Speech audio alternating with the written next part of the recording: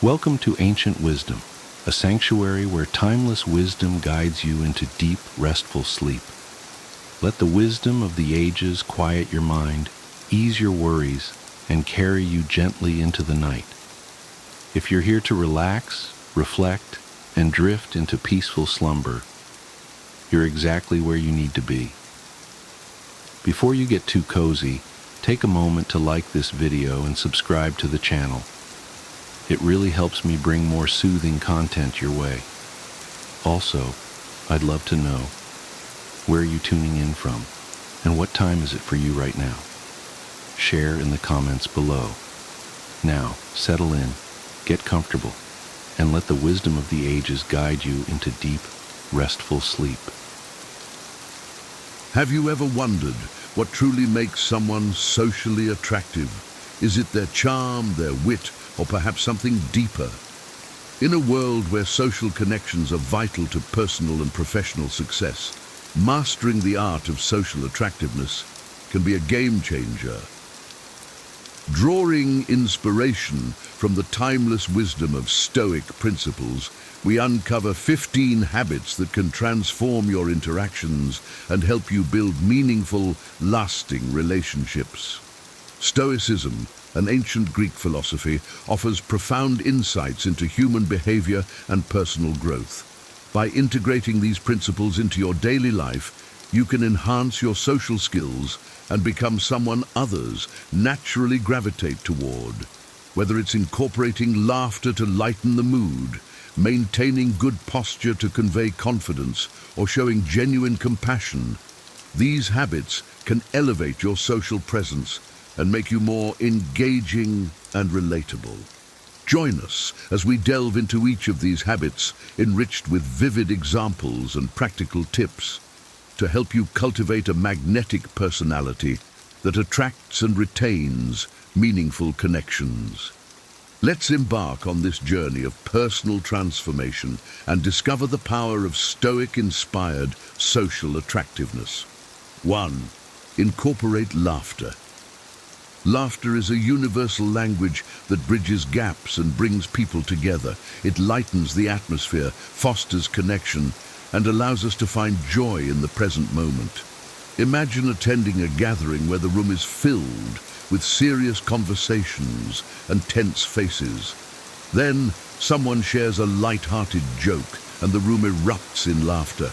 Instantly, the mood shifts from somber to joyful, and people feel more relaxed and open.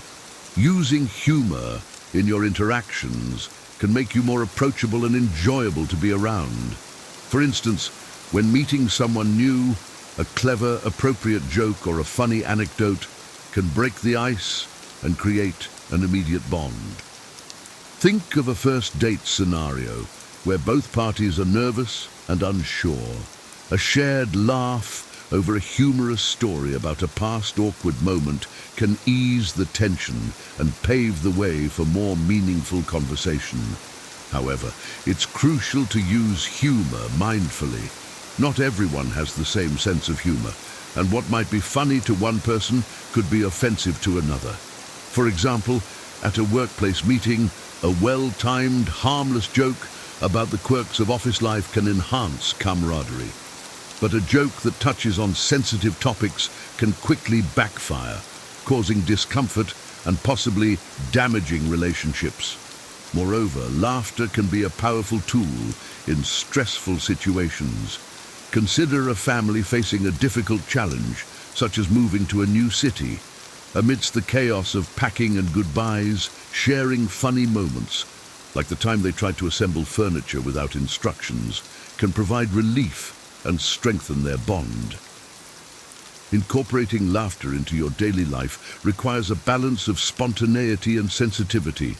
By using humor to connect with others, you not only enhance your social attractiveness, but also contribute to a more positive and joyful environment. Remember, laughter is a gift that can lighten even the heaviest of days and bring warmth to the coldest of hearts. 2. Maintain good posture. Good posture is a silent communicator of confidence and self-respect. When you stand tall with your shoulders back and head held high, you project an image of assurance and reliability. Picture a speaker at a conference. The one with a straight posture, open stance, and direct eye contact commands attention and respect, whereas a slouched speaker might struggle to keep the audience engaged. Maintaining good posture isn't just about aesthetics, it also influences how you feel.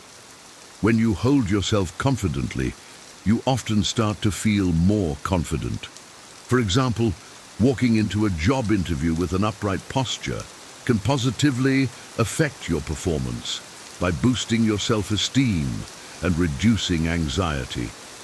Conversely, slouching can convey insecurity and disinterest, potentially diminishing the interviewer's perception of your capabilities. Practicing good posture also impacts your physical health. For instance, consistently sitting or standing with poor posture can lead to back and neck pain. By being mindful of your posture, you can prevent such discomfort and improve your overall well-being. Simple daily habits like adjusting your workstation to maintain an ergonomic alignment or practicing yoga to strengthen your core can significantly enhance your posture over time. In social settings, good posture can make you more approachable and engaging. Imagine attending a networking event. A person standing confidently with an open posture is more likely to attract conversation partners than someone hunched over their phone. By maintaining good posture, you send non-verbal cues that you are open to interaction and ready to engage. Incorporating good posture into your daily life is a powerful way to enhance your presence and make a positive impression on others. It reflects your inner confidence and respect for yourself, which in turn earns the respect and admiration of those around you. 3. Foster curiosity. Curiosity is a key ingredient in building meaningful connections. When you show genuine interest in others by asking thoughtful questions and actively listening to their responses, you create a bond that goes beyond superficial interactions. For example, instead of the typical, "How are you?" consider asking, "What's been the highlight of your week?" This question invites the person to share something meaningful and can lead to deeper conversations. Consider a scenario at a dinner party. While others might stick to small talk, you engage with someone by expressing curiosity about their latest project or a recent trip. This not only shows that you value their experiences, but also makes the interaction more memorable. People naturally feel more appreciated and connected when they sense that someone is genuinely interested in their lives. Fostering curiosity also means being an active listener. Instead of thinking about what you will say next, focus on what the other person is saying. For instance, if a friend is talking about a challenging situation at work, listen attentively and ask follow-up questions like, "How did you handle that?" or "What did you learn from the experience?" This approach shows empathy and encourages the person to open up more. Moreover, curiosity can broaden your own perspectives. Engaging with people from different backgrounds and cultures enriches your understanding of the world. Imagine meeting someone from a different country at a conference. By asking about their cultural traditions and daily life, you not only make a new friend, but also gain insights that can challenge and expand your own worldview. Curiosity fosters connections that are both deep and enriching. By showing genuine interest in others, you not only make them feel valued, but also create opportunities for learning and personal growth. This habit of engaging curiously makes you more socially attractive and builds lasting relationships. 4. Show compassion. Compassion is a powerful force in building strong relationships. It involves understanding and sharing the feelings of others, offering genuine support and empathy. For example, when a friend is going through a tough time, simply being there to listen and offer a comforting presence can make a significant difference. Saying, "I'm here for you, and I understand how hard this must be," validates their emotions and strengthens your bond. Consider the impact of compassion in a workplace setting. Imagine a colleague struggling with a heavy workload. Offering to help with a project or even just taking a moment to acknowledge their stress can foster a supportive work environment. This act of kindness not only eases their burden, but also builds a foundation of trust and mutual respect. Compassion extends beyond close relationships to everyday interactions.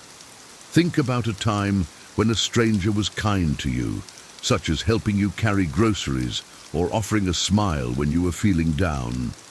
These small acts of compassion can have a profound impact, reminding us of our shared humanity and creating a ripple effect of kindness. However, showing compassion also means taking care of yourself. It's essential to set boundaries and ensure you are not depleting your own resources.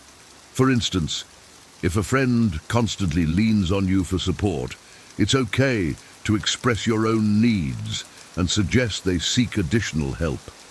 Compassion is most effective when it comes from a place of balance and self-care.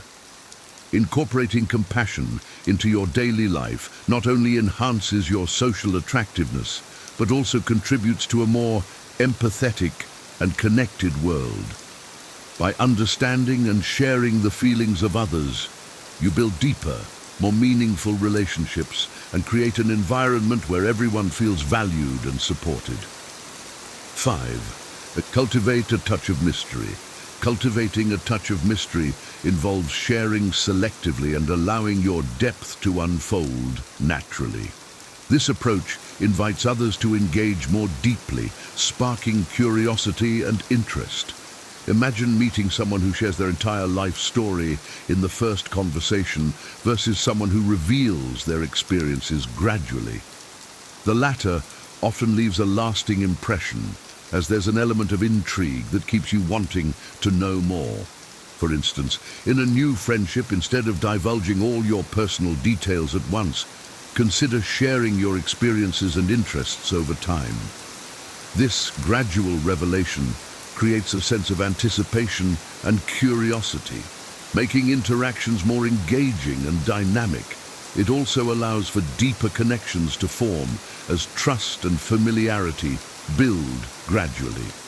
In romantic relationships, a touch of mystery can keep the spark alive. Sharing your thoughts and feelings openly is important, but maintaining some aspects of your individuality and experiences to be discovered over time can sustain interest and excitement. For example, planning spontaneous surprises or revealing hidden talents at unexpected moments can add an element of surprise and enchantment.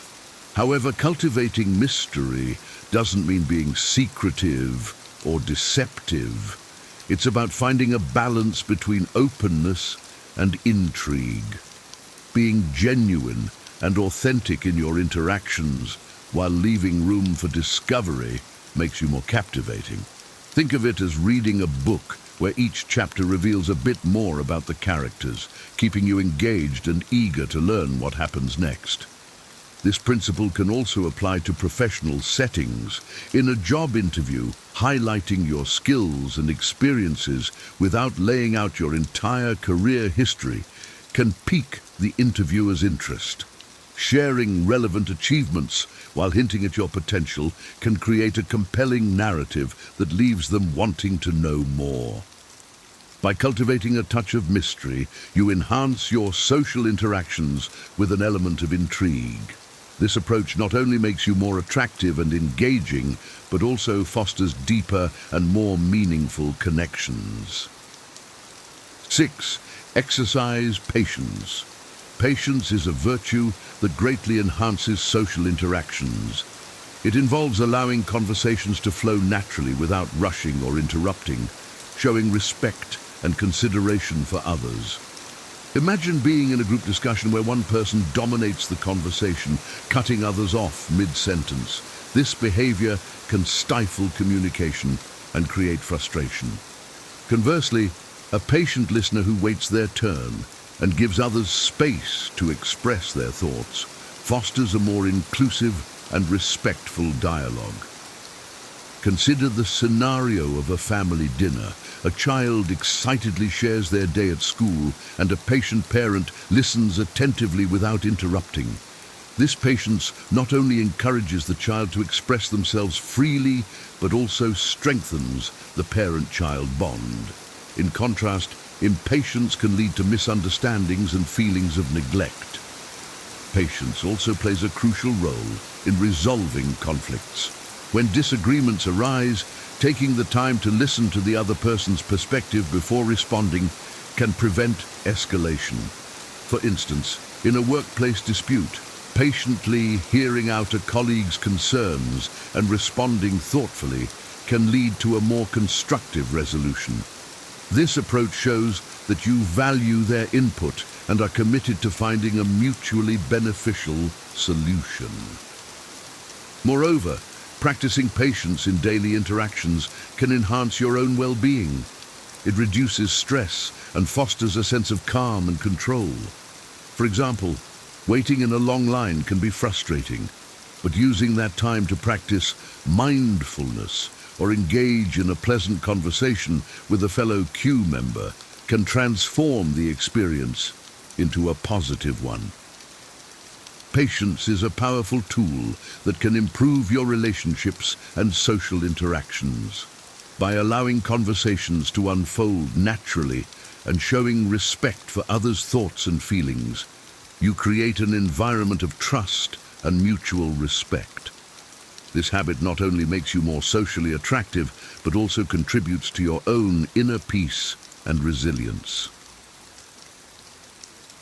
7. Use mindful body language. Mindful body language is an essential component of effective communication. It ensures that your gestures, facial expressions, and eye contact reflect your genuine feelings and intentions. Imagine attending a presentation where the speaker maintains eye contact, uses open gestures, and smiles genuinely. This body language creates a connection with the audience and conveys confidence and enthusiasm. In contrast, consider a meeting where a participant crosses their arms, avoids eye contact, and has a closed-off posture. This body language can signal disinterest or defensiveness, creating a barrier to effective communication. Being mindful of your body language helps you convey the right message and fosters positive interactions. For instance, in a job interview, maintaining eye contact, nodding in agreement, and using open hand gestures can show that you are engaged and confident. Similarly, during a conversation with a friend, leaning in slightly and mirroring their expressions can create a sense of empathy and understanding. These non-verbal cues enhance the connection and make the interaction more meaningful. Mindful body language also involves being aware of the signals you send unconsciously. For example, fidgeting or checking your phone during a conversation can indicate boredom or distraction, even if you are genuinely interested. By being present and attentive, you show respect and appreciation for the other person, strengthening your relationship. Incorporating mindful body language into your daily interactions can significantly improve your social attractiveness. It helps you connect more deeply with others, convey your true intentions, and create a positive impression. By aligning your non-verbal cues with your verbal communication, you enhance your ability to build trust and rapport. 8. Be fully present. Being fully present in your interactions shows others that they are valued and important.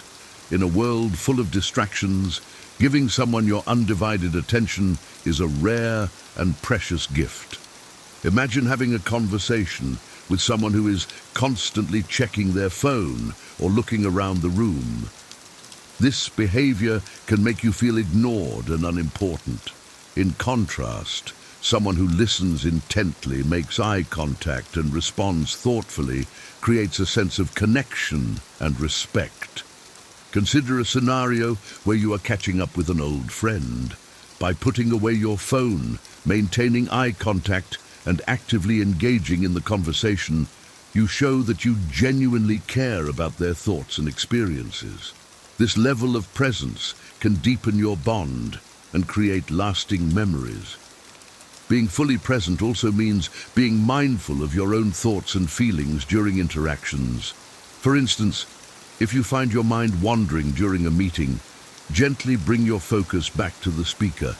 This mindfulness not only improves your understanding and retention of the information, but also demonstrates your commitment to the discussion.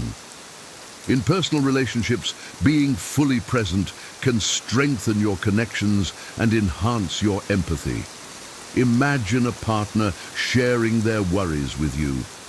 By listening attentively and responding with empathy, you validate their feelings and provide emotional support. This presence fosters trust and intimacy, making your relationship more resilient. Practicing presence requires conscious effort, especially in today's fast-paced world. Setting aside dedicated time for meaningful interactions, practicing mindfulness, and minimizing distractions can help you cultivate this habit. Being fully present enriches your social interactions, making you more attractive and trustworthy to others. 9. Develop cultural wisdom. Developing cultural wisdom involves understanding and appreciating different cultures to broaden your perspectives and connect with others. In today's globalized world, cultural awareness is essential for building meaningful relationships and fostering inclusivity. Imagine working on an international team where each member brings unique cultural insights. By appreciating and respecting these differences, you can collaborate more effectively and create a harmonious work environment.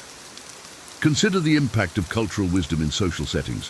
When attending a cultural event, showing genuine interest in the traditions and practices can make you more engaging and respectful. For example, asking about the significance of a cultural festival or trying traditional foods with an open mind demonstrates your appreciation for diversity.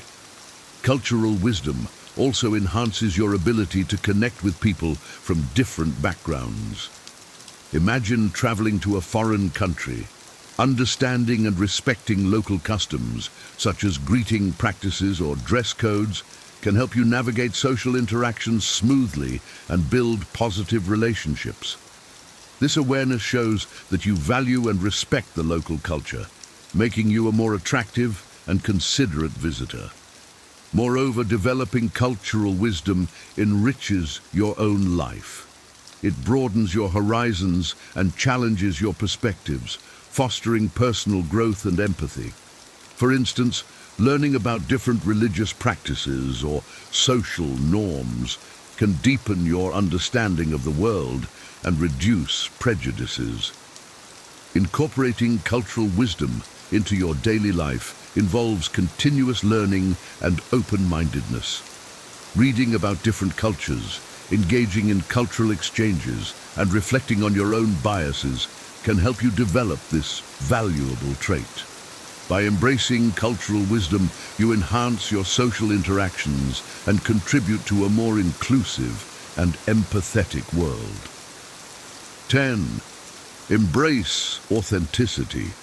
Embracing authenticity means being true to yourself, standing firm in your beliefs, and finding comfort in your own skin. Authenticity attracts genuine connections and fosters trust and respect. Imagine meeting someone who is unapologetically themselves, sharing their passions and vulnerabilities openly. This authenticity creates a sense of sincerity and makes interactions more meaningful. Consider the impact of authenticity in friendships. When you are authentic, you attract like-minded individuals who appreciate you for who you are. For example, sharing your true interests and opinions can lead to deeper and more fulfilling relationships. Conversely, Trying to fit in by pretending to be someone you're not can create superficial connections and feelings of emptiness. Authenticity also means accepting your flaws and imperfections. Imagine a leader who acknowledges their mistakes and shows vulnerability. This behavior not only earns the respect of their team, but also creates a culture of openness and trust. By being authentic, you inspire others to do the same, fostering a supportive and genuine environment.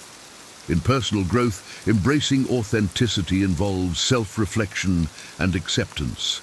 It requires understanding your values, strengths, and weaknesses, and living in alignment with them.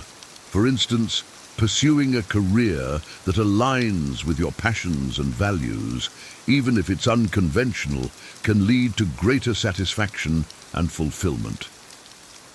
Being authentic in your interactions can significantly enhance your social attractiveness. It creates a sense of trust and reliability, making others feel comfortable and valued. By embracing your true self and living authentically, you build deeper connections and lead a more fulfilling life. 11. Practice mesmerizing manners. Practicing mesmerizing manners involves engaging with others through genuine empathy, kindness, and respect. Good manners create a welcoming and positive environment, making interactions pleasant and memorable. Imagine dining at a restaurant where the staff is courteous, attentive, and respectful. This experience leaves a lasting positive impression and makes you more likely to return. Consider the impact of manners in everyday interactions. Simple acts of kindness, such as holding the door open, saying please and thank you, or offering a smile, can brighten someone's day and create a sense of warmth and connection. For example, complimenting a colleague on their hard work or helping a neighbor carry groceries shows that you care and value their presence. Mesmerizing manners also involve being mindful of others' needs and feelings. In a conversation, listening attentively, not interrupting, and showing appreciation for the other person's perspective demonstrate respect and empathy. For instance, in a heated discussion, responding calmly and respectfully rather than reacting impulsively can diffuse tension and foster mutual understanding. In social gatherings, practicing good manners can enhance your attractiveness and leave a positive impression. Imagine attending a party where you are considerate of the host's efforts, engage politely with guests, and express gratitude for the invitation. This behavior not only makes you a delightful guest, but also builds your reputation as a respectful and kind individual.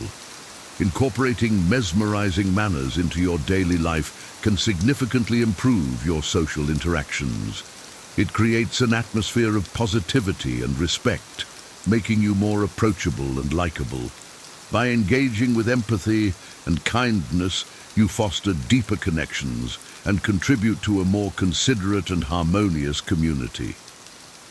12. Choose a signature scent. Choosing a signature scent involves selecting a fragrance that aligns with your personality and values, leaving a lasting impression. A signature scent can become a subtle yet powerful part of your personal brand. Imagine meeting someone who has a distinctive, pleasant fragrance that you associate with them every time you encounter it. This scent creates a sensory memory, making your interactions more memorable and unique. Consider the impact of a signature scent in professional settings. Wearing a subtle, elegant fragrance that complements your professional demeanor can enhance your presence and leave a positive impression on colleagues and clients. For example, a fresh, clean scent can convey a sense of professionalism and confidence, making you more approachable and memorable in meetings. In personal relationships, a signature scent can add an element of intimacy and familiarity. Imagine a partner who always wears a specific perfume or cologne. Over time, this scent becomes associated with them, evoking fond memories and feelings whenever you encounter it. Choosing a scent that reflects your personality and preferences can enhance your connection with others. Selecting a signature scent involves finding a fragrance that resonates with you and reflects your identity. It could be inspired by your favorite places, memories, or even your personal values. For instance, a nature lover might choose a fragrance with earthy, woody notes, while someone who values elegance and sophistication might opt for a classic, floral scent. Incorporating a signature scent into your daily routine can enhance your social attractiveness and leave a lasting impression. It adds a unique, personal touch to your presence, making interactions more memorable and enjoyable. By choosing a fragrance that reflects your personality, you create a sensory connection that resonates with others and enhances your overall appeal. 13. Live by virtues. Living by virtues involves following Stoic principles like wisdom, courage, justice, and temperance. These virtues not only enhance your character, but also attract others who admire and aspire to these values. Imagine someone who consistently demonstrates integrity, fairness, and self-control. This person naturally earns respect and admiration, making them more attractive and influential. Consider the impact of living by virtues in your daily interactions. Demonstrating wisdom by making thoughtful decisions and offering sound advice can make you a trusted confidant. For example, a friend who seeks your guidance in difficult situations values your wisdom and respects your judgment. Similarly, showing courage by standing up for what is right, even in challenging circumstances, inspires others and fosters a sense of admiration. Justice, another key Stoic virtue, involves treating others fairly and with respect. Imagine a leader who ensures everyone on their team is treated equitably and acknowledges their contributions. This behavior not only builds a positive and inclusive environment, but also earns the loyalty and respect of the team members. Temperance, the practice of self-control and moderation, is crucial in maintaining balance in life. For instance, managing your emotions during stressful situations and responding calmly rather than reacting impulsively demonstrates emotional intelligence and resilience. This composure not only helps you navigate challenges more effectively, but also sets a positive example for others. Living by virtues creates a foundation of trust and respect in your relationships. It attracts like-minded individuals who value and aspire to similar principles, fostering deeper and more meaningful connections. By embodying Stoic virtues, you enhance your social attractiveness and contribute to a more ethical and compassionate world. 14. Demonstrate humility. Demonstrating humility involves acknowledging your limitations and showing appreciation for the contributions of others. Humility fosters mutual respect and creates an environment where everyone feels valued. Imagine working with someone who is humble about their achievements and quick to recognize the efforts of their teammates. This behavior builds a culture of collaboration and respect, making interactions more positive and productive.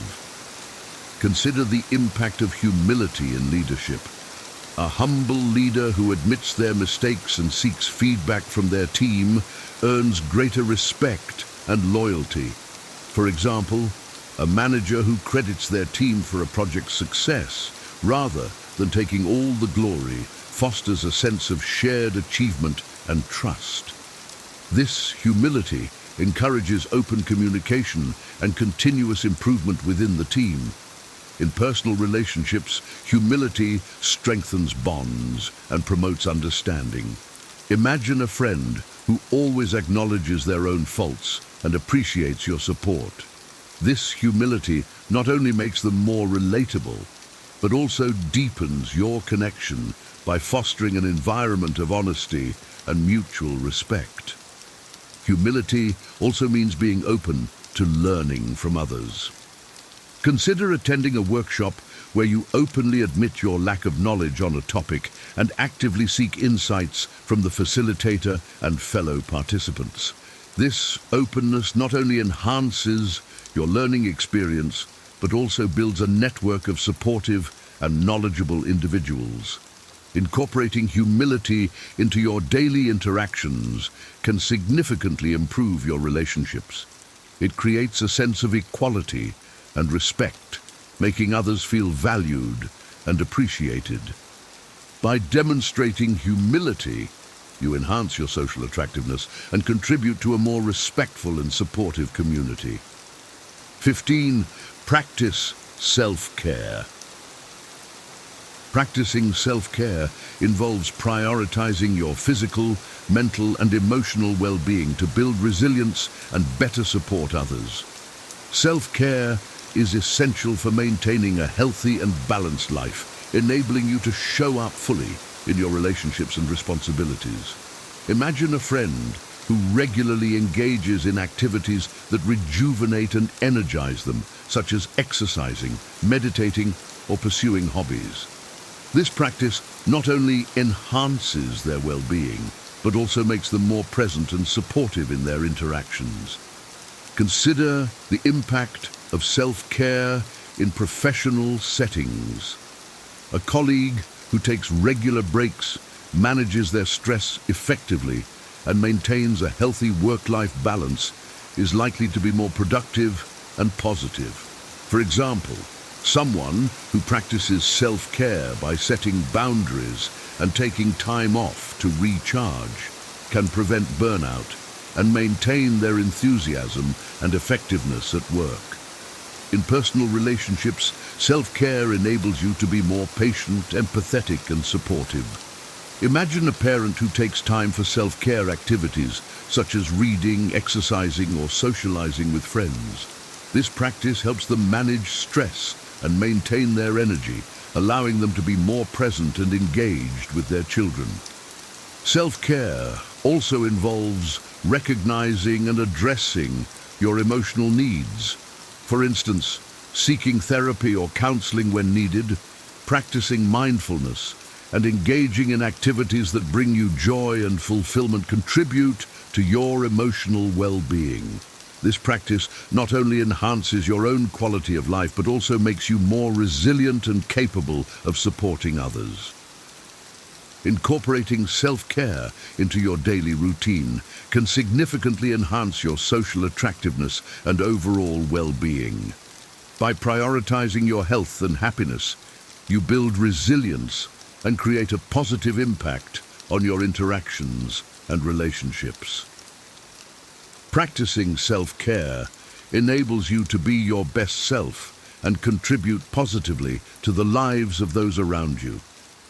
In conclusion, these 15 socially attractive habits, inspired by Stoic principles, offer a holistic approach to enhancing your interactions and relationships. By incorporating laughter, maintaining good posture, fostering curiosity, showing compassion, cultivating mystery, exercising patience, using mindful body language, being fully present, developing cultural wisdom, embracing authenticity, practicing mesmerizing manners, choosing a signature scent, living by virtues, demonstrating humility, and practicing self-care, you can build deeper, more meaningful connections and lead a more fulfilling life. Incorporating these 15 socially attractive habits inspired by Stoic principles can profoundly impact your interactions and relationships. By embracing practices such as laughter, good posture, curiosity, compassion, and patience, you not only enhance your social presence but also foster deeper, more meaningful connections with those around you. Stoicism teaches us the value of wisdom, courage, justice, and temperance, virtues that, when integrated into our daily lives, enrich our character and make us more attractive to others. Whether it's showing humility, practicing mesmerizing manners, or living authentically, these habits help you become a more engaging, empathetic, and resilient individual. Remember, social attractiveness is not about superficial charm, but about genuine connection and mutual respect. By being fully present, developing cultural wisdom, choosing a signature scent, and prioritizing self-care, you create a positive and lasting impression that resonates deeply with others. As you incorporate these habits into your routine, you'll find that your relationships become more fulfilling and your social interactions more rewarding.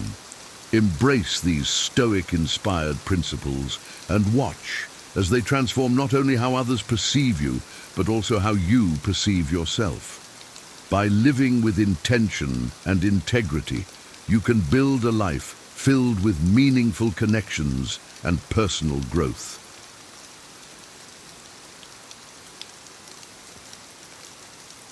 A thought-provoking quote reads, "What surprises me most about humankind is that we get bored of our childhood, rush to grow up, and long to be children again, that we lose our health to make money, and then lose money to restore our health, that by thinking anxiously about the future, we forget the present, such that we live in neither the present nor the future, that we live as if we were never going to die, and die as though we've never lived." This quote encapsulates the contradictions and paradoxes inherent in the human experience. While there is no definitive evidence who originated this quote, its message resonates deeply with many because it underscores common struggles and inconsistencies in our lives. The quote addresses several key themes: nostalgia for childhood, prioritizing wealth over health, failing to live in the present, avoiding the reality of mortality, and not fully embracing life. The quote illustrates how we often find ourselves torn between the desire for growth and the longing for the simplicity of childhood. It also highlights our tendency to prioritize financial success over well-being, only to later regret this choice. Additionally, it emphasizes how worrying about the future can prevent us from engaging with the present, and how ignoring our mortality affects how we live. By reflecting on these themes, the quote invites us to examine our lives and choices, encouraging us to align our actions with our deepest values and aspirations. It serves as a reminder to maintain a balanced perspective on life's priorities, stay present, and embrace our finite existence. Ultimately, it encourages us to live more intentionally, aiming for a sense of fulfillment and purpose. In the following sections, we will explore each theme in greater detail, uncovering insights and lessons about the human condition. This deeper examination aims to help us understand ourselves and our world better, and to find ways to live more authentically and meaningfully. 2. Nostalgia for childhood. A striking paradox in the quote is our tendency to rush through childhood, eager to grow up, only to later long for the simplicity and joy of youth. This sentiment is widely relatable, as many adults look back on their childhood with nostalgia, yearning to recapture its carefree spirit. In modern societies, the rush to adulthood is common, driven by values placed on independence, responsibility, and achievement. Children and adolescents often feel pressured to grow up quickly, taking on adult roles and responsibilities and leaving behind the perceived limitations of childhood. Adulthood is seen as a time of greater freedom and opportunity, enticing the young to embrace its challenges and rewards. However, adulthood often reveals itself to be more complex and demanding than anticipated. Many adults feel burdened by work, family, and financial responsibilities, experiencing a sense of loss or disconnection from childhood's simple joys. This longing for the freedom, creativity, and wonder of youth reflects a deep nostalgia for a time when life seemed less complicated and more full of possibilities. This paradox emphasizes the importance of cherishing childhood qualities throughout our lives. While personal growth and development are necessary, we should not lose touch with the playfulness, curiosity, and openness of childhood. By maintaining these qualities, we can infuse our adult lives with joy, creativity, and resilience, balancing responsibilities with simple pleasures and wonders. Nostalgia for childhood, as expressed in the quote, reminds us to nurture a childlike spirit. It encourages us to embrace the present, find joy in simple things, and approach life with curiosity and wonder.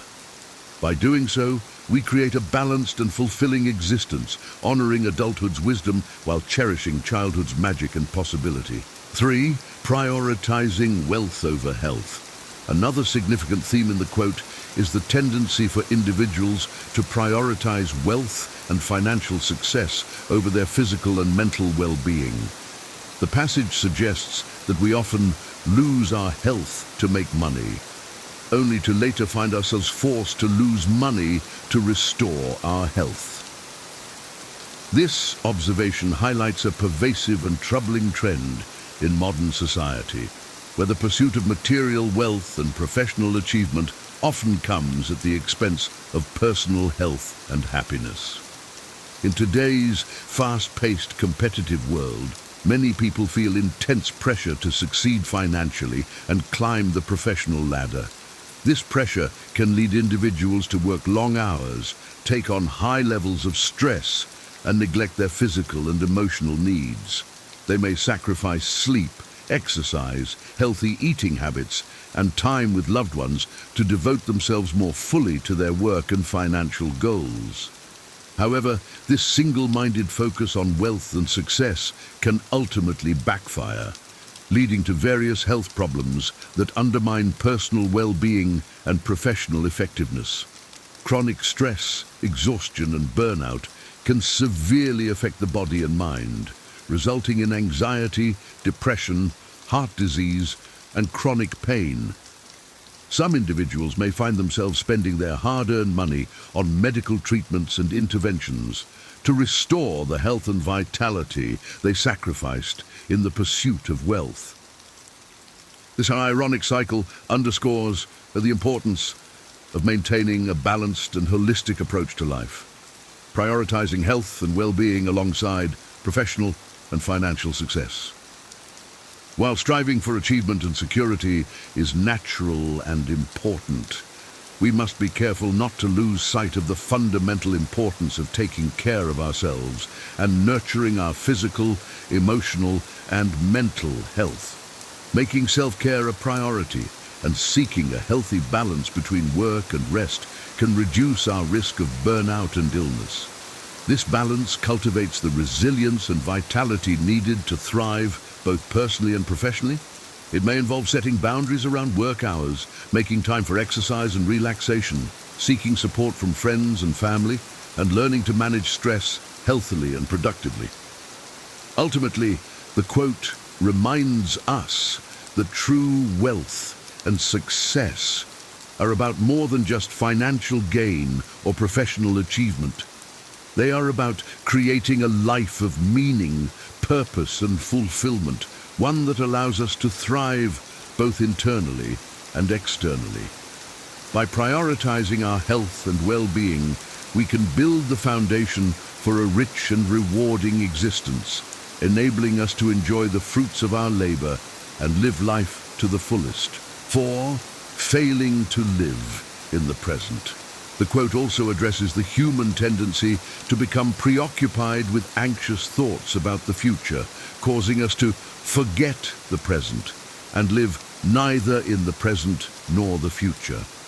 This highlights a common struggle faced by many in today's fast-paced, uncertain world, where the pressure to plan, prepare, and anticipate future challenges often overshadows the importance of living fully in the present moment.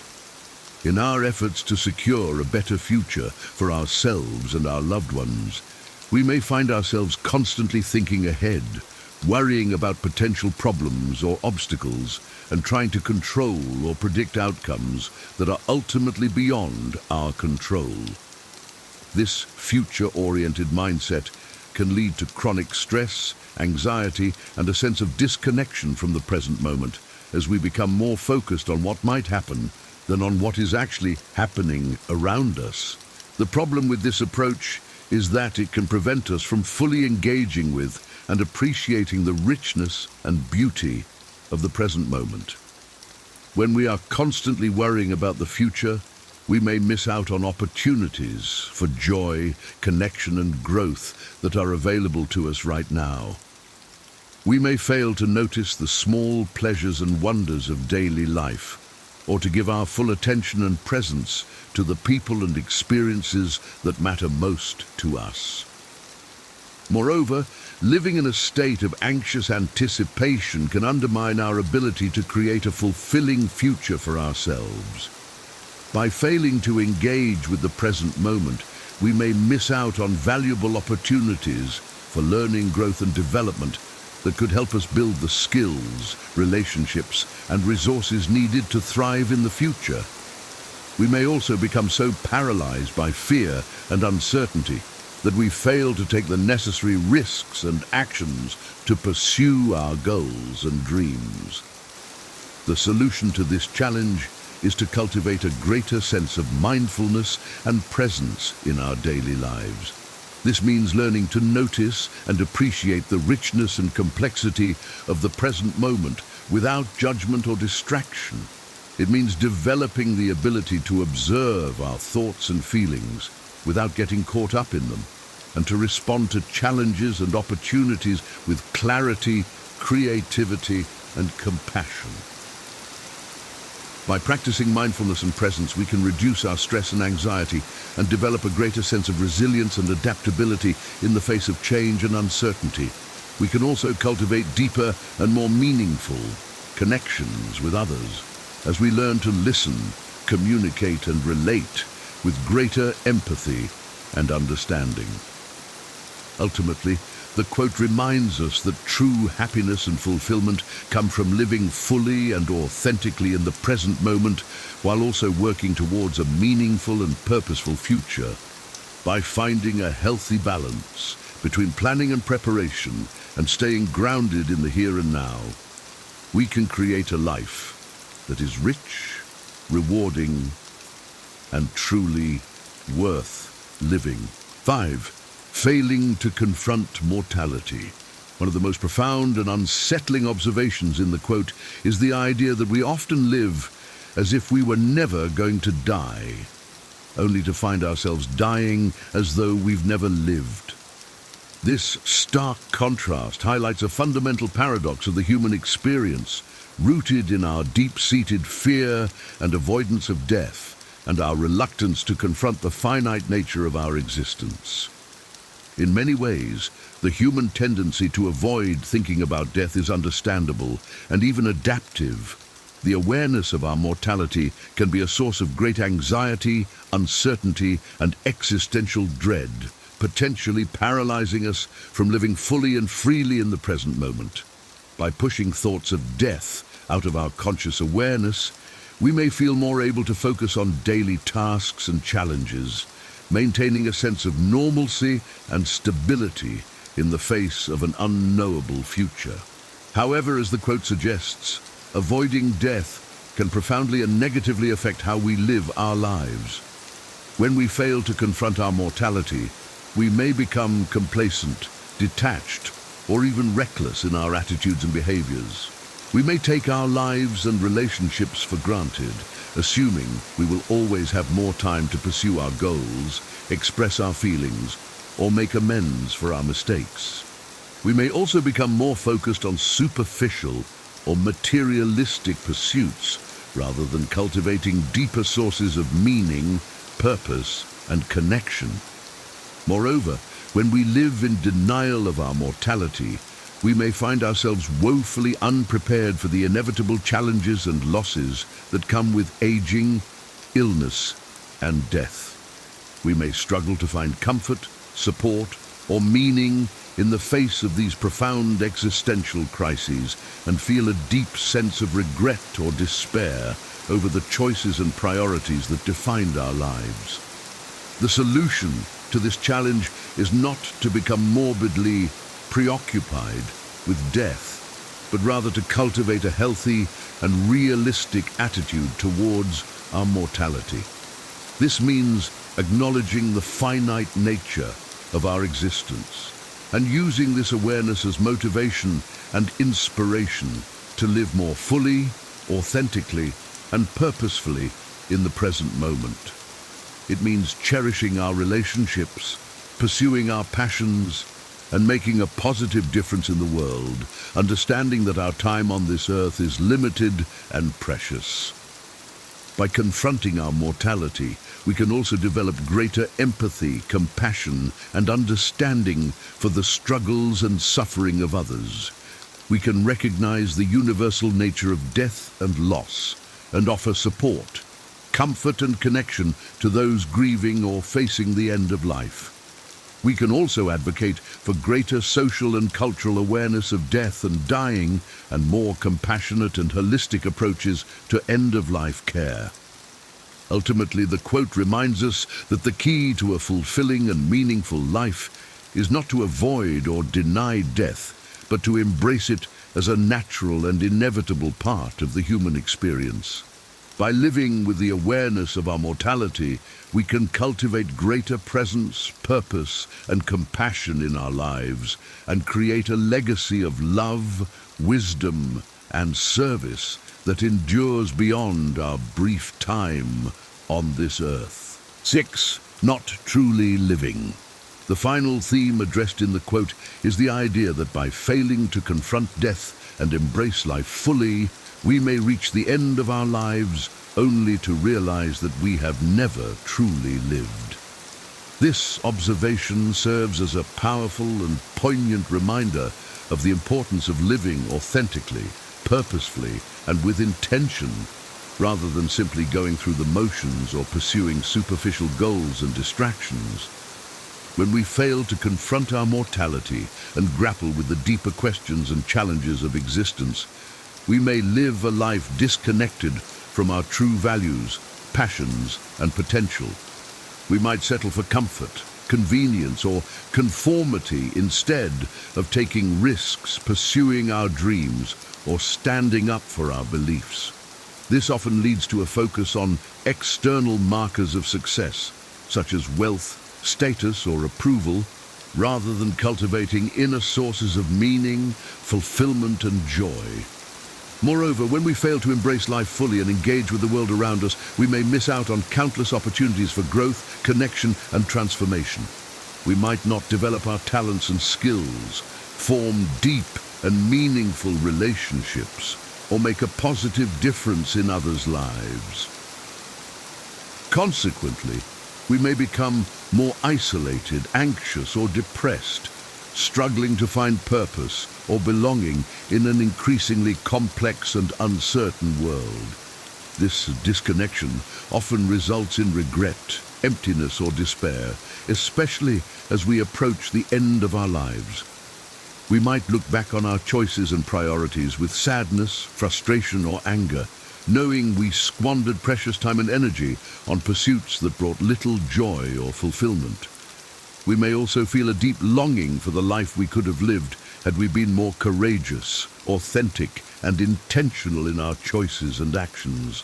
The solution to this challenge is to embrace life fully and wholeheartedly with all its joys, sorrows, and uncertainties.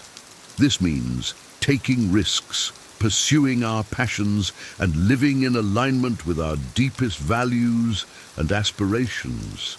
It involves cultivating meaningful relationships, contributing to our communities, and making a positive difference in the world around us.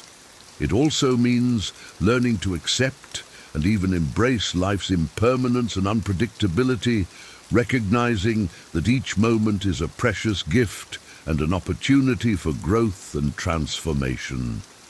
By living fully and authentically, we can create a life that is rich, rewarding, and truly worth living. We can develop a sense of purpose, meaning, and fulfillment that sustains us through even the darkest and most challenging times, and allows us to face the end of life with peace, gratitude, and acceptance. Additionally, we can inspire and empower others to live more fully and authentically, creating a ripple effect of positive change and transformation in the world around us. Ultimately, the quote reminds us that the key to a well-lived life is not to avoid death or cling to superficial success markers, but rather to embrace life fully and wholeheartedly, with all its joys, sorrows, and mysteries. By doing so, we can create a legacy of love, wisdom, and service that endures beyond our brief time on this earth and inspires others to live more fully, authentically, and purposefully in turn. 7. Conclusion.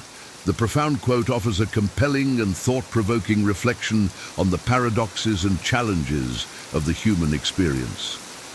Through its exploration of themes such as nostalgia for childhood, prioritizing wealth over health, failing to live in the present, failing to confront mortality, and not truly living, the quote invites us to examine our own lives and choices, and to consider how we might live more fully, authentically, and purposefully in the face of life's many uncertainties and challenges.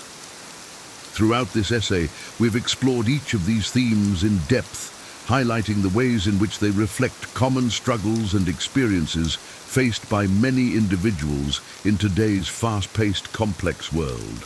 We have seen how the pressures of adulthood can lead us to feel disconnected from the simple joys and wonders of childhood, how the pursuit of wealth and success can often come at the expense of our physical and mental well-being, and how our preoccupation with the future can prevent us from fully engaging with the present moment.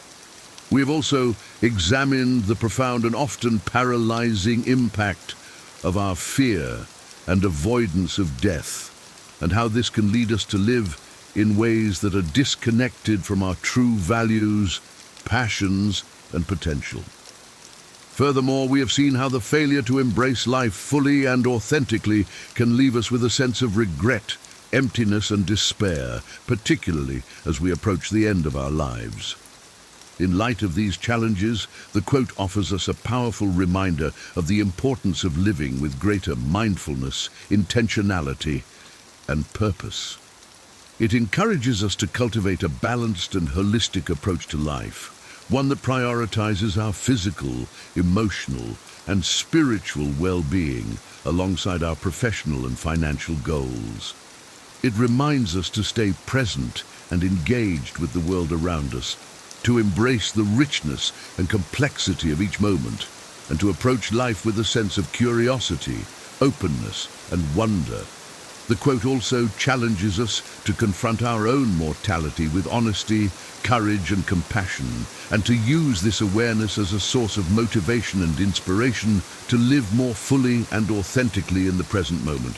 It encourages us to cultivate meaningful relationships, pursue our passions, and make a positive difference in the world, with the understanding that our time on this earth is limited and precious.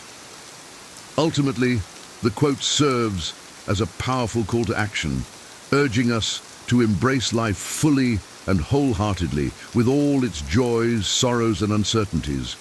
It reminds us that true happiness and fulfillment come not from avoiding death or pursuing superficial markers of success, but rather from living in alignment with our deepest values and aspirations, and from creating a legacy of love, wisdom, and service that endures beyond our own brief time on this earth. By reflecting on the profound insights and lessons contained within this quote, we can gain a greater understanding of ourselves and the world around us, and find the courage and clarity to live more fully, authentically, and purposefully in the face of life's many challenges and uncertainties. In doing so, we can create lives that are rich, rewarding, and truly worth living, and can inspire others to do the same. Have you ever looked around and felt like everyone was playing a part? I know I have. People wear masks every day, pretending to be someone they're not. And for the longest time I struggled to see through it all.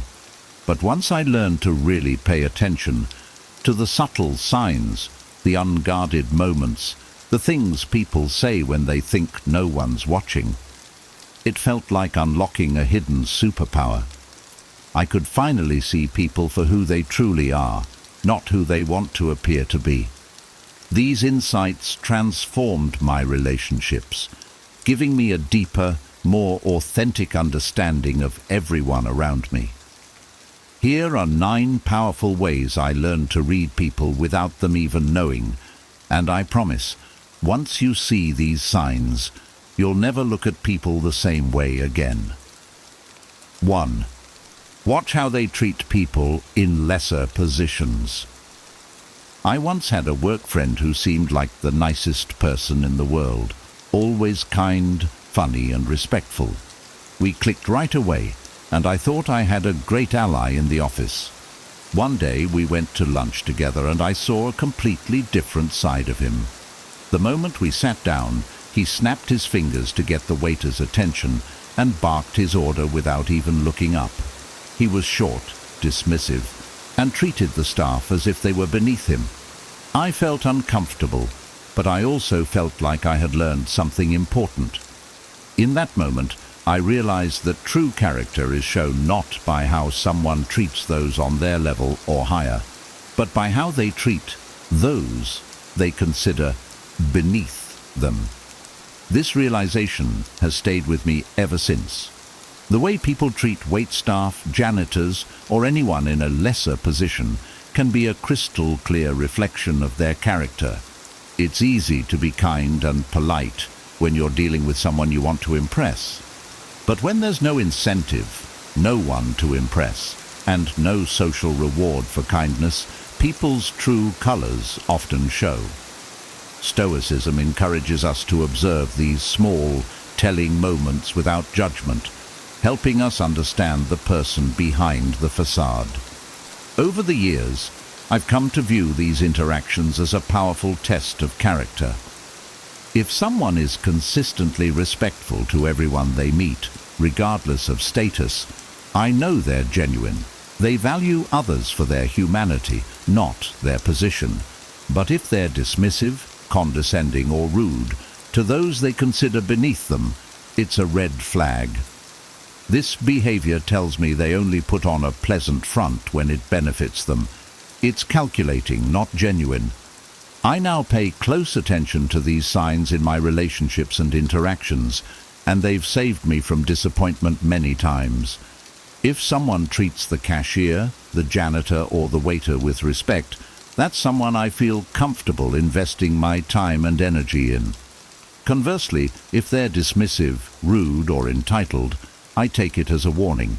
In a way, this observation has become my own silent test for authenticity.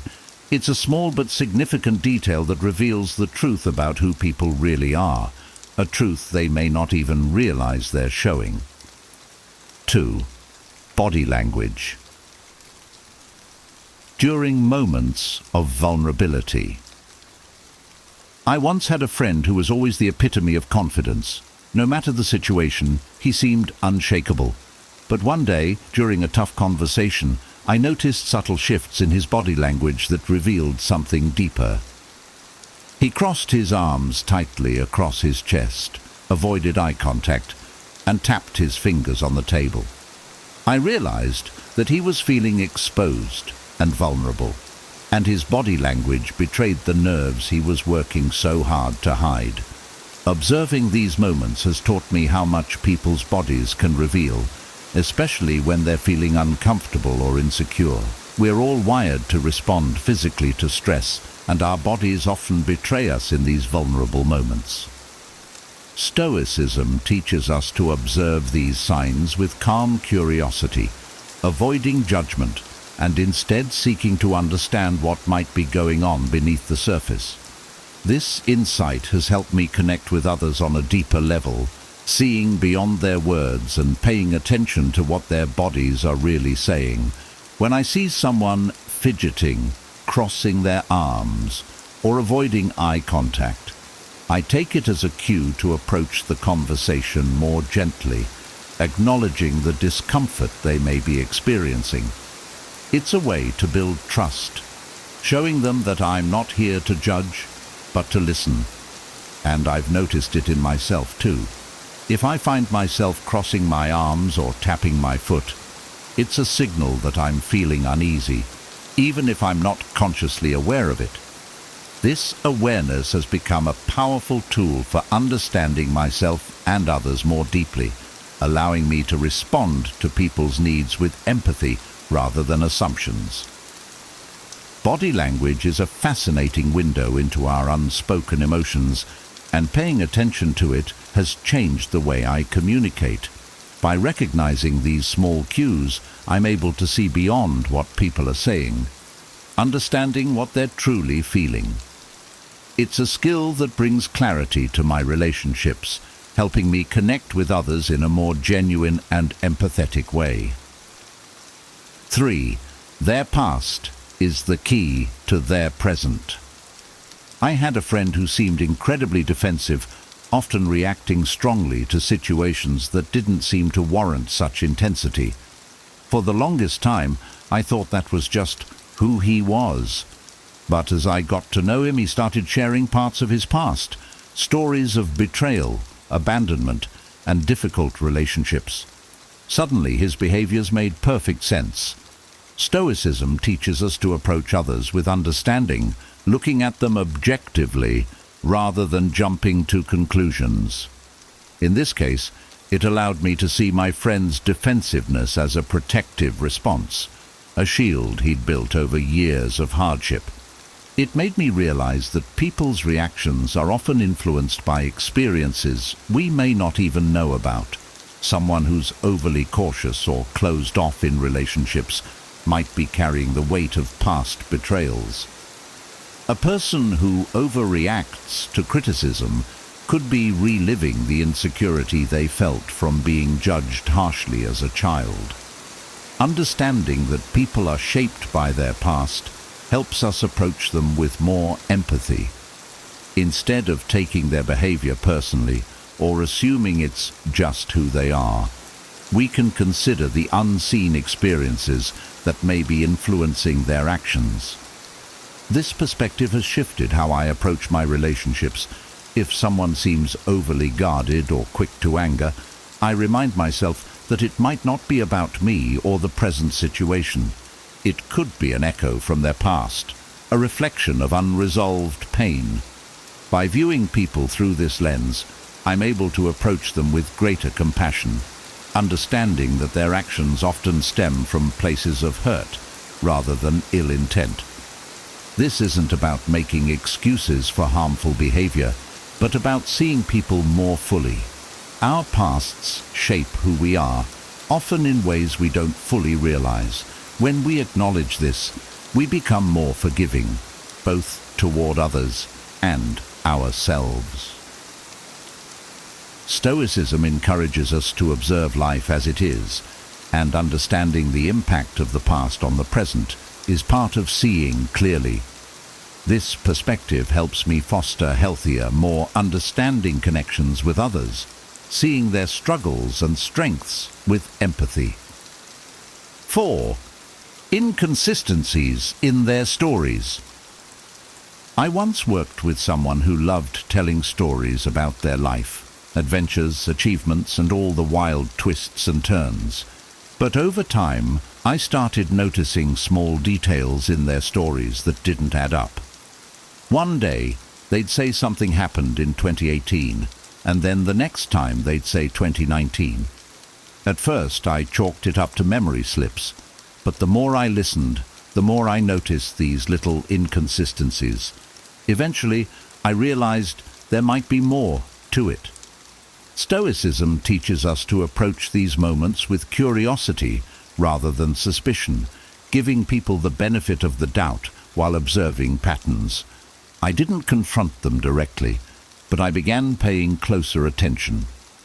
Sure enough, their stories continued to shift, suggesting that they were either embellishing the truth or perhaps even creating stories to impress others. This experience taught me a valuable lesson about the power of observation. People often reveal more about themselves than they realize through the little details. Inconsistencies can be signs that they're adjusting the truth, maybe to avoid embarrassment, boost their image, or hide something they're not ready to share. It's a subtle but telling behavior that can give you insight into their authenticity. Now, I listen for these clues without jumping to conclusions. If I notice someone's story changes each time they tell it, I take it as a reminder to stay grounded in my perceptions.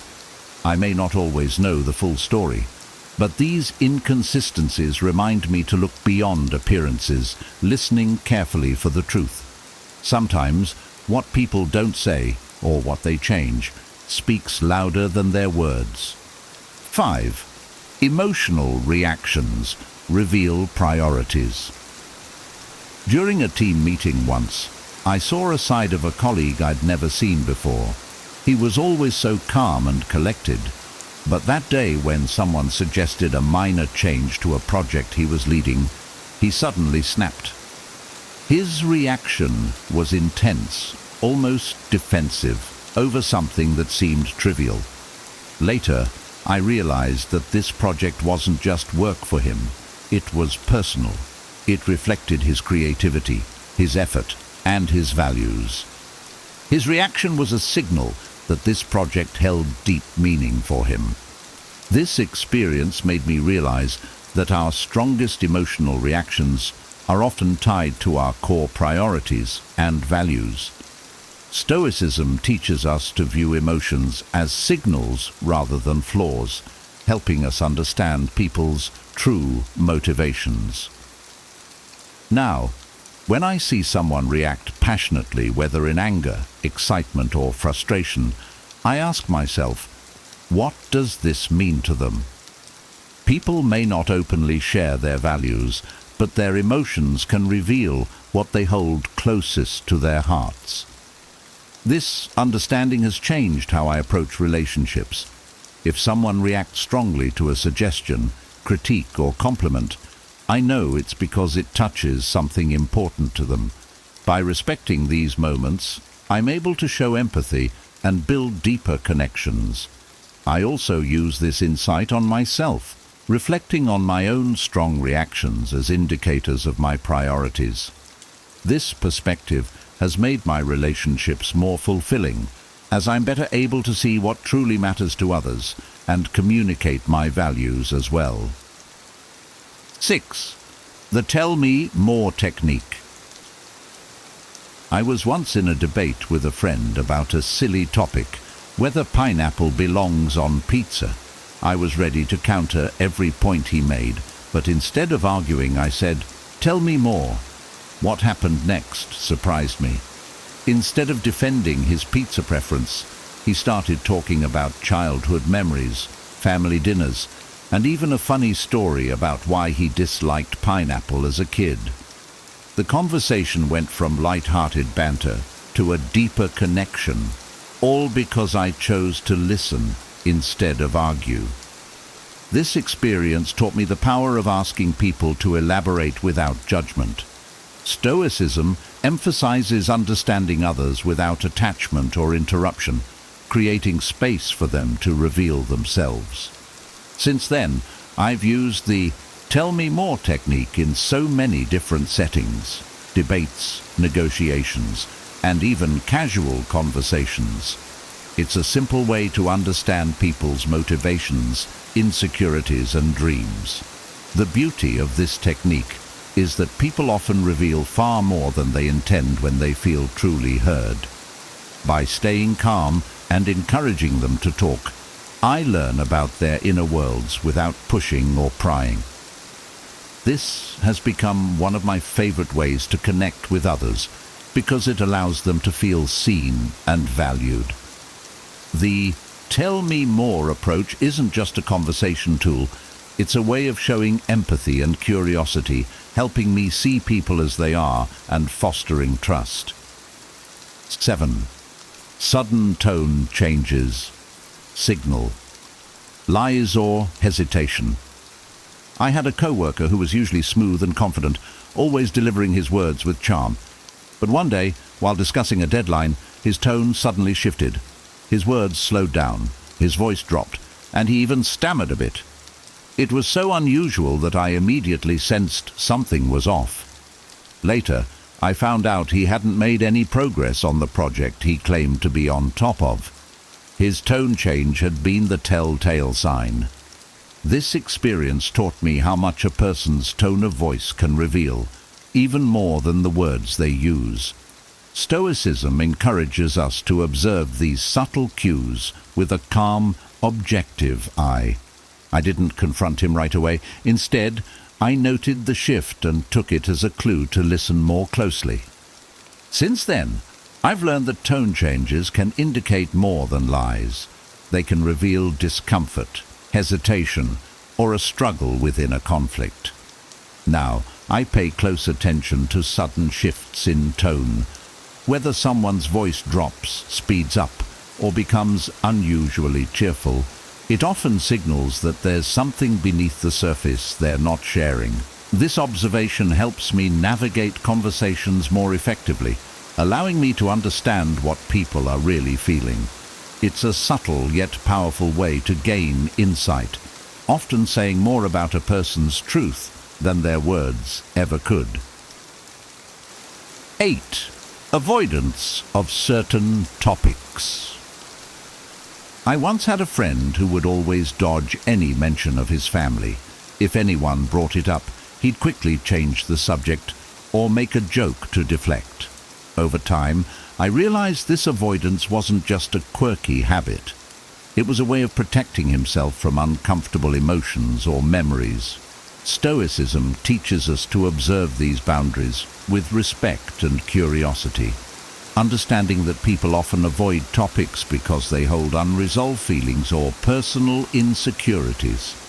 Since then, I've paid attention to what people consistently avoid discussing, whether it's family, money, or past relationships.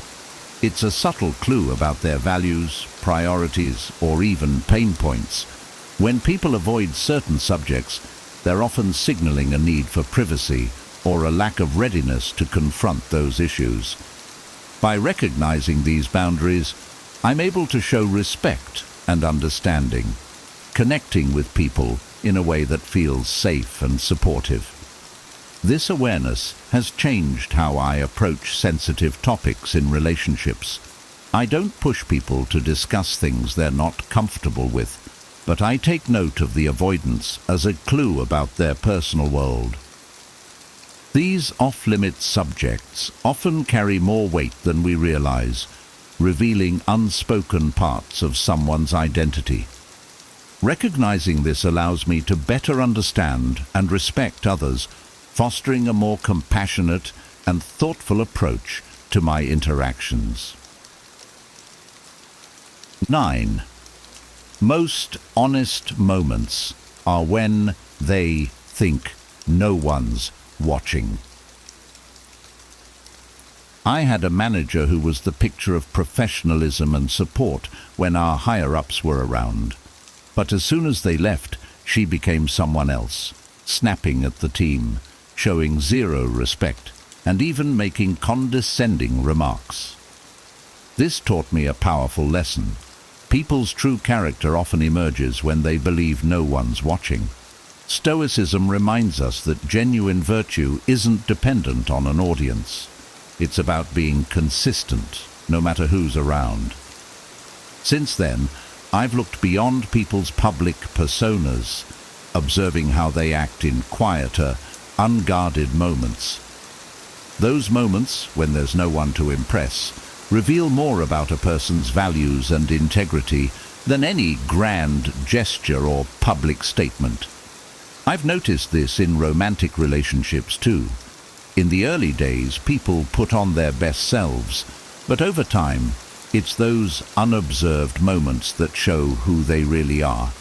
When I see someone who's kind, respectful, and patient, even when they're alone or with people they think don't matter, I know they're genuine. Conversely, if they're only nice when it serves them, it tells me their kindness isn't authentic. It's performative. Stoicism teaches us to value these consistent actions as a measure of true character, aiming to live in alignment with our values at all times. Observing others in their unguarded moments has helped me understand them more deeply and reminds me to live authentically myself. Mastering the art of reading people is like having a key to unlock deeper, more genuine connections. By paying attention to subtle cues and unguarded moments, you can see beyond the surface and truly understand those around you. These 9 techniques, inspired by Stoic philosophy, can help you connect with others on a whole new level, while also helping you better understand yourself. If you found these insights valuable and want to keep growing in wisdom and emotional intelligence, don't forget to like this video and subscribe. Join us on this journey to see the world and people with clarity and purpose. Thanks for watching, and stay tuned for more ways to unlock the power of ancient wisdom in your everyday life. 10 terrible signs. You're ignoring your own needs and how to deal with this problem. Do you often feel drained, unfulfilled, or like something is missing in your life? You may be ignoring your own needs, a quiet habit that can lead to significant emotional, physical, and mental burnout. It's easy to fall into this pattern, especially when life's demands pull you in different directions. But neglecting yourself comes at a cost, and that cost often shows up as exhaustion, resentment, or a loss of joy. Ignoring your needs doesn't always happen deliberately. It's subtle. You tell yourself, "I'll rest after this one last task," or "It's fine, I can handle it." Before long, these small choices add up, and you find yourself disconnected from what truly matters to you. Stoicism teaches us to focus on what we can control, our choices, actions, and well-being. Marcus Aurelius reminds us, "You have power over your mind, not outside events. Realize this, and you will find strength." By neglecting your needs, you surrender this power, letting external pressures dictate your life. This video isn't about self-indulgence, it's about self-respect. Taking care of yourself isn't selfish, it's essential. As Seneca said, "A man is as unhappy as he has convinced himself he is." Recognizing the signs of neglect and reclaiming your sense of self can lead to a more balanced, fulfilling life.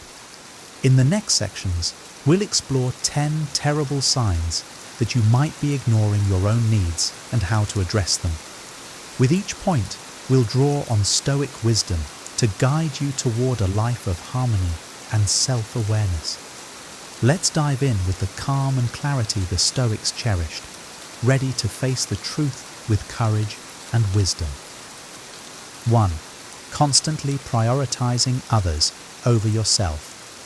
Do you find yourself always putting others' needs ahead of your own?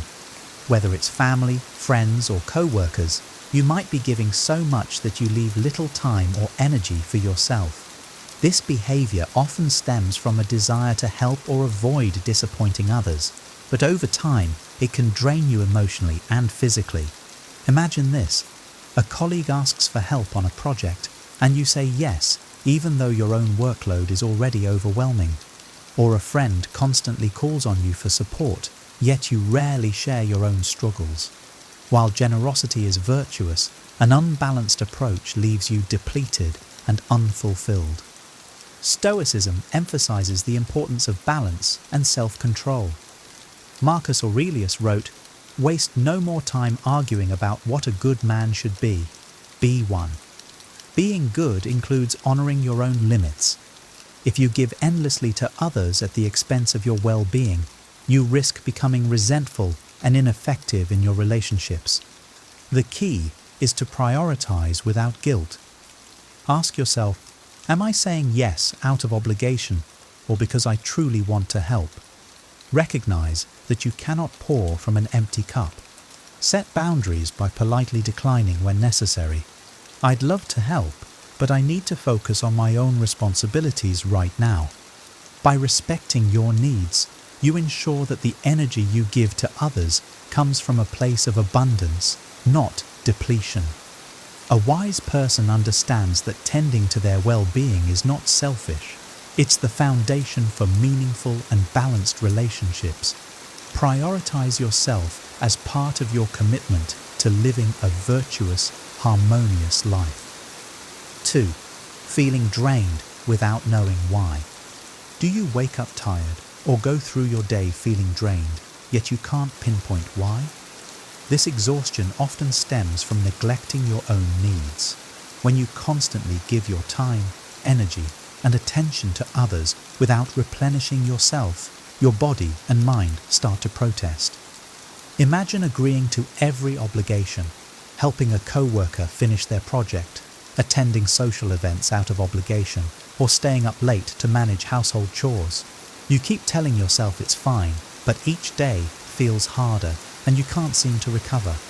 This chronic fatigue isn't just physical, it's emotional and mental too.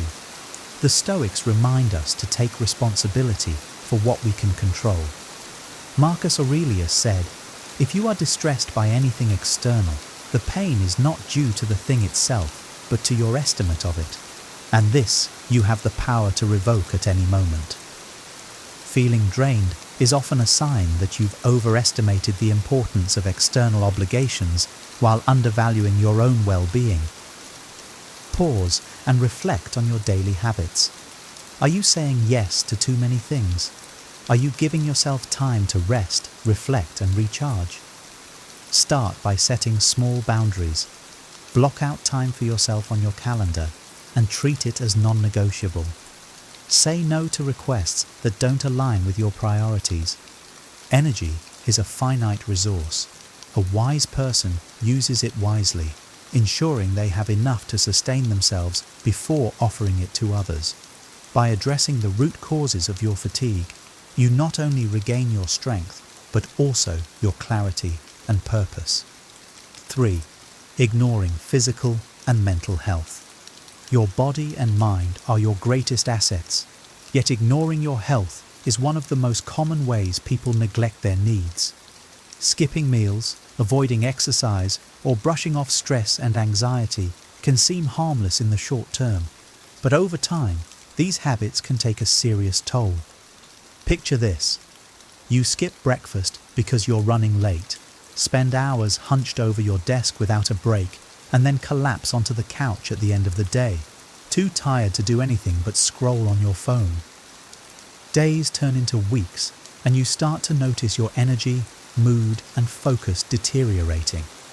Stoicism emphasizes the importance of discipline and care for the self. As Seneca wrote, "A man is as unhappy as he has convinced himself he is." Ignoring your health often reflects a mindset that prioritizes external demands over internal harmony. The Stoics believed in living in alignment with nature, which includes respecting your body's natural needs for nourishment, movement, and rest. To reclaim your health, start small. Prepare nourishing meals, prioritize regular movement, even if it's a short walk, and take breaks to clear your mind. Address mental health by practicing mindfulness or journaling to process your emotions. These simple acts can have profound effects on your overall well-being. A wise person knows that caring for the body and mind is essential to living a fulfilling life. When you prioritize your health, you align with the Stoic principle of living in harmony with nature, setting the foundation for strength and resilience. 4. Resentment towards others. Do you find yourself feeling bitter or resentful toward people you care about? This resentment often arises when you give too much of yourself without receiving the same level of care or consideration in return. It's a clear sign that your boundaries are being crossed, and perhaps that you've let them go unchecked. For example, you constantly help a friend who is struggling, but when you need support, they're unavailable. Or you take on extra work to help a colleague, only to feel overlooked when recognition is given. These moments of imbalance create frustration and emotional fatigue. Stoicism teaches us to focus on what is within our control. Epictetus said, "Make the best use of what is in your power and take the rest as it happens." You cannot control how others act, but you can control your willingness to accept or reject these dynamics. Resentment often signals that it's time to re-evaluate your boundaries. Address this feeling with honest reflection. Ask yourself, have I communicated my needs clearly? Often, others are unaware of how their actions or inactions affect you. Practice expressing your feelings calmly and constructively. I've noticed that I've been giving a lot of support lately, and I could use some in return. Resentment is a sign that something in the relationship dynamic needs adjustment. By addressing it with courage and clarity, you create space for healthier, more balanced connections while preserving your peace and energy. A wise person knows that mutual respect begins with self-respect. 5. Difficulty. Saying no. Do you often find yourself agreeing to things you don't want to do simply because you're afraid of disappointing others? Difficulty saying no is one of the clearest signs you're ignoring your own needs. By constantly putting others first, you may inadvertently create a cycle where your priorities are always last. Picture this. A friend asks for help moving, even though you're already exhausted from a long week. You want to say no, but fear they'll feel let down or see you as unreliable. So you agree, despite the toll it takes on you. Over time, this pattern leaves you feeling drained and undervalued. Stoicism teaches the importance of asserting control over your own actions. Epictetus reminds us, "He who is free is the one who lives as he wishes, neither constrained nor restrained." True freedom means setting boundaries and recognizing that saying no to others is often saying yes to yourself. Practice saying no with grace. Start small. I'd love to help, but I need to rest and recharge. By framing your response positively and without apology, you communicate respect for both your needs and the other person's request. Remember, your time and energy are precious. A wise person prioritizes them for what truly aligns with their values, understanding that no one else will safeguard their well-being if they don't. 6. Feeling unappreciated.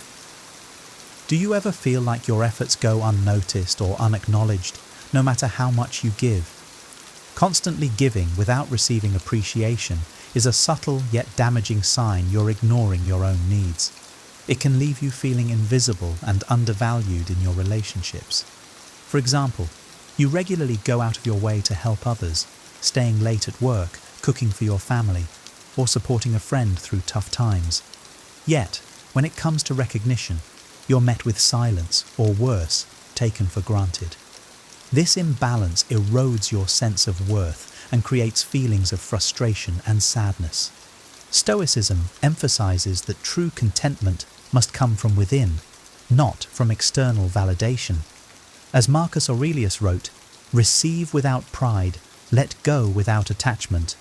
While appreciation from others is gratifying, it should not be the sole measure of your value. If you're feeling unappreciated, start by expressing your feelings openly but calmly. "I've been doing a lot lately, and it would mean a lot to hear a simple thank you." At the same time, reflect on whether you're overextending yourself in areas where recognition is unlikely. Redirect your energy to relationships and activities that offer mutual respect and value. A wise person knows their worth and ensures that their efforts are balanced by respect and appreciation.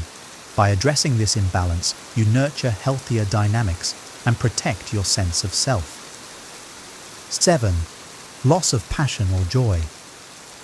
When was the last time you felt excited or joyful about something? If you've lost interest in activities that once brought you happiness, it may be a sign that you're neglecting your own needs. Overcommitting to responsibilities often leaves no room for the things that ignite your passion and feed your soul. Think of the hobbies or activities you once loved: painting, hiking, reading, or spending time with friends. Now, these pursuits feel like distant memories, because your time is consumed by obligations. Even when you have a free moment, you might feel too tired or disconnected to engage in what you love. Stoicism teaches us to align our actions with our values. Seneca said, "True happiness is to enjoy the present without anxious dependence upon the future." When you lose touch with what brings you joy, you lose a part of yourself. Rekindle your passions by intentionally carving out time for them. Start small. Spend 15 minutes doing something that used to excite you. Protect this time as you would a commitment to someone else. Gradually, you'll reconnect with the things that make life meaningful. Joy and passion are essential for a fulfilling life. A wise person recognizes that tending to their inner fire isn't a luxury. It's a necessity for living with purpose and harmony. 8. Difficulty expressing your needs. Do you often hesitate to ask for what you need, fearing you'll seem selfish or burdensome? Struggling to express your needs is a clear sign you're neglecting yourself. It leaves you feeling unsupported and reinforces the idea that your feelings and desires are less important than others. Imagine needing a break after a long day, but staying silent while your partner or family continues to demand your attention. Or perhaps you're overwhelmed at work, but avoid telling your manager because you don't want to appear incapable. These small moments of silence accumulate, leading to frustration and burnout. Stoicism teaches us the importance of self-respect and clear communication. Marcus Aurelius wrote, "Don't be overheard complaining. We are masters of enduring." But enduring doesn't mean suffering in silence. It means calmly and wisely asserting what is necessary for your well-being. Begin by identifying what you need, whether it's rest, help, or space, and practice articulating it simply. "I'm feeling overwhelmed and need some time to recharge." The act of asking for support isn't weakness. It's a strength that fosters understanding and balance in relationships. A wise person understands that their needs are just as valid as anyone else's. By expressing them openly and confidently, you create a life that honors your well-being and encourages mutual respect in your relationships. 9. Over-reliance on external validation. Do you find yourself seeking approval from others rather than trusting your own judgment? Depending on external validation is a subtle way of ignoring your needs because it prioritizes others' opinions over your own inner compass. Picture this: you achieve something significant but don't feel satisfied until others acknowledge it. Or you constantly adjust your choices to match what others expect, even if it conflicts with your true desires. This reliance on external approval can make you feel unsteady and disconnected from your authentic self. Epictetus taught that true contentment comes from within. Seek not the good in external things, seek it in yourselves. When you rely on validation from others, you give away the power to determine your own happiness and worth. Start by practicing self-affirmation. Before seeking approval from others, ask yourself, am I proud of this decision? Does it align with my values? Over time, cultivate the confidence to stand by your choices without needing outside reassurance. A wise person measures their worth by their own principles, not the fleeting opinions of others. By trusting yourself, you strengthen your foundation and free yourself from the constant need for external validation. 10. Feeling disconnected from yourself. Do you ever feel like you've lost touch with who you are? When life becomes a series of obligations and external demands, it's easy to forget what makes you feel fulfilled, joyful, or at peace. This disconnection from yourself is often the result of prolonged neglect of your needs. Imagine struggling to answer a simple question: what makes you happy? You've spent so much time meeting others' expectations that your own desires feel unfamiliar. You might notice a vague sense of emptiness or a longing for something undefined.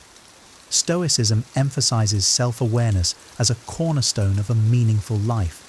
Seneca said, "No man is more unhappy than he who never faces adversity, for he is not permitted to prove himself.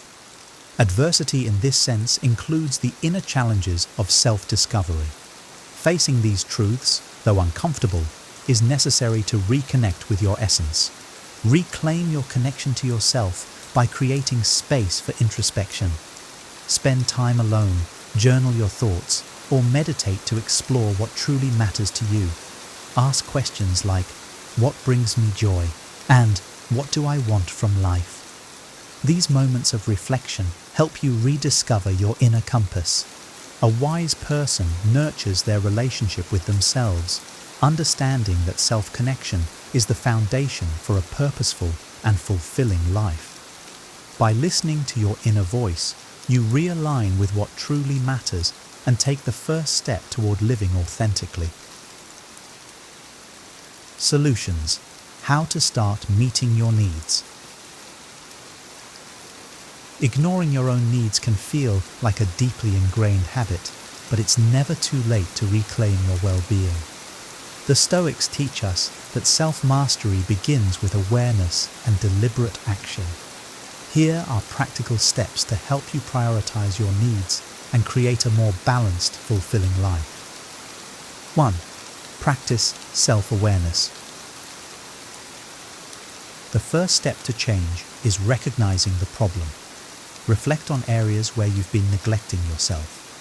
Ask, what do I truly need, and where have I been falling short? Journaling can be a powerful tool for uncovering patterns and reconnecting with your inner self. As Marcus Aurelius said, look within. Within is the fountain of good, and it will ever bubble up if thou wilt ever dig. 2. Set and maintain boundaries. Learn to say no without guilt. Recognize that by protecting your time and energy, you are honoring your own value. For example, if a request doesn't align with your priorities or capacity, respond with, I can't commit to this right now, but I hope it works out for you. Boundaries are not selfish. They are essential for self-respect and sustainable relationships. 3. Schedule time for yourself. Treat self-care as a priority, not an afterthought. Block out time for rest, hobbies, or simple pleasures, and guard it as you would an important meeting. For instance, dedicate a morning each week to an activity that recharges you, like reading, walking, or meditating. This practice reinforces the Stoic ideal of living in harmony with nature and your inner self. 4. Communicate your needs. Expressing your needs isn't selfish, it's an act of self-respect. Practice clear, direct communication. I'm feeling overwhelmed and need a moment to regroup. This clarity not only helps others understand you, but also strengthens your confidence in prioritizing yourself. 5. Reconnect with your passions. Rediscover the activities and pursuits that bring you joy. Whether it's painting, dancing, or spending time in nature, make space for what energizes and fulfills you. As Seneca advised, true happiness is to enjoy the present without anxious dependence upon the future. Embrace what makes you feel alive in the here and now. Your needs are not secondary, they are fundamental. Ignoring them might seem like a small sacrifice for the sake of others, but over time, it erodes your happiness, health, and sense of self. The good news is that you have the power to change this dynamic. As the Stoics teach, living a virtuous life requires balance, self-awareness, and intention. By recognizing the signs of neglect and taking deliberate steps to prioritize your well-being, you honor your value and reclaim your peace. You become not only a better friend, partner, and colleague, but also a stronger, more resilient individual. Take a moment today to reflect on your own needs. Commit to treating yourself with the same kindness and care you extend to others. True strength lies in living with harmony, and that harmony begins with you. Remember, as Marcus Aurelius said, dwell on the beauty of life. Watch the stars and see yourself running with them. Reconnect with your own light and let it guide you to a life of balance and fulfillment. If you found this video helpful, please give it a thumbs up and subscribe to the channel for more wisdom and actionable insights to help you live a balanced and fulfilling life. Your support means everything and helps us continue creating meaningful content. We'd also love to hear from you. What resonated with you the most? Have you noticed any of these signs in your own life? Share your thoughts, experiences, or takeaways in the comments below. Let's start a conversation and support each other in prioritizing our well-being.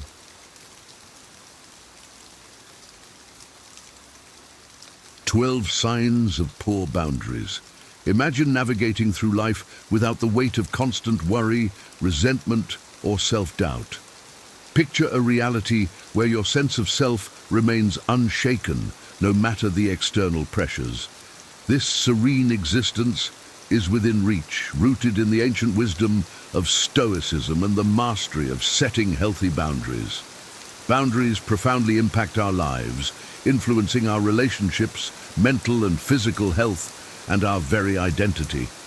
In this enlightening discussion, we explore the 12 signs of poor boundaries, unveiling how these often overlooked aspects can entangle us in toxic relationships, exhaust our mental and physical health, and erode our true selves. Through the lens of Stoic philosophy, each sign is dissected, offering timeless strategies to reclaim control, build resilience, and live with greater integrity and purpose. Ready to transform your life and relationships? Let's uncover the wisdom behind setting boundaries and embracing your true self. Number 1, neglecting personal growth. Neglecting personal growth is a telltale sign of poor boundaries, a concept deeply rooted in the Stoic philosophy.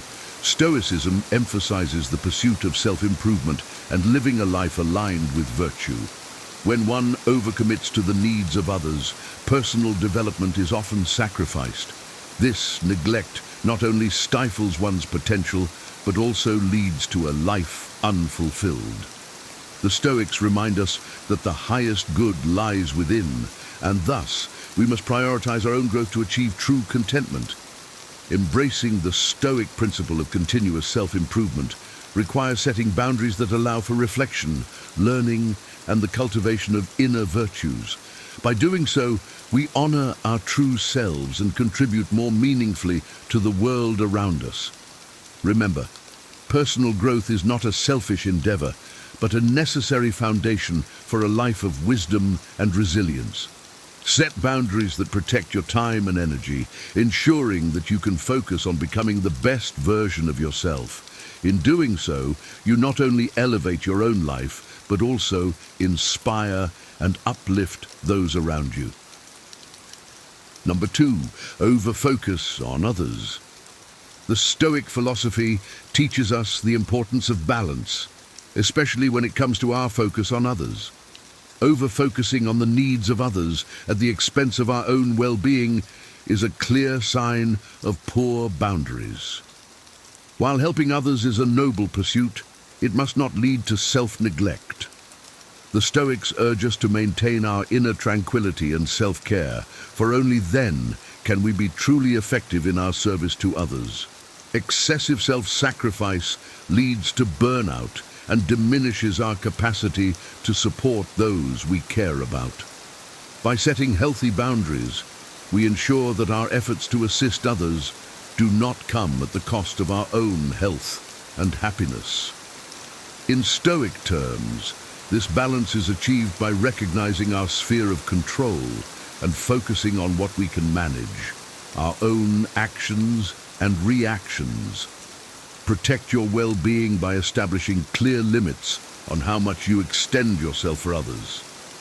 This practice not only preserves your energy, but also enhances the quality of your support, allowing you to serve from a place of strength and stability. Number 3, the loss of self. Losing one's sense of self is a profound consequence of poor boundaries. The Stoics champion the idea of knowing and embracing one's true nature, staying steadfast in one's principles and purpose. When boundaries are weak, individuals often absorb the identities and roles of those around them, leading to a diluted sense of self. This erosion of personal identity is contrary to Stoic wisdom, which emphasizes self-awareness and authenticity. To live a virtuous life, one must maintain a strong sense of self, unshaken by external influences. Setting firm boundaries allows you to remain true to your values and inner compass. The Stoics remind us that our primary duty is to ourselves, to cultivate our character and live in accordance with our principles. By doing so, we not only preserve our identity, but also offer genuine and unwavering support to those around us. Protect your sense of self by clearly defining your boundaries, ensuring that you remain rooted in your true identity, regardless of external pressures.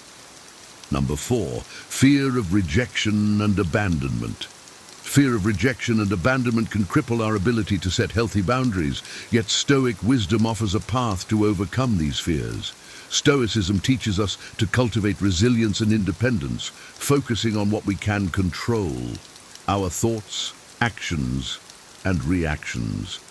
This internal strength diminishes the power of external fears.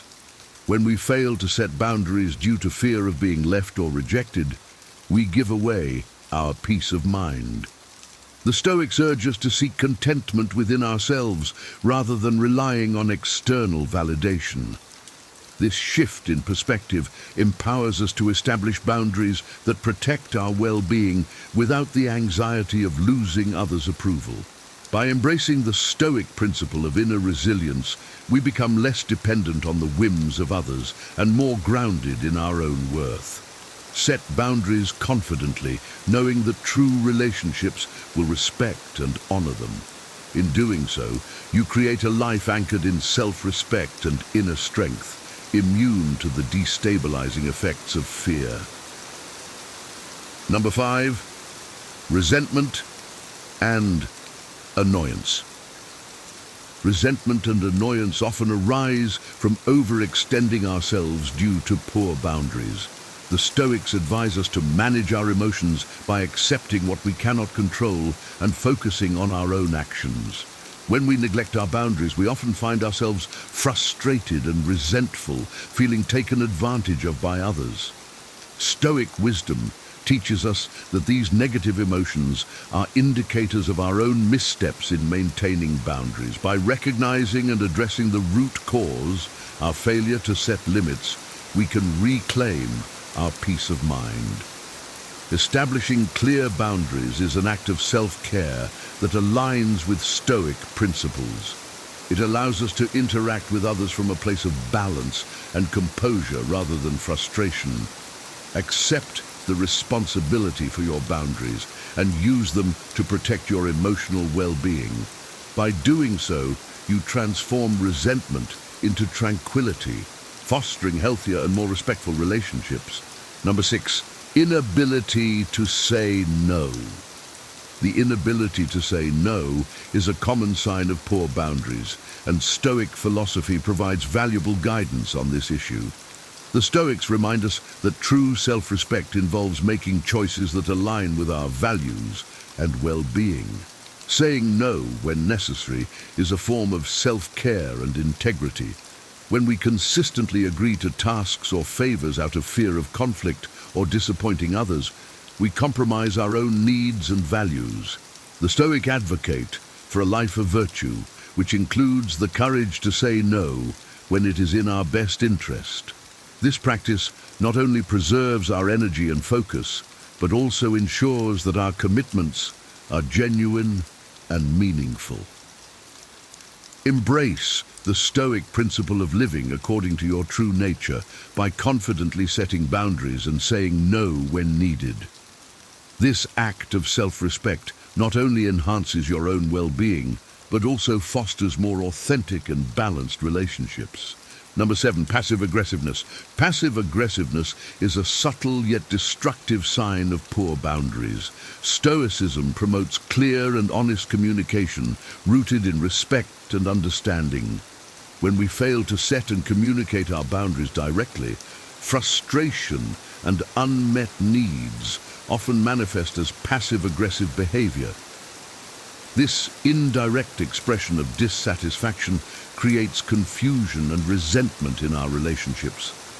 The Stoics teach us to address issues head-on with calmness and clarity, ensuring that our interactions are based on mutual respect.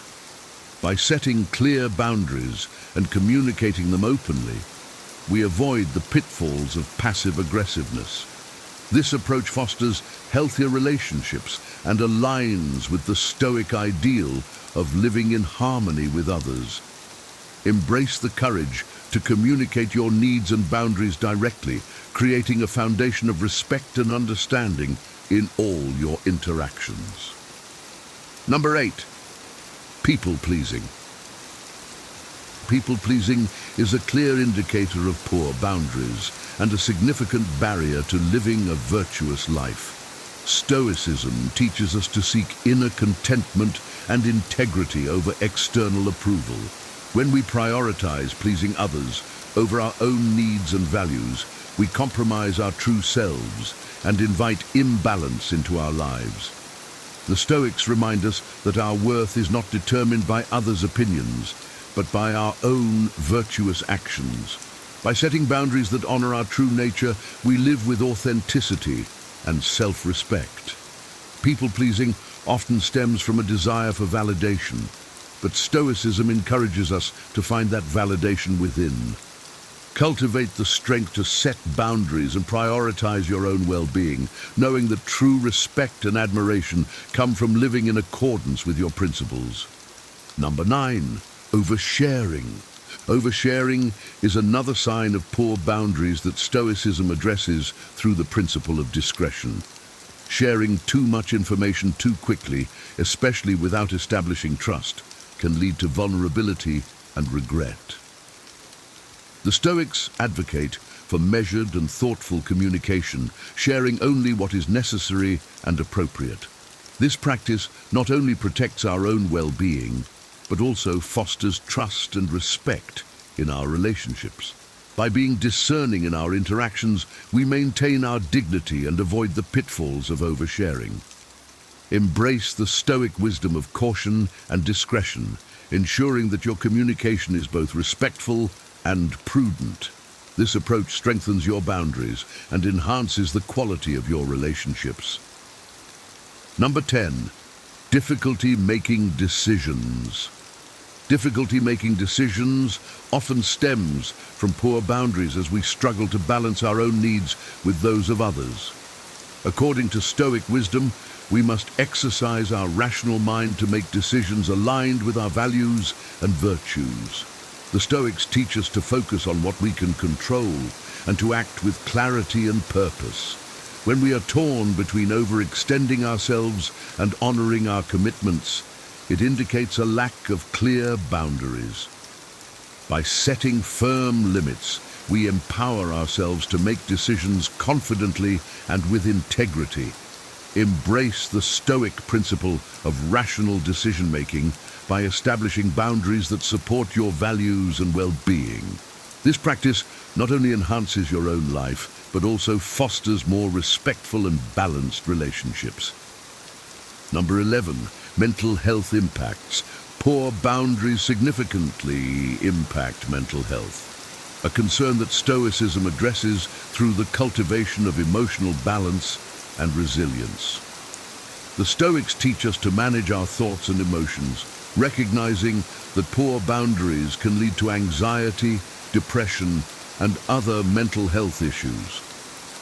By setting clear boundaries, we protect our mental well-being and create a foundation for a more balanced and fulfilling life. Stoic practices such as mindfulness and self-reflection help us maintain our emotional equilibrium, even in challenging situations.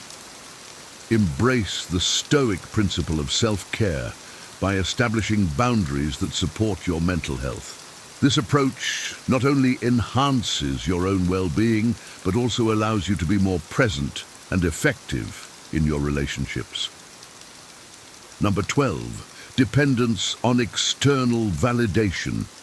Dependence on external validation is a pervasive sign of poor boundaries.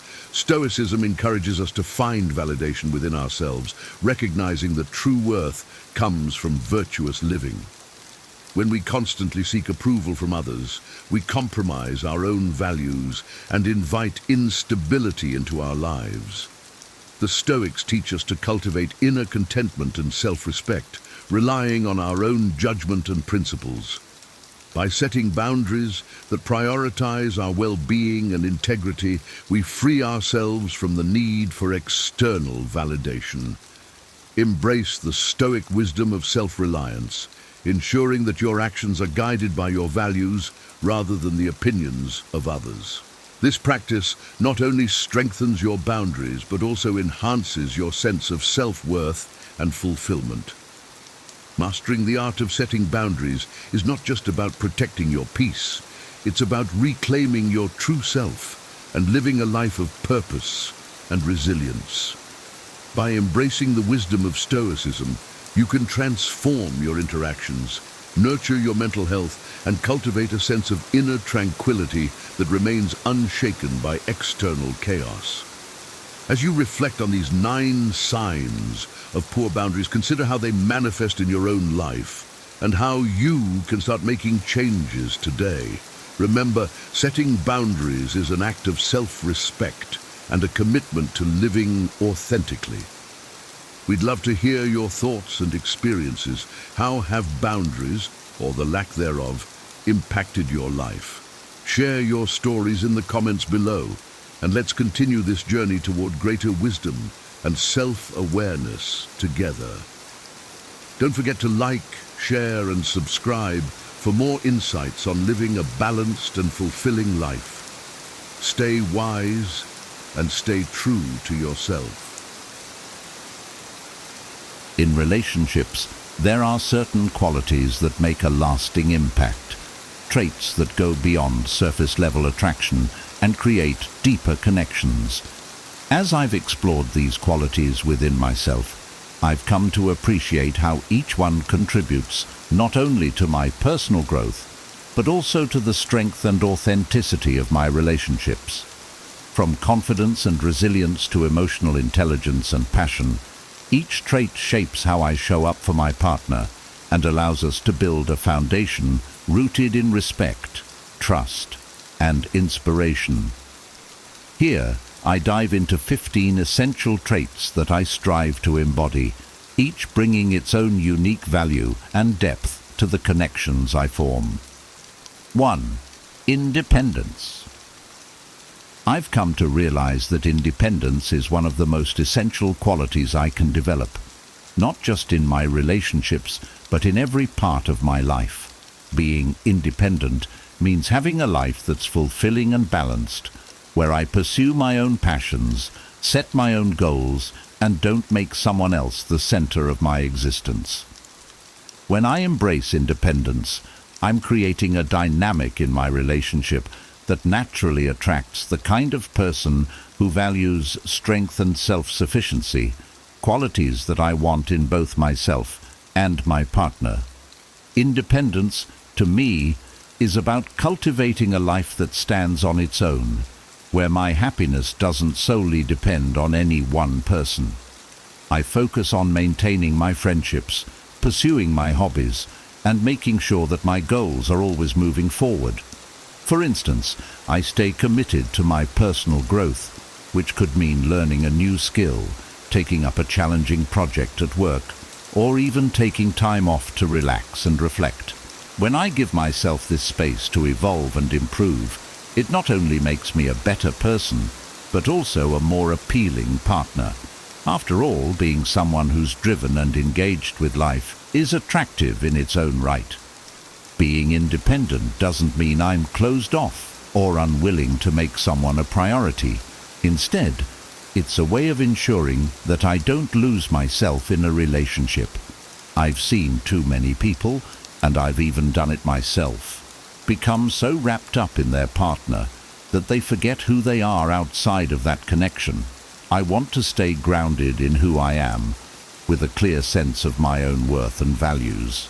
That way, I'm entering a relationship as a whole person, not someone seeking fulfillment from someone else. In practical terms, independence means that I make time for my interests, even when I'm dating someone. If I have a weekly meet-up with friends or a solo project that I'm working on, I make sure those remain priorities. This doesn't mean that I neglect my partner or refuse to make compromises. It simply means that I don't abandon what's important to me. I believe that keeping my life in balance is one of the best ways to ensure that I'm also bringing the best version of myself into my relationships. Independence also brings a level of mystery to the relationship. When I have my own goals and responsibilities, it adds depth and intrigue. I'm not always available or ready to drop everything because I have a full life. This isn't about playing hard to get, but about being genuinely engaged with my world, which in turn keeps the relationship interesting. I think there's something captivating about a person who has a rich, varied life. It's something I admire in others too. When I reflect on independence, I see it as a form of respect for both myself and my partner. By maintaining a strong sense of self, I'm able to offer them a genuine connection, not one driven by neediness or dependency. I want to be with someone who respects my autonomy, who understands that my independence is part of what makes me, me. In the end, my goal is to find a relationship where we support each other's journeys, both individually and together, knowing that our connection is made stronger by our unique, independent lives. 2. Ambition. Ambition is something I believe every person should nurture in their lives. For me, ambition means having a clear sense of purpose and direction, a constant drive to improve, grow, and achieve. I don't see ambition as just the pursuit of career success or financial gain. To me, it's about consistently striving for something more, something that makes me feel fulfilled and allows me to contribute meaningfully to the world around me. When I'm ambitious, I'm setting a high standard for myself, and that energy naturally spills over into every area of my life, including relationships. Having ambition keeps me engaged and motivated. It gives me goals to work towards, and that brings a sense of excitement and determination into my day-to-day life. I'm someone who always wants to challenge myself, whether it's through setting new professional milestones, improving my health and fitness, or dedicating myself to personal projects that I'm passionate about. This kind of drive makes me feel alive and keeps me moving forward, regardless of where I am in life. When I'm actively pursuing my goals, I feel more connected to my purpose, and that gives me an underlying sense of satisfaction and confidence. Ambition also adds a dimension of respect and admiration to my relationships. I find that when I'm driven, I attract people who are similarly goal-oriented and passionate. Being around other ambitious people is inspiring. It creates a shared energy and motivation that lifts us all up. I've noticed that when I express my aspirations and work toward them, it encourages the people around me to pursue their own dreams too. Ambition is contagious, and I want to be with someone who understands and appreciates the value of having big dreams. To me, ambition doesn't mean I'm always hustling or grinding non-stop. It's not about sacrificing everything for the sake of achievement. Instead, it's about knowing that I want more from life and making intentional choices that align with my goals. Whether that's working on a personal project, learning a new skill, or pushing my limits physically, my ambition shows up in ways that improve me as a person. I think the best kind of ambition is balanced. It's driven yet mindful, constantly striving, but never losing sight of what really matters, including my relationships and personal well-being. Having ambition can also make relationships more exciting. I don't want to be in a relationship where we're both content to just coast along. I want a partnership where we're both pushing each other to become the best versions of ourselves, where we're constantly evolving, both together and as individuals. For me, a relationship should be an adventure, a journey that includes personal growth and new experiences. Being ambitious means I'm always open to learning, open to change, and open to new possibilities, which keeps the relationship dynamic and full of life. Ambition, for me, is also about resilience. It means not giving up when things get tough and having the mental strength to push through setbacks. I want a partner who can see that drive in me and who can appreciate my determination to keep going, no matter the obstacles. When I'm ambitious, I'm not afraid to take risks, and I'm not easily discouraged. I find that this quality inspires confidence, both in myself and in those around me, including my partner. It shows that I'm committed to my own growth and that I'll work hard to overcome challenges in all aspects of life. Ultimately, ambition is a trait that makes me feel deeply fulfilled. It's about setting high standards, dreaming big, and knowing that I have the power to shape my own future. When I focus on my ambitions, I'm taking charge of my life, and that sense of agency brings me a lot of joy. I believe that when I'm living my life with ambition, I'm offering my partner someone who's fully alive, engaged and passionate about creating a better future. And that, in my experience, is something that's incredibly attractive and enriching in a relationship. 3. Adaptability. Adaptability is a quality I'm constantly working to improve because life is full of changes and unexpected turns. For me, being adaptable means having the mental flexibility to handle whatever life throws my way and the resilience to move forward, regardless of the circumstances.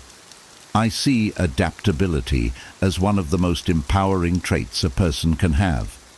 It's what allows me to face challenges without losing my sense of direction. In relationships, adaptability is crucial.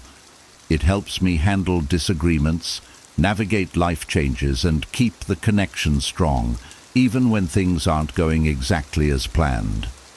In my experience, relationships are never static.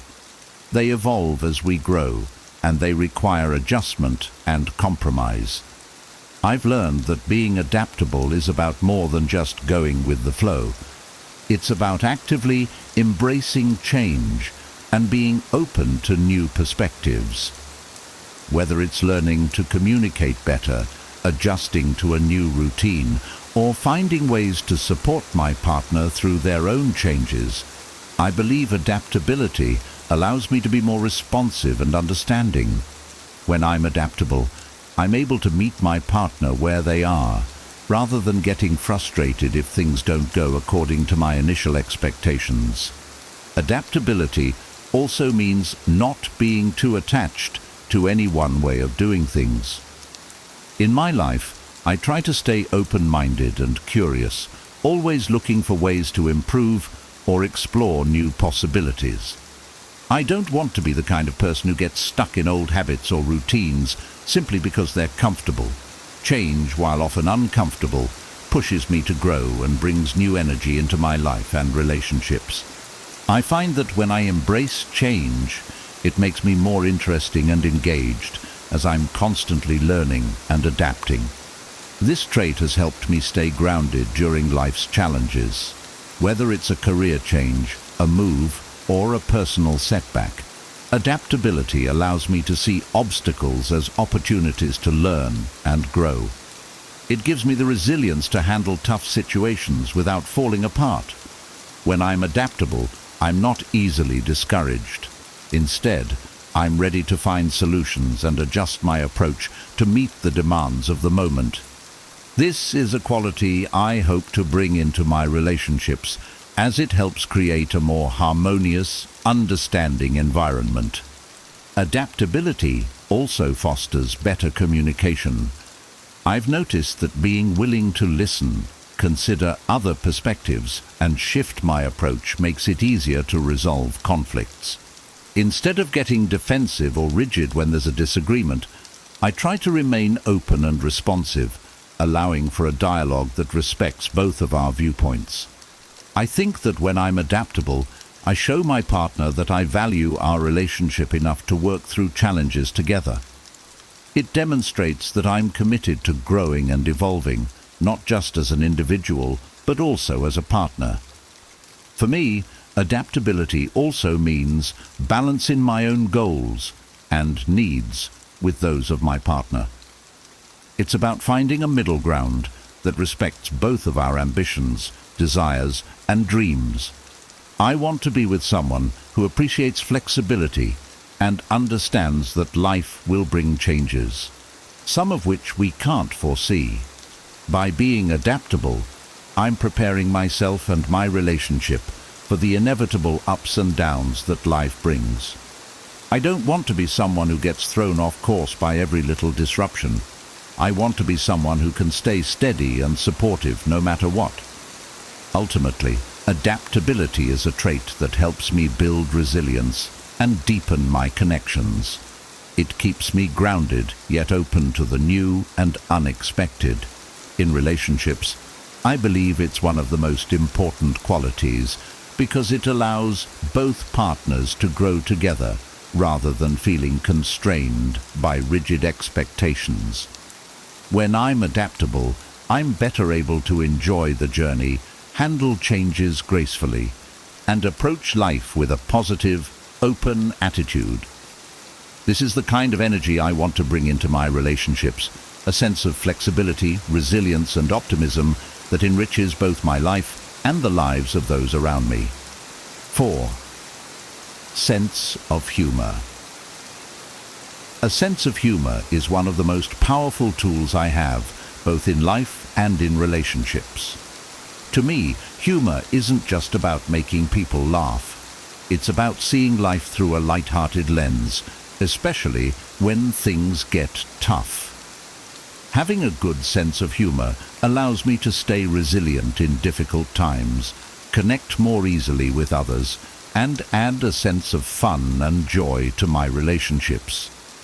When I can laugh at myself, at the small annoyances, or even at life's curveballs, it helps me handle challenges with a clear mind and a lighter heart. For me, humor has been a source of connection with others. I find that laughter breaks down walls and helps people feel at ease, whether in casual settings or deep conversations.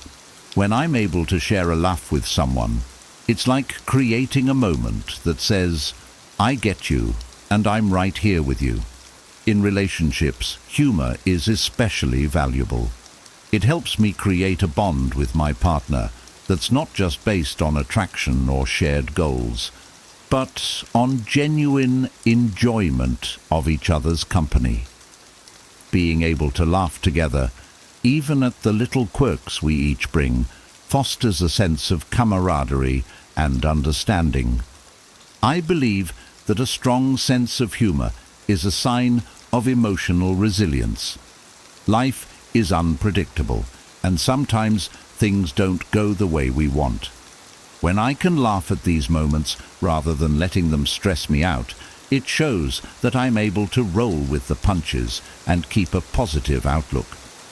Humor helps me stay grounded, even when things feel uncertain or challenging.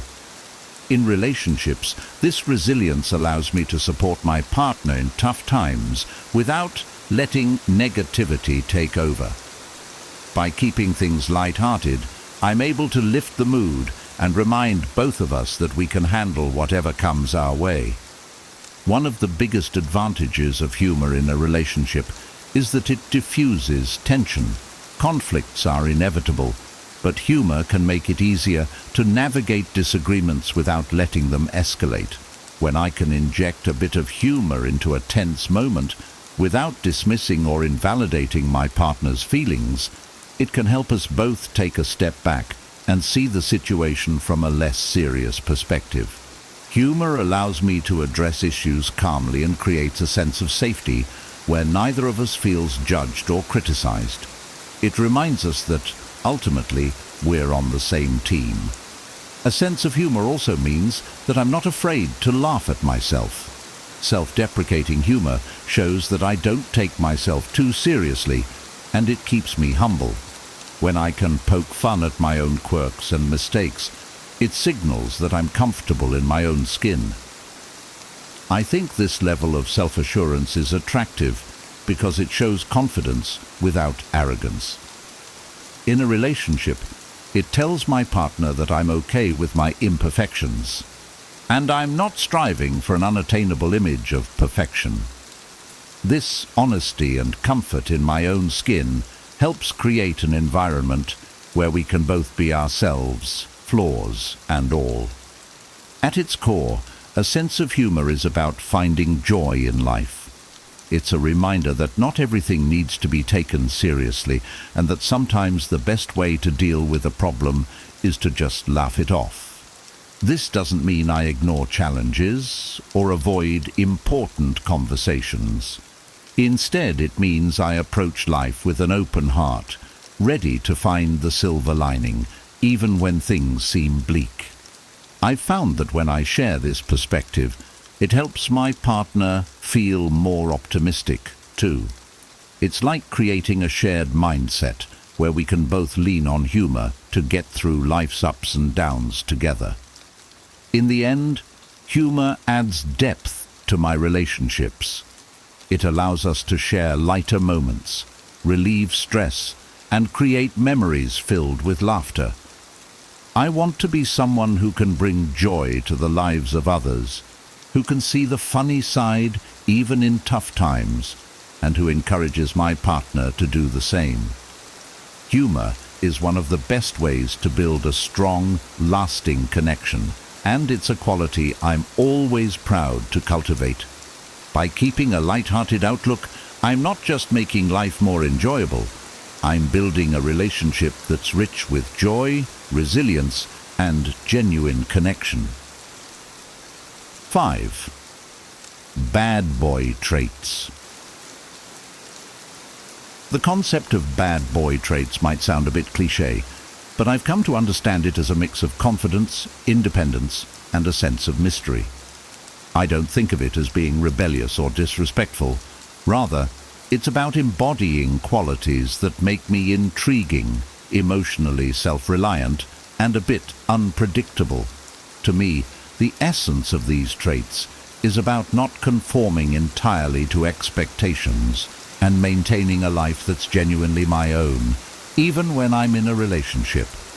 One of the key components of what's often referred to as bad boy traits is the ability to keep a sense of mystery. I found that being a bit reserved about my life adds a natural sense of intrigue. I don't feel the need to overshare everything about myself right away, and I value having aspects of my life that are just for me. It's not about hiding things. It's about letting my partner gradually discover who I am over time. By keeping some things to myself, I create a dynamic where there's always something new to learn about each other, which keeps the relationship fresh and engaging. Another part of this approach is maintaining emotional independence. I don't rely on a partner for my happiness or self-worth. I take responsibility for my own emotional state. When I'm in control of my emotions and not dependent on constant validation, I'm able to be a more stable and reliable partner. I believe that emotional independence allows me to be fully present in the relationship without feeling pressured to constantly seek approval. This confidence in who I am and in my own self-worth is magnetic because it signals that I'm a grounded, self-sufficient person. In my experience, This kind of emotional resilience is deeply attractive, as it provides a foundation of strength and stability. The bad boy persona also includes a sense of unpredictability, which I interpret as simply being open to new experiences and willing to keep things exciting. I don't want to fall into routines that make life feel stale, whether that's in my relationship or my personal life. Instead, I embrace spontaneity and enjoy mixing things up. This might mean planning a surprise date, trying out new activities, or even just being a little playful and adventurous in our interactions. By keeping things unpredictable in a fun and respectful way, I'm creating moments of excitement and curiosity that deepen our bond. An often misunderstood aspect of these traits is the ability to say no and set boundaries. I don't believe in being overly accommodating just to please someone else. I stay true to my values and preferences. This doesn't mean I'm inflexible or unwilling to compromise. It just means that I'm clear on what I want and don't feel the need to change myself to gain approval. Having clear boundaries shows that I respect myself and have a strong sense of identity. When I stand firm in my choices, I find that it creates mutual respect and a balanced relationship dynamic. I've also learned the importance of not always being readily available. In today's world of constant messaging and instant communication, it's easy to feel like we should be on call at all times. But I believe there's value in letting my partner miss me and having time apart to recharge and focus on my own life. I pursue my own interests and passions, which adds depth to who I am and gives me things to bring back to the relationship. Having a life outside of the relationship allows me to maintain my individuality and ensures that when we're together, it's more meaningful. Finally, I embrace a sense of self-assurance that comes from not needing to explain or justify myself constantly. I don't feel compelled to seek approval for every decision or action. Instead, I act based on what feels right for me, within the boundaries of respect and consideration for my partner. This self-confidence, combined with independence and a hint of mystery, creates a dynamic that makes relationships feel exciting yet stable. In essence, bad boy traits to me aren't about being reckless or insensitive. They're about maintaining self-respect, embracing independence, and allowing for a bit of mystery and spontaneity. These qualities help me build a relationship that's grounded, exciting, and fulfilling. I've come to see these traits as a way of bringing strength and depth into my connections, creating a balance where both my partner and I feel engaged, respected, and continually drawn to each other. 6. Self-respect.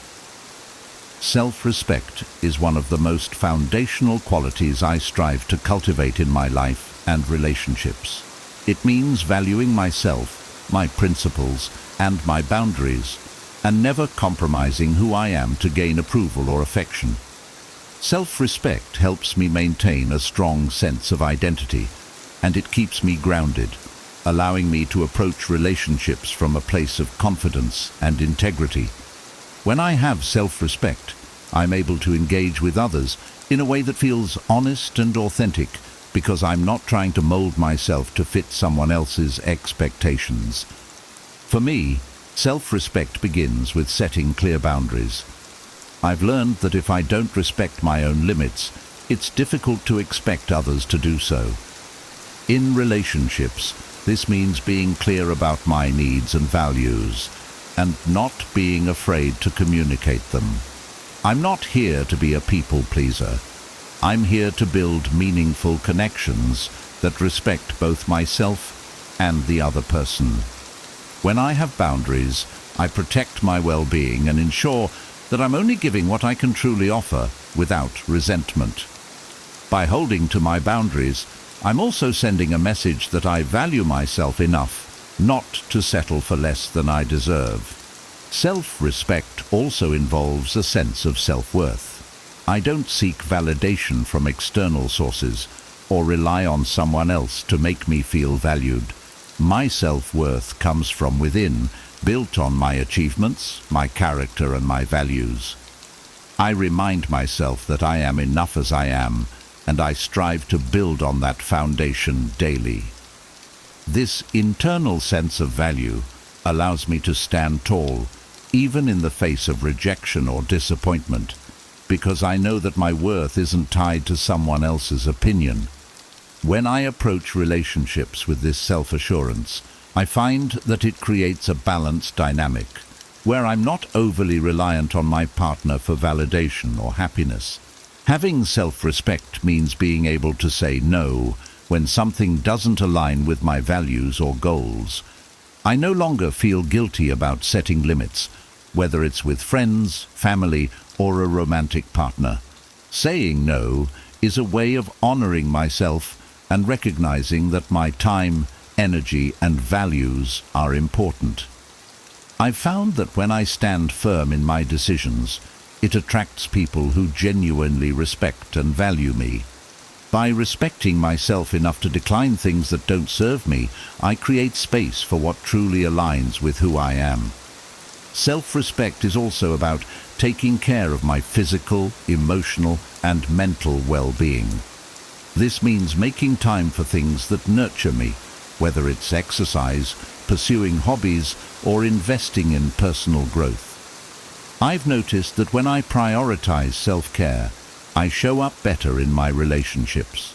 I have more energy, patience, and understanding to give, and I'm less likely to fall into cycles of resentment or burnout. Respecting myself means putting my needs first, not out of selfishness, but because I know that by taking care of myself, I'm able to offer a healthier, more balanced presence to those around me. In relationships, self-respect is key to maintaining equality and mutual respect. I'm not willing to tolerate disrespect, manipulation, or any behavior that undermines my dignity. I approach relationships with kindness and respect, but I expect the same in return. When I respect myself, I naturally attract people who see and appreciate my value, and I'm able to recognize when someone doesn't treat me as I deserve. Self-respect empowers me to walk away from unhealthy situations without fear, knowing that my happiness and well-being come first. Ultimately, self-respect gives me the freedom to be true to myself. I don't feel the need to change or hide who I am to gain acceptance. I want a partner who values me for my authentic self, not for some idealized version of me. With self-respect, I bring honesty, confidence, and a deep sense of personal integrity into my relationships. This quality creates a foundation of trust and stability because I'm consistent, genuine, and unafraid to stand up for what I believe in. In essence, self-respect is the cornerstone of how I approach both my life and my relationships. It empowers me to live authentically, love deeply, and build connections that are grounded in mutual respect. When I hold myself in high regard, I'm able to give and receive love in a way that's healthy, balanced, and truly fulfilling. Self-respect keeps me centered and reminds me that I'm worthy of the best life and relationships have to offer.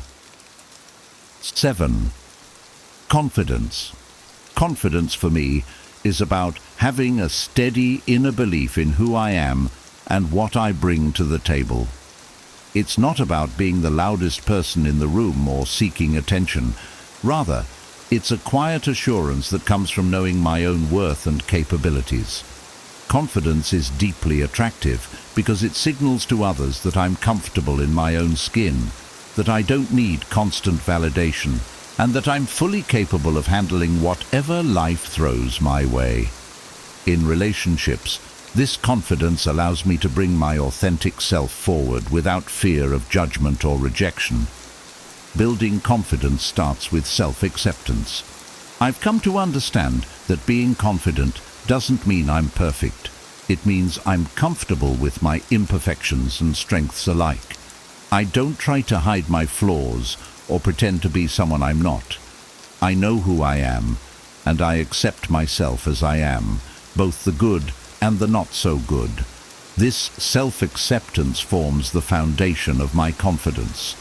When I'm secure in who I am, I'm not easily shaken by external opinions or setbacks. I approach relationships with this same level of acceptance, knowing that I'm bringing something unique and valuable to the table, just as I am. Confidence also means having a clear sense of purpose. I find that when I have goals, passions, and a direction in life, it gives me a sense of purpose that fuels my confidence. Knowing what I'm working toward and making consistent progress keeps me grounded and motivated. In relationships, this purpose-driven confidence is attractive because it shows that I have my own life, ambitions, and interests.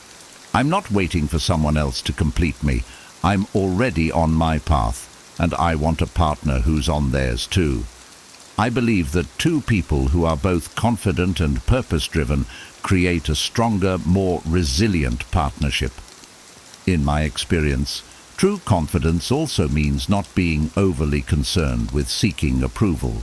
I don't need to rely on external validation to feel good about myself. This doesn't mean I'm closed off to feedback or unwilling to grow.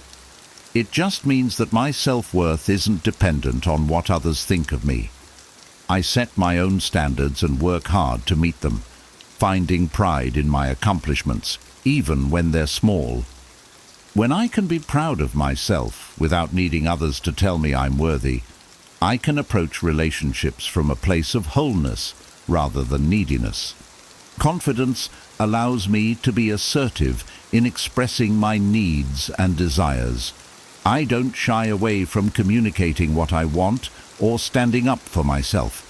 In relationships, this assertiveness creates clarity and prevents misunderstandings. I'm not afraid to be direct or honest, and I find that this honesty is refreshing for both myself and my partner. Being confident doesn't mean I'm rigid or inflexible. It simply means I know what I value, and I'm willing to communicate that openly. This kind of honesty fosters trust, as it shows that I'm transparent about who I am and what I want. Another important aspect of confidence is resilience. When I face rejection, failure, or disappointment, I don't let it crush my self-esteem. Instead, I see these challenges as opportunities to learn and grow. Confidence helps me stay grounded, even when things don't go as planned, because I know that my worth isn't defined by any single outcome. In relationships, this resilience allows me to approach challenges calmly and work through them without getting discouraged. I'm not afraid to put in the effort to make things work, but I also know when to walk away if something isn't serving my well-being. This balance of commitment and strength is key to building a healthy relationship. Finally, confidence makes me more approachable and open to connecting with others. When I'm confident, I'm not consumed by insecurities or self-doubt, so I'm able to focus on my partner and engage with them fully. I'm able to be present, listen actively, and share meaningful experiences without holding back. This level of openness and self-assurance creates a warm, inviting energy that naturally draws people in. Confidence allows me to be fully myself, creating a space where both my partner and I can be authentic and vulnerable together. In the end, confidence is about embracing my identity, living with purpose, and facing life with resilience and openness. It's a quality that empowers me to build relationships based on mutual respect, honesty, and genuine connection. Confidence allows me to show up as the best version of myself, ready to give and receive love in a way that's fulfilling and balanced. When I approach life and relationships with this deep inner confidence, I'm not only enriching my own experience, but also creating a solid foundation for a healthy, lasting connection with others. 8. Emotional intelligence. Emotional intelligence, for me, is about understanding and managing my own emotions, while also being attuned to the feelings and needs of others. In relationships, I've found that emotional intelligence is invaluable. It allows me to connect on a deeper level, handle conflicts with empathy, and build trust through genuine understanding. Being emotionally intelligent means I'm not just focused on what I'm feeling, but I'm also open to and respectful of my partner's emotional landscape. This quality has been key to creating relationships that feel safe, supportive, and deeply connected. The first part of emotional intelligence is self-awareness. I try to stay in tune with my own emotions and understand the reasons behind them. This doesn't mean I'm immune to feeling angry, sad, or frustrated. It means I can recognize these emotions without letting them control my actions. For example, if I feel myself getting upset, I pause to understand why, rather than reacting impulsively. This awareness helps me approach situations with a clear mind and a calm demeanor, which is essential in relationships. When I'm aware of my own emotions, I can communicate them more effectively and avoid unnecessary misunderstandings. Another crucial aspect of emotional intelligence is empathy. Empathy allows me to put myself in my partner's shoes, to truly understand what they might be feeling. I believe that being able to empathize creates a strong sense of connection and shows my partner that I genuinely care about their experiences. It's not just about saying the right words. It's about listening deeply, paying attention to nonverbal cues, and responding with compassion. When I show empathy, I'm telling my partner that their feelings are valid and that I'm here to support them, no matter what. Emotional intelligence also helps me communicate more effectively. I know that effective communication isn't just about expressing my own thoughts, but also about listening actively and giving my partner space to share their perspective. I strive to be a good listener, to be patient, and to make sure my partner feels heard. This means not interrupting, not jumping to conclusions, and not immediately trying to fix things. Often, people don't want solutions. They just want someone to understand them. By focusing on understanding rather than solving, I'm able to build a deeper emotional connection with my partner.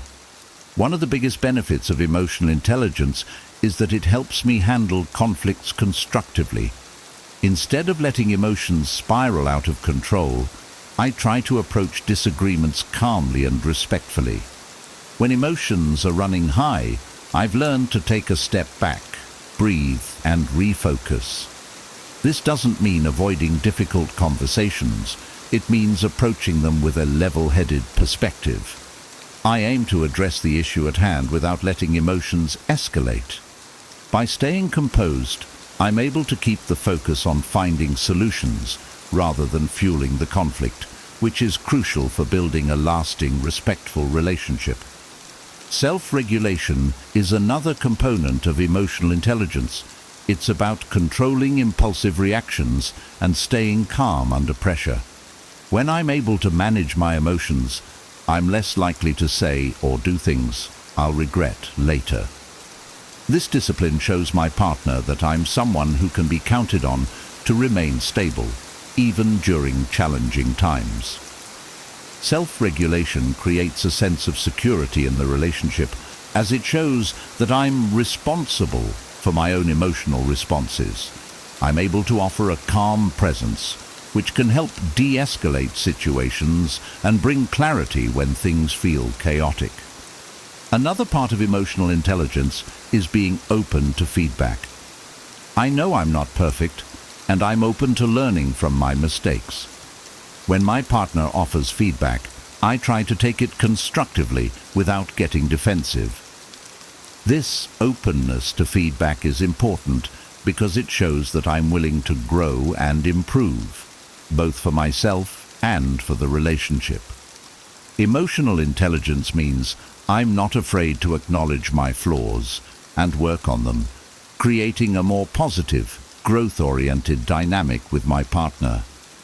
Ultimately, emotional intelligence is about building a relationship where both partners feel valued, understood, and supported. It's about creating an environment where vulnerability is welcome, where emotions can be shared openly without fear of judgment. By practicing emotional intelligence, I aim to bring empathy, patience, and understanding into my relationships. I believe that when I approach relationships with this level of emotional maturity, I'm able to create a strong foundation built on mutual respect and trust. Emotional intelligence allows me to show up as a partner who is compassionate, communicative, and committed to growing together. It's a skill I continuously work on, knowing that it not only improves my relationships, but also enhances my ability to connect meaningfully with the world around me. Through emotional intelligence, I'm able to build relationships that are resilient, loving, and deeply fulfilling. 9. Steadfastness. Steadfastness to me is about being reliable, consistent, and true to my word. It's the commitment to following through on my promises and being there when I say I will be. In relationships, steadfastness is a quality that builds trust, as it reassures my partner that I'm someone they can count on. When I'm steadfast, I'm creating a sense of stability that allows my partner to feel secure and valued, which I believe is essential for a strong, lasting connection. At its core, steadfastness is about showing up, even when it's inconvenient or difficult. Life can throw a lot of unexpected challenges our way, and it's easy to give up or pull back when things get tough. But I believe that true commitment means being there during those hard times. If I've made a commitment to someone, I'm prepared to stand by it, not just when things are smooth, but also when they're challenging. Whether it's keeping my word on a small promise or supporting my partner through a tough period, I want to be someone who can be relied upon no matter what. Steadfastness also means being dependable in the everyday aspects of a relationship. If I say I'm going to do something, I make sure to follow through, whether that's calling when I said I would, being on time for plans, or lending a hand when my partner needs support. These may seem like small acts, but they add up to create a foundation of trust. By consistently showing up and being dependable, I'm proving that my partner can rely on me, which fosters a deep sense of security and respect in the relationship. Another part of being steadfast is having patience. Relationships go through different phases, and there are times when things may not be perfect. During these times, I've learned that it's important to be patient and understanding rather than giving up or getting frustrated. This patience allows me to see beyond temporary difficulties and focus on the bigger picture. I want to build a relationship that's resilient, one that can withstand challenges and continue to grow stronger. My commitment to patience and understanding helps me to stay steady, even when things aren't easy. Steadfastness also involves being true to my values. I'm committed to living with integrity and aligning my actions with my beliefs. This means that I'm not easily swayed by outside influences or temporary desires. Instead, I act according to what I know is right and what aligns with my long-term goals. In relationships, this integrity allows me to be a stable presence, someone who isn't constantly changing based on external circumstances. I believe that staying true to my values shows my partner that I have a clear sense of who I am, which adds to the stability and predictability they feel in our relationship. Being steadfast doesn't mean being rigid. It means being reliable without being inflexible. I believe in the importance of compromise and adapting when necessary, but I do so without losing sight of the promises I've made. Flexibility allows me to adjust as life changes, but my commitment to my partner and my values remains constant. I want my partner to feel that they can rely on me, no matter what changes life brings. This blend of consistency and adaptability is what makes steadfastness such a valuable quality. In relationships, steadfastness creates a safe space where my partner can be vulnerable without fear of judgment or abandonment. They know that I'm here to stay, even when things aren't perfect. This assurance allows us both to open up more fully and build a deeper, more authentic connection. I think one of the most powerful aspects of steadfastness is the trust it builds. When my partner knows that I'm committed to them, it allows us to focus on growth and building a shared future, rather than constantly questioning each other's commitment. Ultimately, being steadfast is about being a source of stability, strength, and support. I aim to be the kind of partner who's there through thick and thin, who follows through on commitments, and who offers a reliable foundation for the relationship. This quality brings a sense of peace and trust, allowing us both to feel secure in the knowledge that we have each other's backs, no matter what. Steadfastness is something I hold close to my heart, and I believe it's one of the most meaningful ways to show love and respect in a relationship. It reminds me that actions speak louder than words, and that true commitment isn't just about saying I'll be there. It's about proving it day after day through my actions and consistency. This quality helps me create relationships that are rooted in trust, loyalty, and a shared vision for the future, which are the true foundations of lasting love. 10. Masculinity. Masculinity, to me, is about embodying strength, resilience, and emotional stability. It's not about being aggressive or domineering. Rather, it's about having the confidence and calmness to handle life's challenges and protect and support those I care about. In relationships, I see masculinity as a way of creating a safe, supportive space where my partner feels secure and respected. True masculinity involves leading with strength and compassion, balancing assertiveness with empathy, and demonstrating reliability and integrity. One of the core elements of masculinity, as I see it, is emotional stability. Life can be unpredictable, and relationships naturally go through ups and downs. I believe it's important to remain calm and centered, especially during times of stress or conflict. This doesn't mean suppressing my emotions. Rather, it means managing them in a healthy way and not letting temporary frustrations affect how I treat my partner. When I'm able to stay composed, I provide a grounding influence that can help us both navigate challenges more smoothly. My goal is to be a stable presence that my partner can rely on, even during turbulent times.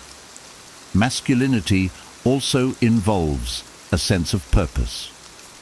I believe that being purpose-driven not only keeps me focused, but also helps me grow into a more grounded and resilient person. Whether it's in my career, personal development, or relationships, having a clear sense of purpose allows me to make intentional choices and set meaningful goals. In relationships, this sense of purpose adds a layer of depth and direction. I'm not just drifting or reacting to life. I'm actively building a future, which makes me a more dependable partner. This clarity and focus are qualities that I think contribute to a sense of masculinity. Another important aspect of masculinity is the ability to protect and provide, not just financially, but emotionally and physically as well. To me, being protective means creating a safe and supportive environment where my partner feels valued and secure. It's about being attentive to their needs and offering reassurance when they feel vulnerable.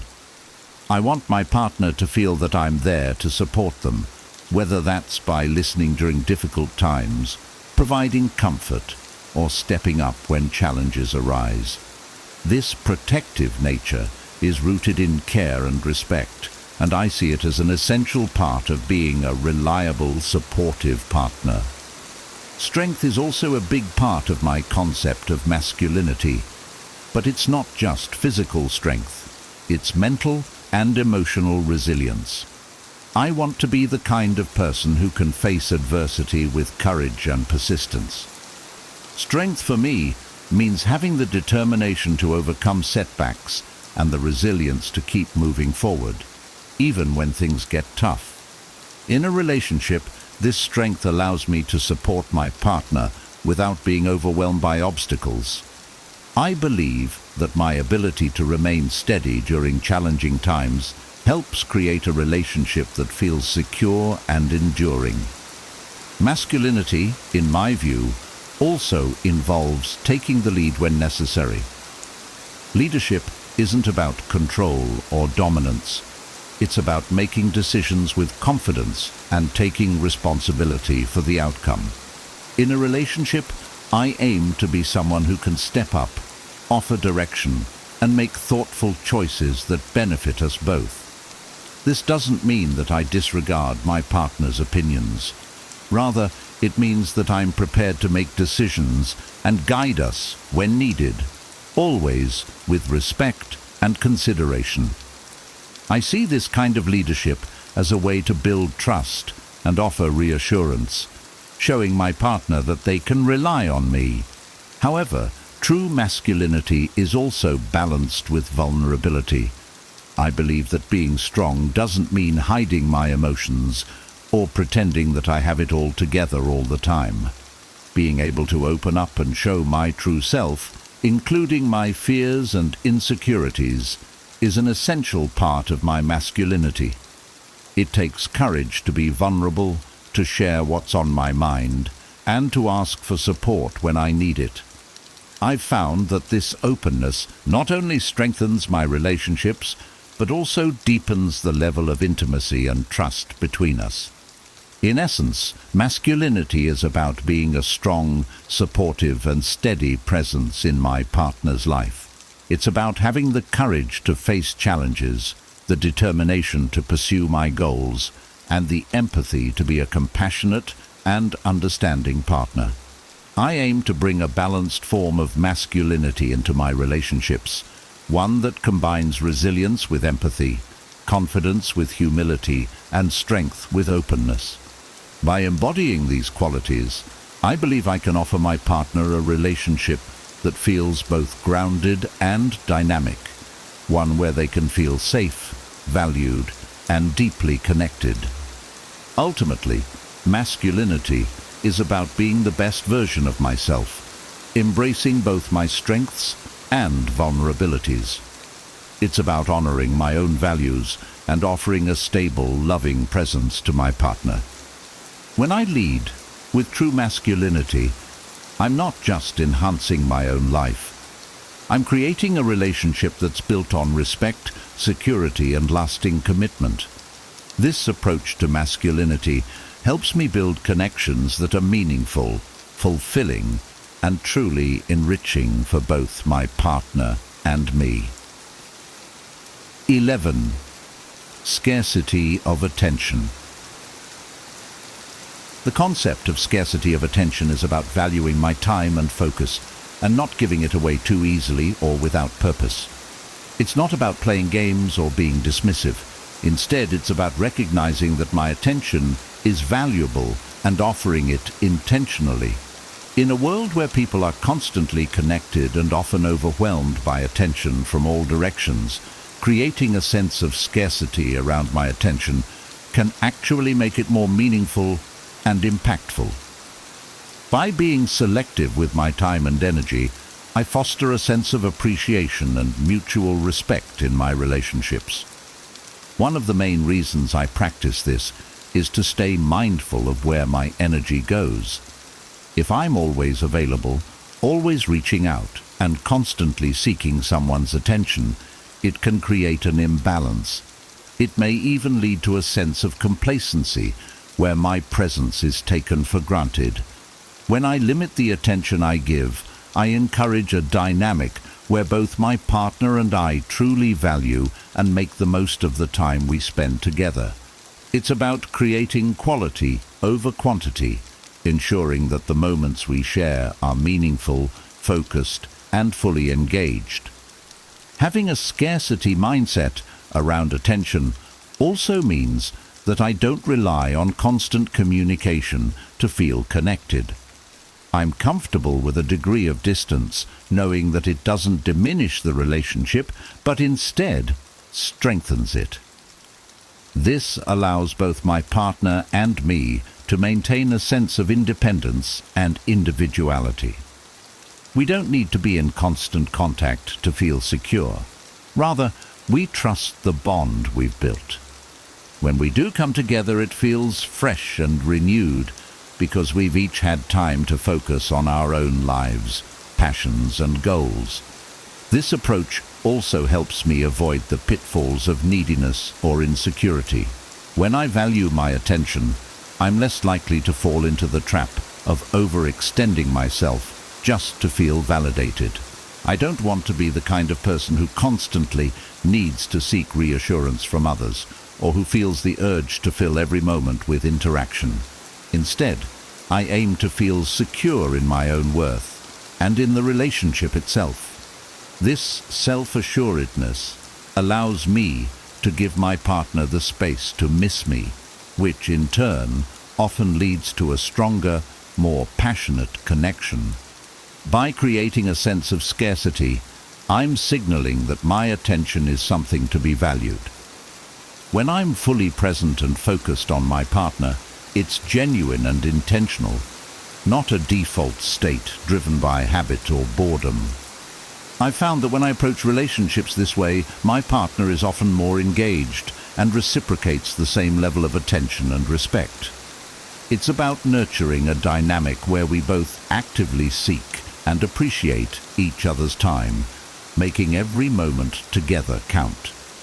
Scarcity of attention also allows me to focus on personal growth and my own interests. I believe that a healthy relationship is one where both partners are pursuing their individual paths alongside each other. When I dedicate time to my passions, friendships, and self-care, I bring a more enriched version of myself to the relationship. This balance of personal space and shared experiences is key to keeping the relationship exciting and preventing it from feeling stagnant or overly dependent. Additionally, being mindful of my attention means that I'm not constantly seeking external validation. I'm comfortable spending time on my own and don't feel the need to be perpetually connected to feel valued. This independence is attractive because it shows that I'm not relying on my partner for constant reassurance or attention. Instead, I bring a sense of wholeness to the relationship, which fosters a healthy balance where we both appreciate each other's presence without feeling suffocated or drained. Ultimately, the scarcity of attention is about fostering a deeper appreciation for each other. By not always being readily available, I encourage both my partner and me to cherish the time we share.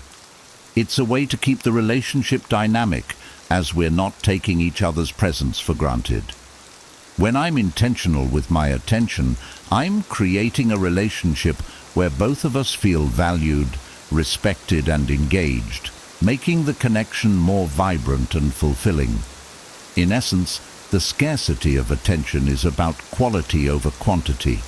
It's about bringing a sense of intention and respect to the time I spend with my partner, ensuring that we're both present and truly engaged.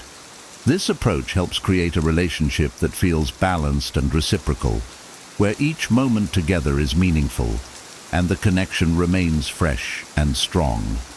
By valuing my attention, I'm not only respecting myself, but also creating a dynamic where my partner feels truly valued and appreciated.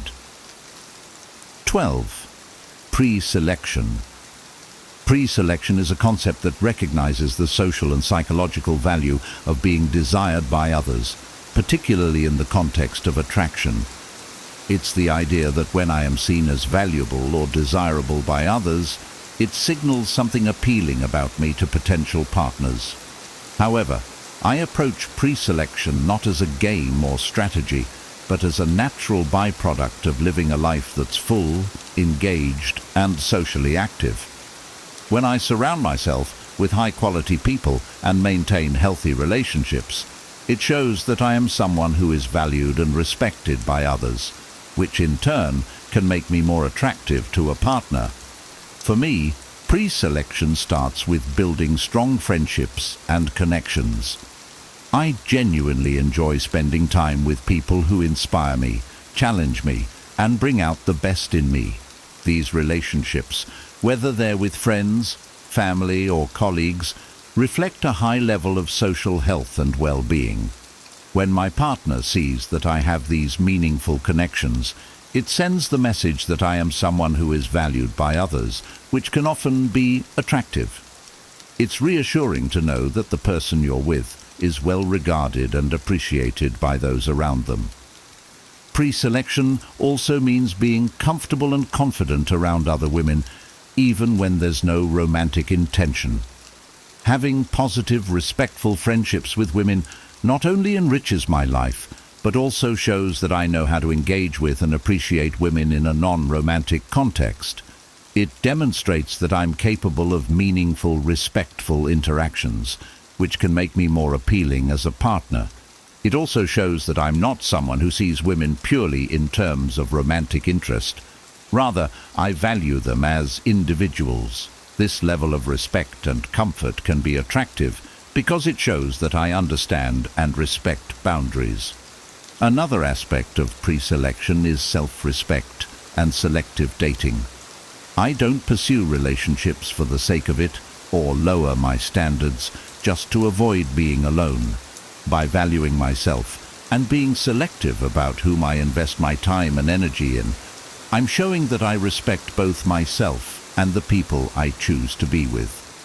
When I'm intentional about who I date and the connections I pursue, it signals to others that I value quality over quantity and that I'm not someone who settles easily.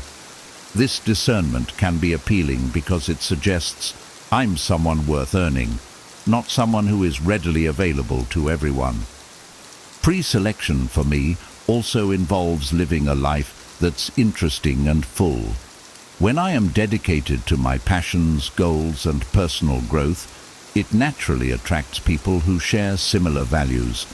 By leading a fulfilling life, I'm not only improving myself, but also becoming someone who is naturally attractive to others.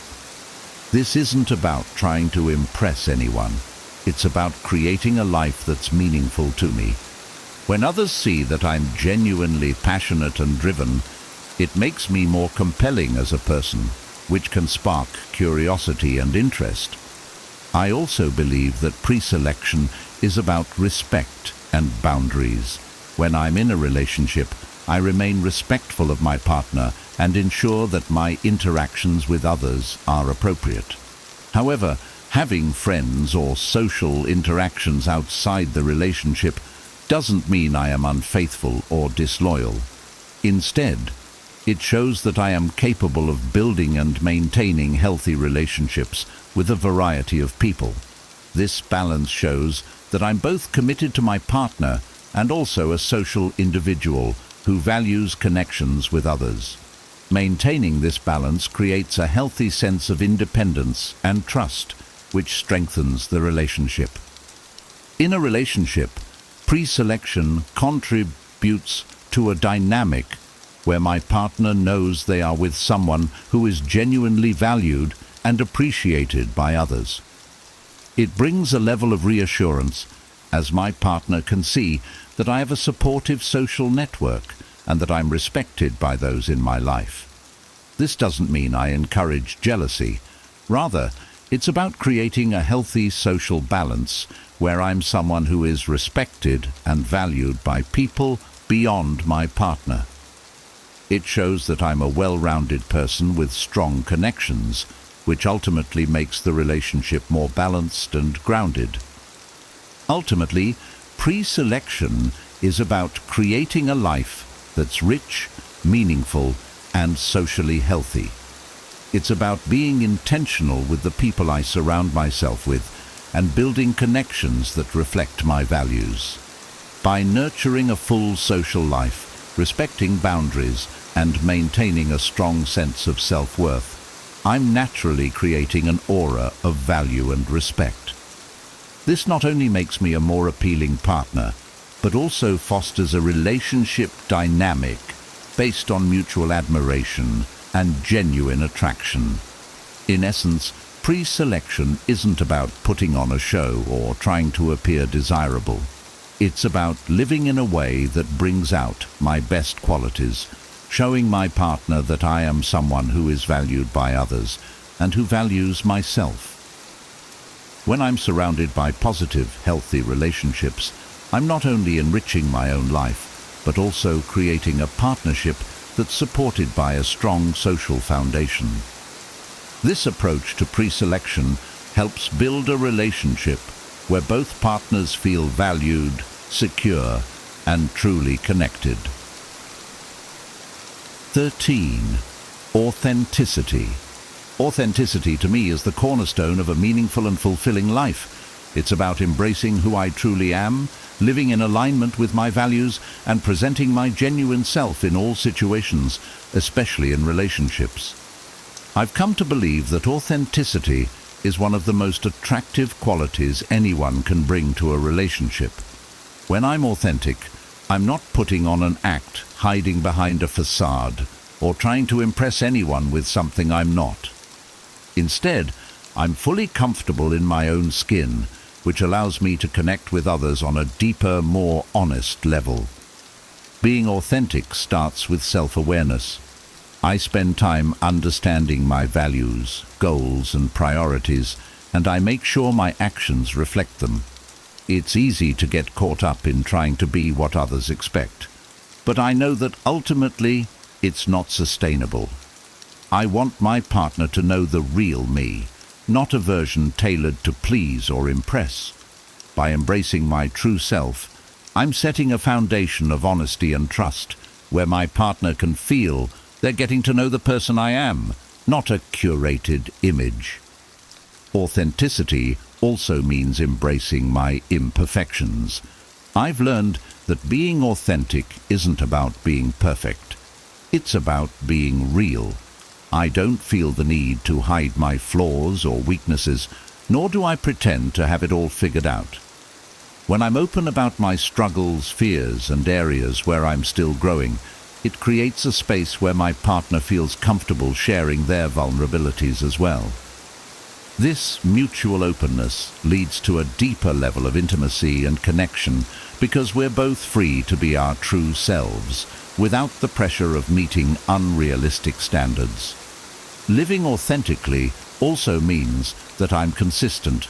I strive to be the same person in private that I am in public, and I don't change my values or behavior based on who I'm around. This consistency builds trust in my relationships because my partner knows that what they see is what they get. I'm not pretending to be someone I'm not, and that stability allows them to feel secure. I believe that authenticity creates a steady foundation, as there's no fear of hidden motives or sudden shifts in personality. It's a kind of reliability that goes beyond words. It's a way of living. Authenticity encourages deeper and more honest communication. When I'm being my true self, I can communicate more openly and clearly because I'm not filtering my thoughts to fit an image. I'm able to express my needs, desires and boundaries honestly, which prevents misunderstandings and builds a stronger, healthier relationship. I believe that a relationship rooted in authenticity is one where both partners feel free to share their thoughts and feelings without judgment or fear. It's about creating an environment where we both feel heard, respected, and understood. Another aspect of authenticity is having the courage to stand by my beliefs, even if they're unpopular. I'm not afraid to disagree or hold a different viewpoint, as long as it aligns with my values. I know that being authentic sometimes means going against the crowd, but I'm committed to living in a way that feels true to me. In relationships, this integrity is crucial, as it shows that I won't compromise my core values just to gain approval. It creates a level of respect between me and my partner, as we both know that we're each standing on solid ground. Being authentic also allows me to appreciate others' authenticity. I value relationships where my partner feels free to be themselves, flaws and all. I'm not looking for perfection. I'm looking for someone who is genuine, open, and self-aware. By embracing my own authenticity, I create a space where my partner can do the same. This mutual acceptance allows us both to grow and evolve together, knowing that we're appreciated for who we truly are, not for an idealized version of ourselves. Ultimately, authenticity leads to a relationship that feels freeing and fulfilling. When I'm my true self, I'm not burdened by the pressure to constantly impress or conform. I'm able to be vulnerable, honest, and open, creating a connection that feels deeply satisfying and real. I believe that when both partners bring their authentic selves to a relationship, it creates a foundation of mutual respect, trust, and genuine affection. There's a depth to the relationship that goes beyond superficial attraction, as it's rooted in true understanding and acceptance. In essence, authenticity is about honoring who I am and bringing that honesty into my relationships. It's a commitment to living with integrity and to building connections that are rich, meaningful, and based on a foundation of truth. By staying true to myself, I'm able to create relationships where both my partner and I feel valued, seen, and truly connected. Authenticity transforms relationships from a place of performance into a space of real, deep, and lasting connection. 14. Charismatic leadership. Charismatic leadership, to me, is about leading with confidence, kindness, and an infectious sense of purpose. It's not about being overbearing or controlling. Rather, it's about bringing a positive influence into my relationships and inspiring those around me through my actions. I believe that charismatic leadership involves taking initiative, being decisive when necessary, and encouraging those I care about to grow alongside me. In relationships, this quality helps me create a strong, balanced connection where both my partner and I feel motivated, supported, and respected. One of the key aspects of charismatic leadership is confidence. I aim to make decisions with clarity and assurance, particularly in situations where guidance is needed. For example, when planning dates, trips, or even daily routines, I like to take the initiative to suggest ideas and make choices that create a fulfilling experience for both of us. This doesn't mean I ignore my partner's preferences or opinions. Rather, I value and incorporate them. However, by showing confidence and a willingness to take the lead, I bring a sense of direction and excitement to the relationship, which can make us both feel more engaged and connected. Being a charismatic leader also means knowing when to listen and empower my partner. Leadership is not about taking control, but rather about creating an environment where both of us can thrive.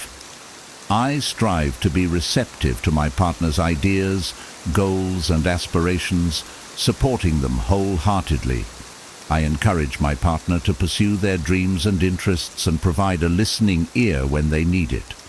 When I can offer support and cheer them on, it creates a partnership dynamic where we're both growing and achieving our goals, together and as individuals. Leadership in relationships is a shared journey, where both people feel uplifted by each other.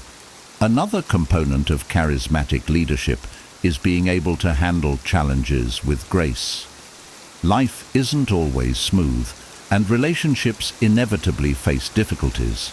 I believe that true leadership is shown in how I respond to these challenges.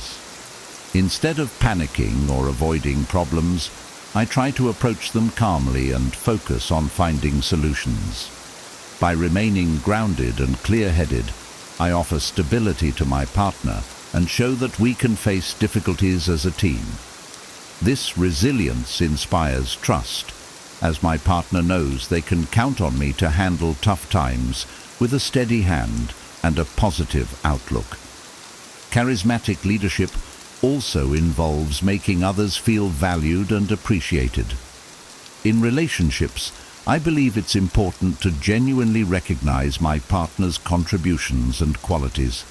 I want to create an environment where my partner feels seen, heard, and respected, whether it's by expressing gratitude for the little things they do, complimenting their strengths, or acknowledging their efforts. I show my appreciation openly.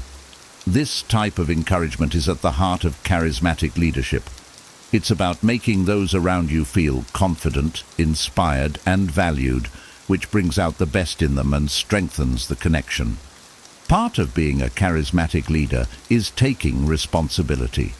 I hold myself accountable for my actions, decisions, and emotions. When I make a mistake, I own up to it, rather than shifting blame or avoiding it. This accountability shows my partner that I'm trustworthy and willing to learn and grow. By being responsible for myself, I set a standard of integrity and respect, which I believe is essential for any healthy relationship. Taking responsibility also means being proactive in addressing issues before they escalate, showing my partner that I'm committed to maintaining a positive and open dynamic. Charismatic leadership doesn't require that I always be in the spotlight or make every decision.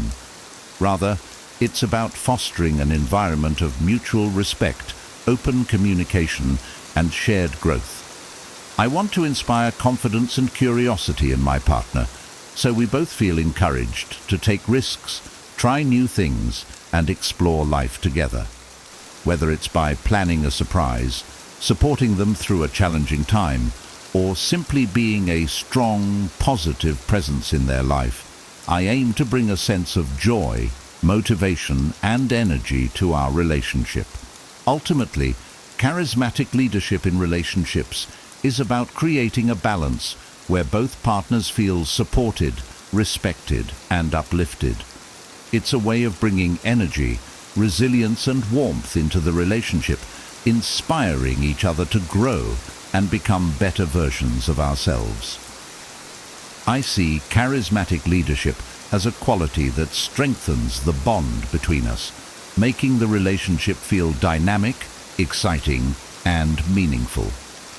When I lead with kindness, confidence, and openness, I'm not only enriching my own life, but also creating a relationship where both of us feel valued and empowered. In essence, charismatic leadership is about being a positive force in my partner's life, someone who inspires, supports, and uplifts.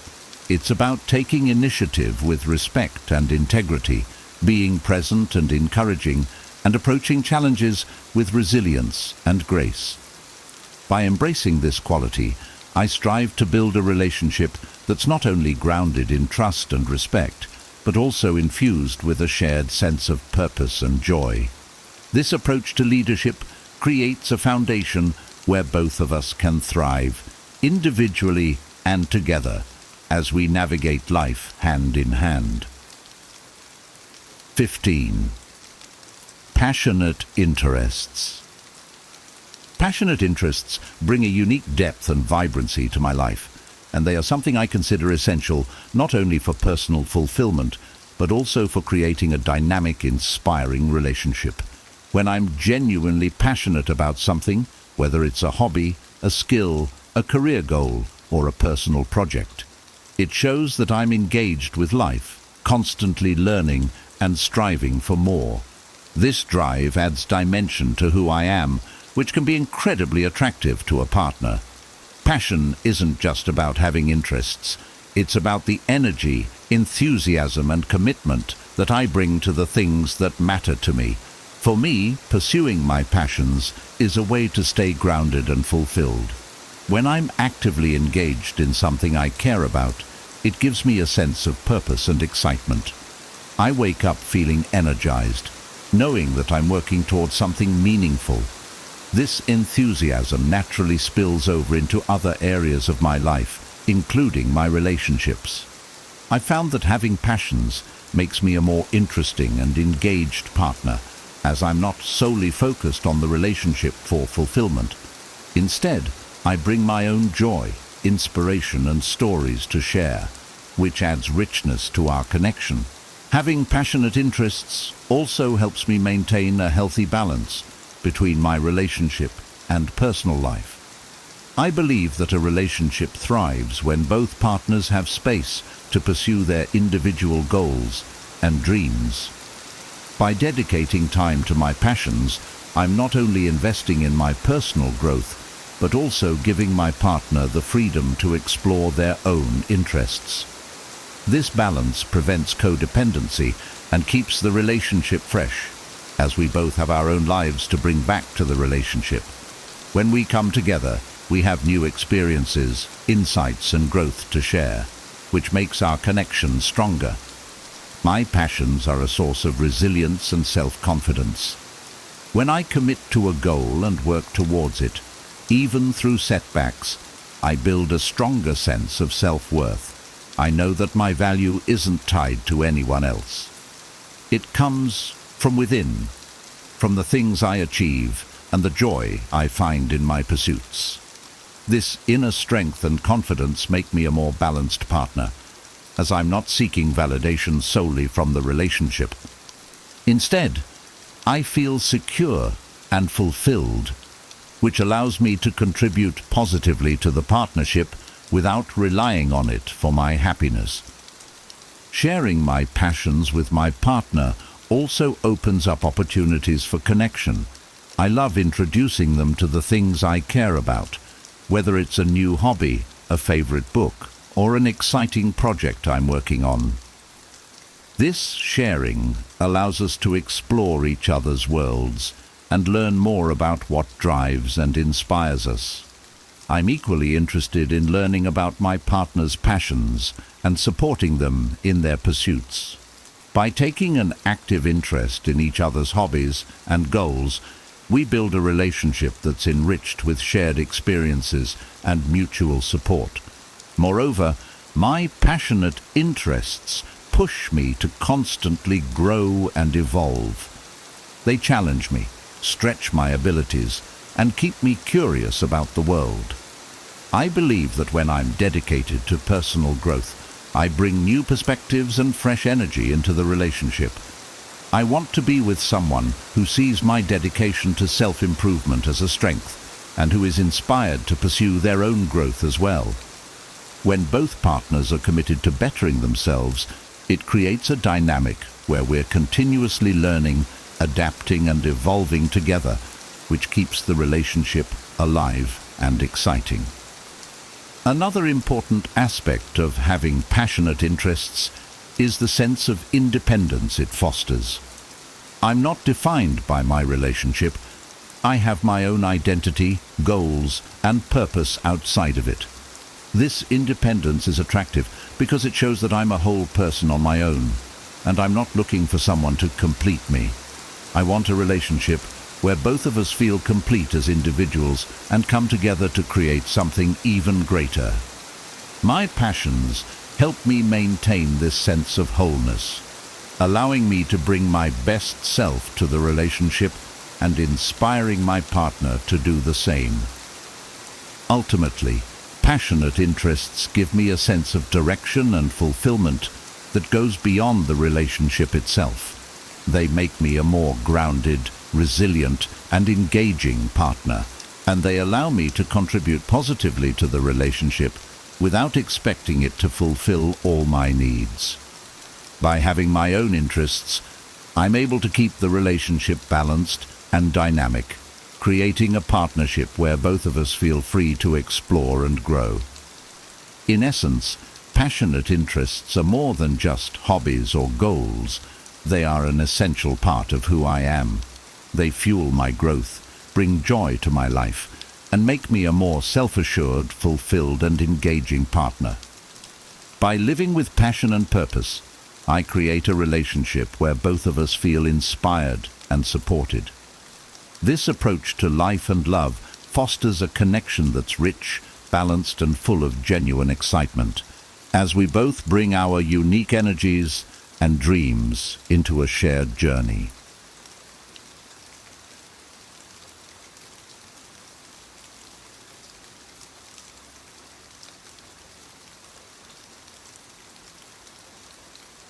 Ten ways to overcome betrayal in your relationship. Betrayal. Few words cut as deeply. It feels like a dagger to the heart, shattering trust and leaving us questioning everything we thought we knew. Marcus Aurelius once said, "Choose not to be harmed, and you won't feel harmed. Don't feel harmed, and you haven't been." While this wisdom may seem distant in the midst of pain, it reminds us of an empowering truth. Our healing begins with our response. What is betrayal in a relationship? It can take many forms: infidelity, dishonesty, emotional neglect, or even the breaking of promises. Betrayal shakes the very foundation of trust and security we build with another. And yet, within this chaos lies an opportunity for profound growth. The purpose of this video is not to minimize your pain, but to guide you through it with practical strategies rooted in wisdom and compassion. Whether you choose to repair your relationship or focus on self-healing, the steps ahead are about reclaiming your power and finding peace, no matter how difficult the path may seem. Remember, as Seneca wrote, every new beginning comes from some other beginning's end. Healing takes time, and your journey will be unique to you. The scars betrayal leaves may never fully disappear, but they can become the marks of resilience, strength, and wisdom.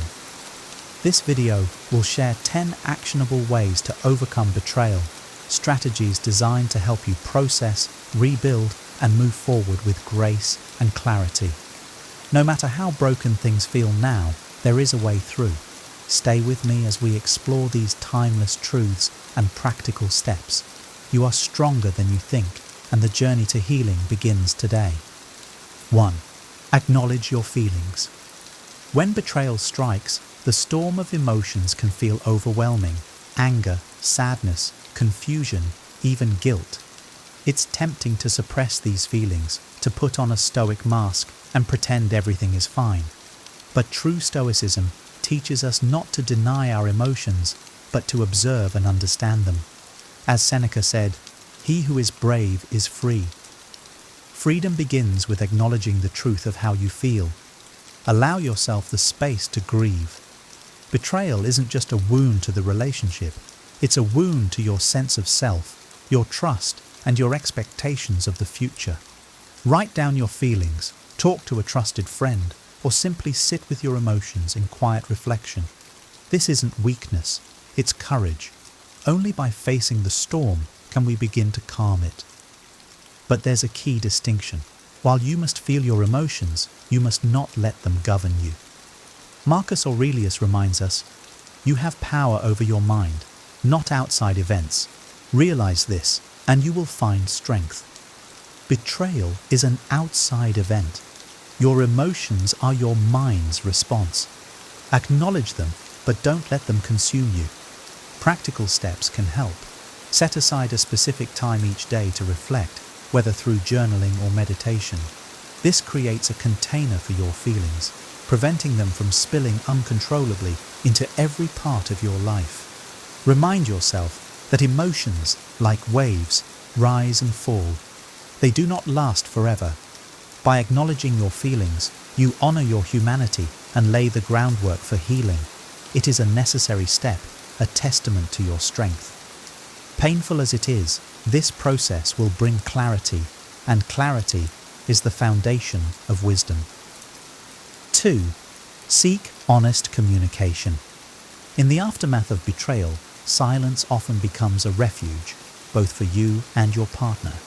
Yet silence can be a breeding ground for misunderstanding and resentment. Honest communication is painful, yes, but it's also essential. Epictetus said, "We have 2 ears and 1 mouth, so that we can listen twice as much as we speak." Listening, truly listening, is where healing begins. Start by asking yourself what you need to understand. What questions are haunting you? What clarity do you seek? Then, create a space where both you and your partner can speak openly. Approach this conversation with courage and composure, not as a battlefield, but as a meeting of 2 flawed human beings seeking truth. However, honesty isn't just about speaking, it's also about hearing truths you may not want to face.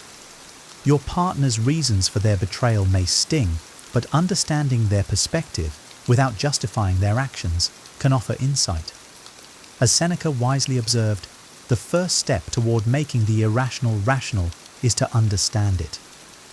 Practical steps include choosing a neutral, calm moment for this discussion, ensuring there are no distractions, and setting ground rules for respectful communication. Use I statements to express how the betrayal has impacted you, such as, "I feel hurt because I trusted you with this part of me." Honest communication doesn't guarantee reconciliation, but it paves the way for clarity about your partner's intentions and your own feelings. Clarity, in turn, helps you decide whether to rebuild or release the relationship. Truth may hurt, but it is the foundation of wisdom and the first step toward peace. 3. Establish boundaries. Betrayal shakes the sense of safety in a relationship, leaving you vulnerable and exposed. To begin the process of healing, boundaries are essential. They are not walls to shut people out, but fences to protect your emotional well-being. Marcus Aurelius reminds us, "You have power over your mind, not outside events." Boundaries help reclaim that power. Start by identifying what you need to feel safe. Is it time apart?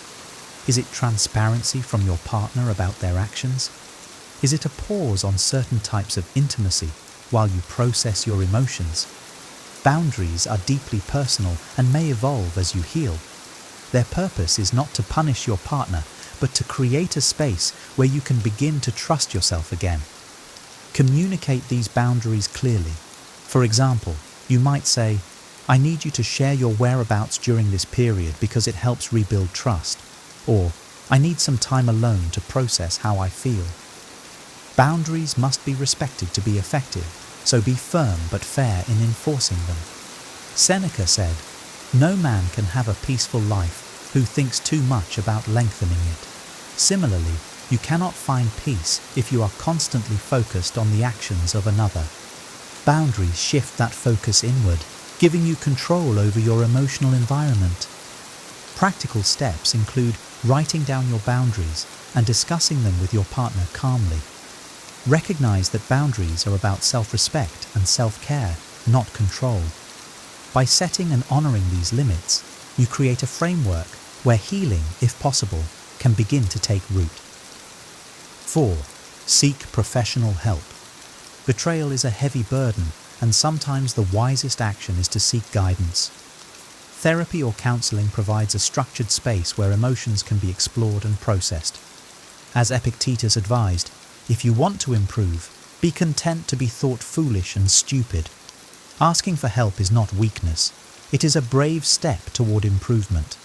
Professional help offers a neutral perspective, free from the biases of friends or family. A therapist can help you untangle the knot of emotions that betrayal creates: anger, sadness, self-doubt, and guide you toward clarity.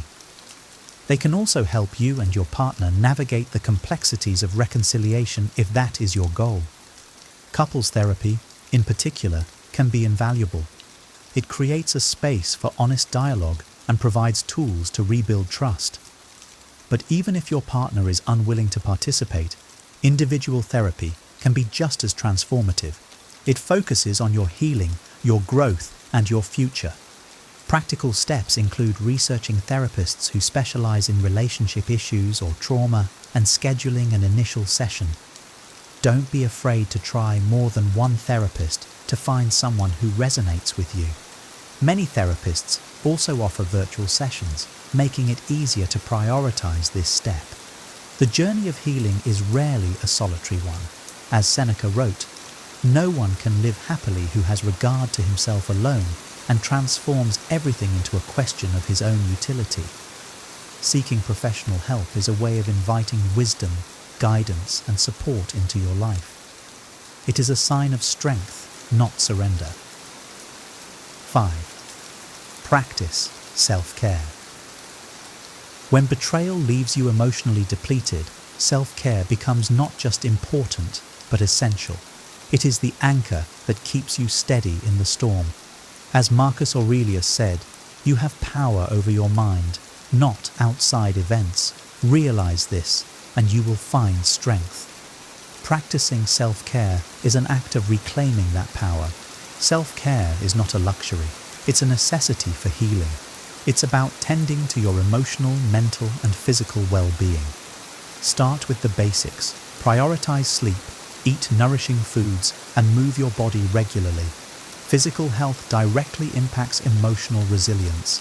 Activities like yoga, walking, or even deep breathing can calm the mind and reduce stress. Emotional self-care involves nurturing your inner world. Journaling can help you process your thoughts, while meditation can quiet the mental noise. Dedicate time to activities that bring you peace and joy, whether it's reading, painting, or spending time in nature. These moments remind you that life exists beyond the pain of betrayal. But self-care is also about boundaries, protecting your energy from people or situations that drain you. It's saying no when you need to and not feeling guilty about putting yourself first. Remember Seneca's wisdom: "As is a tale, so is life." Not how long it is, but how good it is what matters. Prioritize quality moments that restore you. Practical steps include creating a self-care routine, even if it's just 15 minutes a day. Start small. Drink a cup of tea mindfully. Write down 3 things you're grateful for, or take a short walk outside. These small acts of care remind you that you are worth the effort and that healing begins with nurturing yourself. 6. Avoid rushing decisions. In the aftermath of betrayal, the urge to make immediate decisions, whether to leave, forgive, or retaliate, can be overwhelming. But impulsive choices, made in the heat of emotion, often lead to regret. As Epictetus taught, it's not what happens to you, but how you react to it that matters. Pausing allows your reaction to be thoughtful, not reactionary. Healing is a process, and clarity emerges with time. Decisions made too quickly may not align with your long-term needs and values. For example, leaving a relationship out of anger might deny you the chance to fully understand what happened, while forgiving too quickly might leave unresolved wounds festering beneath the surface. Instead, give yourself permission to pause. Reflect on what you truly want and need, separate from the immediate pain. Consider journaling or speaking with a trusted friend or therapist to explore your feelings. Ask yourself questions like, what would a wise future version of myself advise me to do? Marcus Aurelius advised, if you are distressed by anything external, the pain is not due to the thing itself, but to your estimate of it, and this you have the power to revoke at any moment. By waiting, you give yourself the power to assess the betrayal from a position of strength, not vulnerability. Practical steps include setting a specific timeline for decision-making, such as revisiting the situation in a month. In the meantime, focus on self-care and reflection.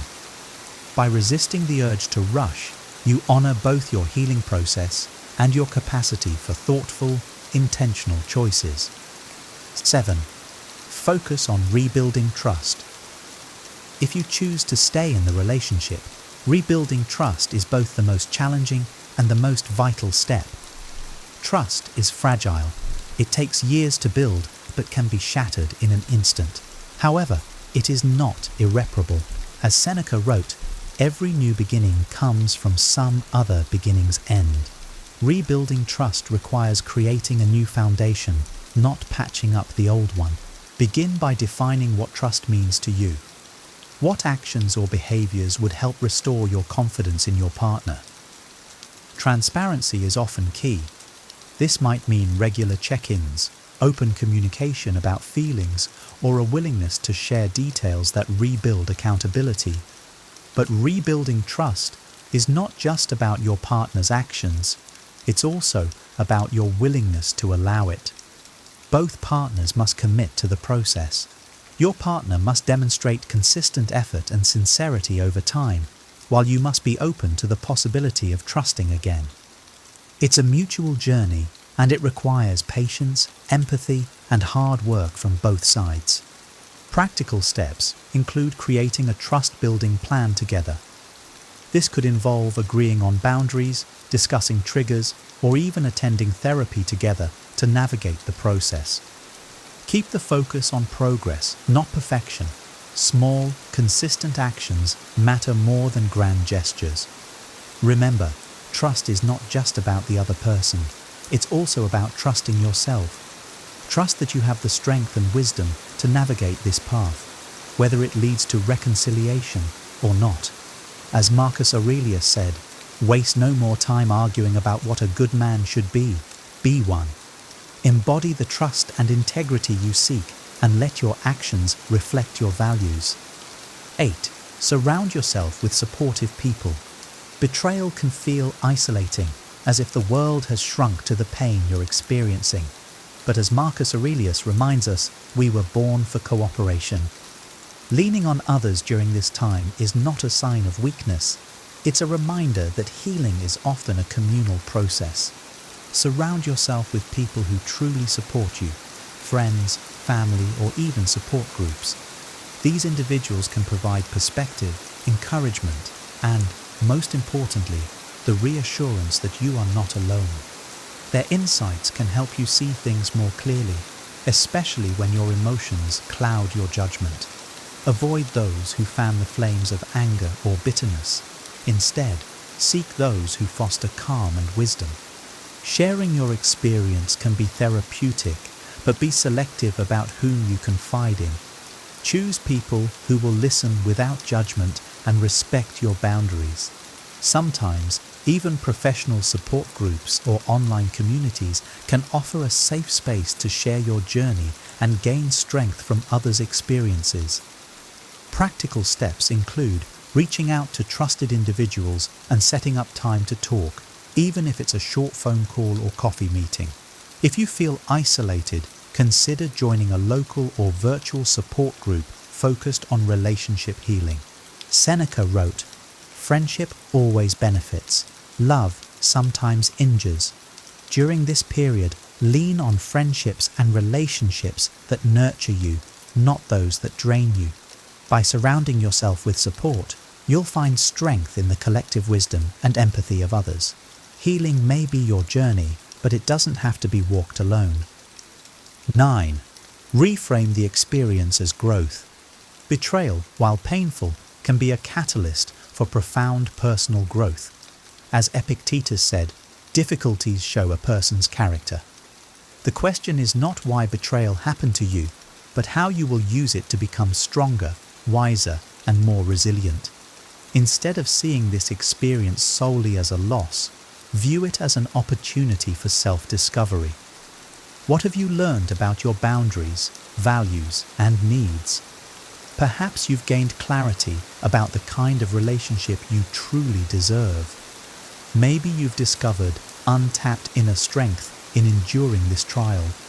These lessons, though hard-earned, can transform you. Reframing does not mean minimizing your pain. Instead, it's about finding meaning within it.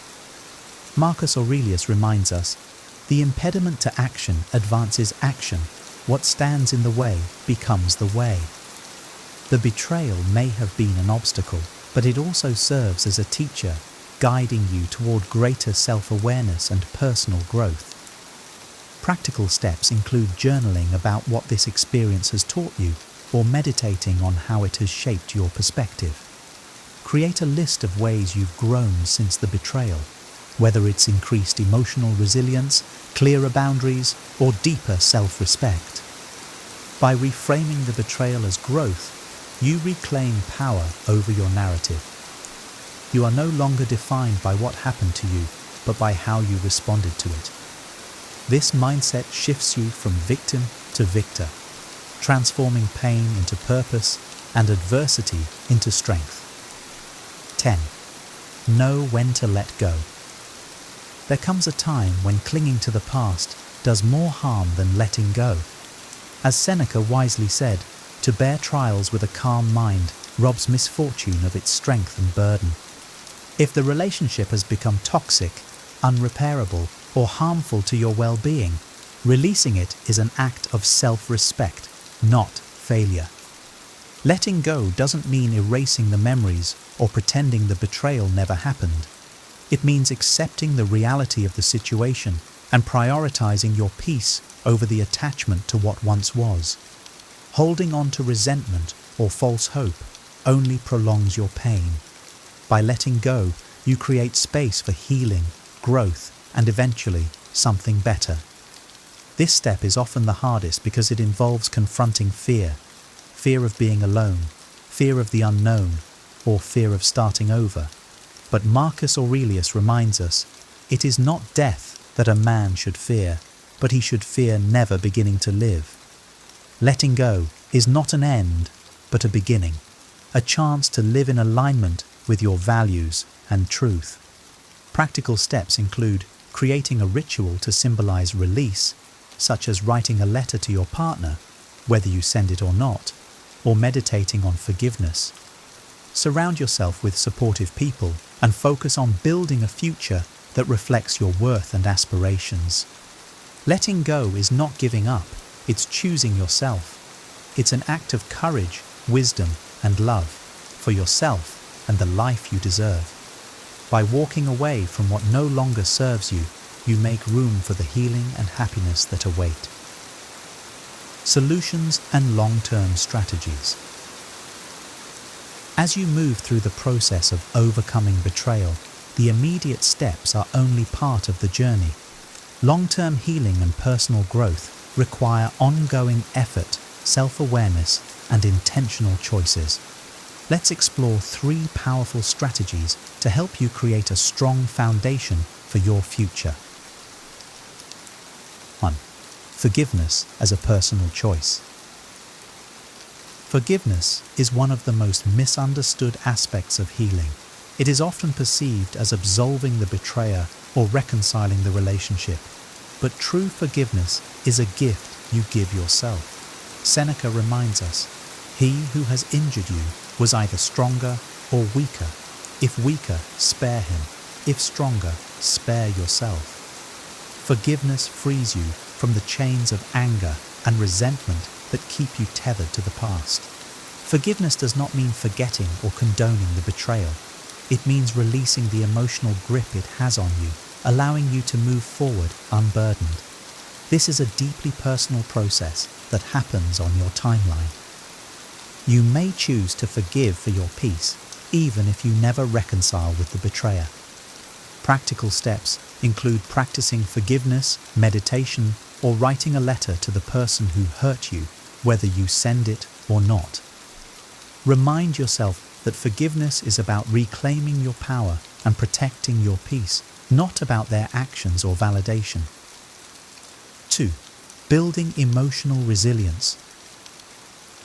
Betrayal can leave you feeling vulnerable and questioning your ability to trust again. To protect yourself in future relationships, building emotional resilience is essential. Marcus Aurelius said, "You have power over your mind, not outside events." This mindset helps you regain confidence in your ability to navigate challenges and setbacks. Emotional resilience comes from cultivating self-awareness, setting boundaries, and maintaining a healthy perspective. It involves learning from the past without allowing it to define you. Practice mindfulness to stay present, focus on what you can control, and remind yourself that your worth is not determined by how others treat you. Practical steps include engaging in daily mindfulness exercises, setting small personal goals to rebuild confidence, and seeking out new experiences that expand your comfort zone. Resilience grows through action and reflection, reinforcing your strength over time. 3. Creating a new chapter. Every ending holds the seed of a new beginning. As Epictetus wisely advised, don't explain your philosophy, embody it. Whether you choose to stay in the relationship or move on, now is the time to craft a new chapter for yourself. One rooted in your values, wisdom, and aspirations. If you reconcile, work with your partner to rebuild the relationship with honesty and mutual respect. If you choose to move on, focus on rediscovering your identity, setting new goals, and creating a vision for your future. This is your opportunity to reimagine your life, free from the constraints of the past. Practical steps include defining your personal goals, whether in relationships, career, or self-development, and taking small steps toward them. Surround yourself with inspiring people and engage in activities that bring joy and fulfillment. Remember, the end of one chapter is not the end of your story. Overcoming betrayal is one of the hardest journeys you'll ever face, but it's also one of the most transformative. As you navigate the pain, remember that every step forward, no matter how small, is a victory. You have the power to turn this experience into a story of resilience, growth, and strength. As Marcus Aurelius said, you have power over your mind, not outside events. Realize this, and you will find strength. That strength is already within you. Use it to heal, rebuild, and create the life you deserve. One rooted in wisdom, trust, and self-respect. Remember, you are not defined by what happened to you, but by how you rise from it. Embrace your journey, honor your strength, and know that brighter days lie ahead. Trust yourself. You have everything within you to heal, rebuild, and create a future filled with wisdom and peace. If this video resonated with you and you'd like to see more content that empowers you to live with wisdom and purpose, please like this video and subscribe to the channel. By doing so, you'll join a community dedicated to personal growth and resilience. Don't forget to hit the notification bell so you never miss a new upload. Your journey doesn't have to be walked alone, and together we can turn pain into power.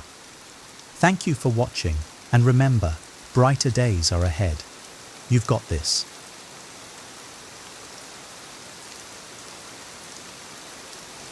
Here are 10 powerful lessons from Stoic wisdom to help you reinvent yourself in 2025. You've probably tried to change before, only to fall back into old patterns. But what if the problem isn't you? It's the way you're approaching reinvention. The Stoics believed that true transformation starts not with grand gestures, but with mastering your mindset and focusing on what's within your control. Imagine waking up every day with clarity and purpose, no longer held back by fear, regret, or distractions. Picture yourself calmly navigating challenges, building habits that stick, and becoming the person you've always wanted to be. The process isn't easy, but it's simple. In the next few minutes, you'll discover timeless principles that have helped people for centuries, from Roman emperors to modern thinkers, reshape their lives. And by the end of this, you'll have a clear roadmap to make 2025 your most transformative year yet. 1. Embrace the power of the present moment. We suffer more often in imagination than in reality. Seneca. How often do we waste time overthinking the past or fearing what lies ahead? I used to spend hours replaying past mistakes in my mind, wondering how I could have avoided them. Worse, I'd lose sleep worrying about the future, whether my plans would work out or if I'd fail yet again. But nothing ever changed until I learned to focus on the present moment, where my true power lies. Imagine standing at the edge of a forest. You're carrying a heavy bag of regrets from the past and a backpack full of fears about the future. Every step forward feels impossible. The Stoics teach us to put those burdens down and focus on the path right in front of us. That's where reinvention begins. Not yesterday, not tomorrow, but now. I started practicing this principle with small changes. Every morning, I ask myself, what is one thing I can do today to improve my life? Instead of worrying about a year-long fitness goal, I committed to 20 minutes of exercise that day. Instead of regretting a broken friendship, I reached out to one person I cared about. These small, intentional actions in the present moment added up over time. Think about your own life. Is there a project you've been postponing because it feels overwhelming? Break it down into something you can tackle today. Are you stuck in a cycle of regret? Write down one lesson you've learned and focus on using it now. The Stoics remind us that life unfolds in the present. By grounding yourself in today's actions, you'll build a future worth looking forward to, step by step, moment by moment. 2. Define your core values. Waste no more time arguing what a good man should be. Be one. Marcus Aurelius. Reinvention is impossible without knowing who you are and what you stand for. In my early 20s, I chased success without purpose. I worked hard but felt unfulfilled. Why? Because I never paused to ask myself what truly mattered to me. I was living by others' expectations, not my own values. Defining your core values is like setting the coordinates for your GPS. Without them, you'll wander aimlessly. One weekend, inspired by Marcus Aurelius, I wrote down 5 values that I wanted to live by. Integrity, growth, kindness, resilience, and gratitude. They became my guideposts for decision-making. For example, when I was offered a job with higher pay but questionable ethics, I said no. It felt uncomfortable at first, but staying true to my values gave me peace of mind. You can try the same exercise. Take 15 minutes today to reflect on what matters most to you. What kind of person do you want to be? What qualities do you admire in others? Write these down and then ask yourself, am I living in alignment with these values? If not, start small. If kindness is one of your values, practice it by helping a stranger. If growth matters to you, spend 10 minutes learning a new skill. Reinvention doesn't happen overnight, but aligning your actions with your values will bring you closer to the person you want to become. 3. Detach from external validation.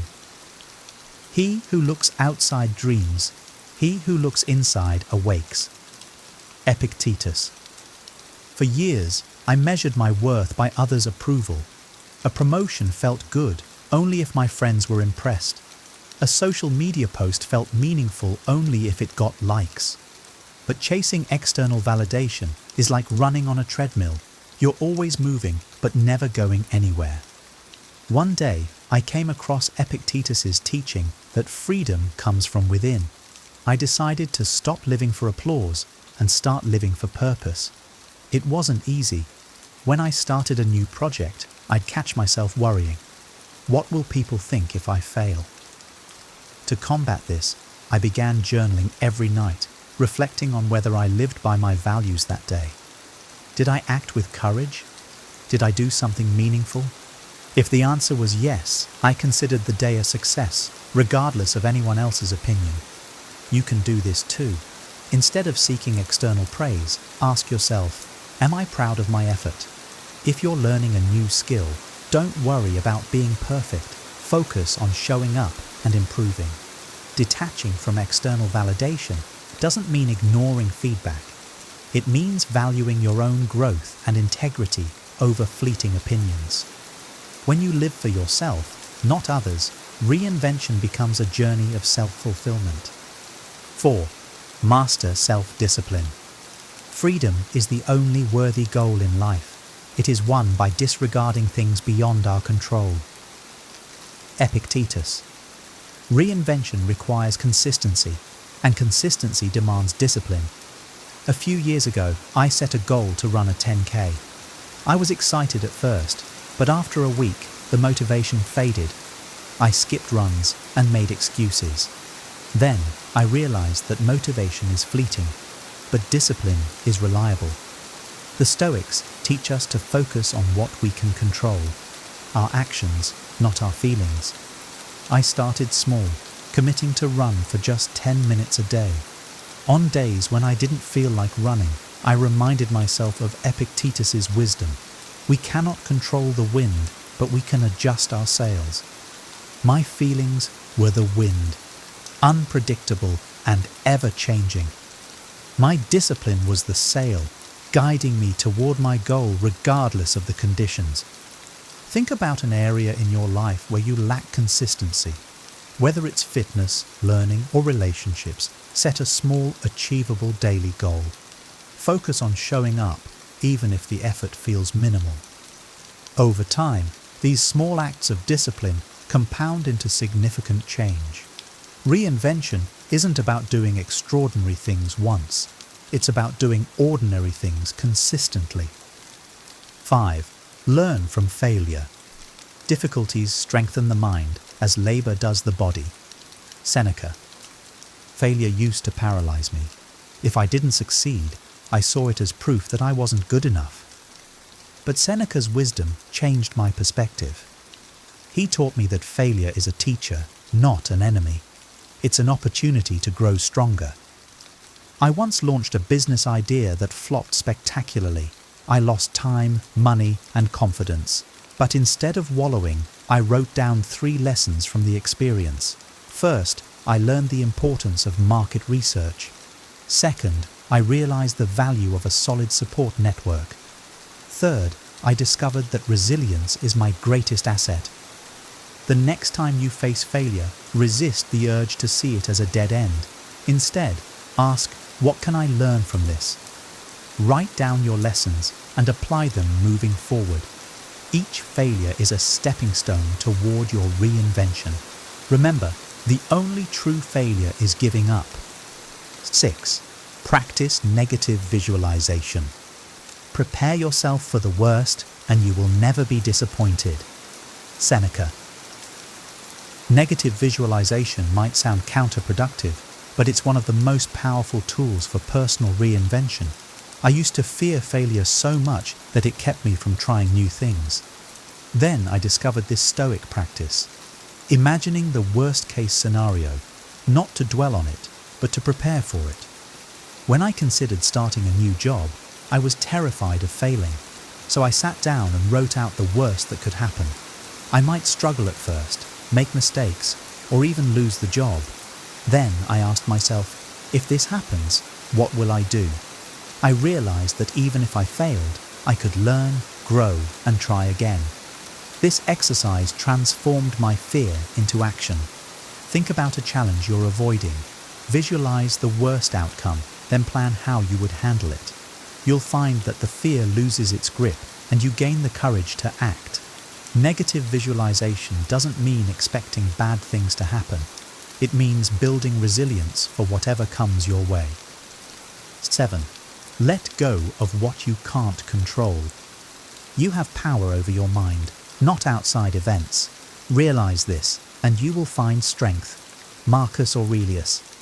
Reinvention requires focus, but too often we waste energy worrying about things beyond our control. I used to agonize over others' opinions of me, replaying conversations in my head and wondering if I'd said the wrong thing.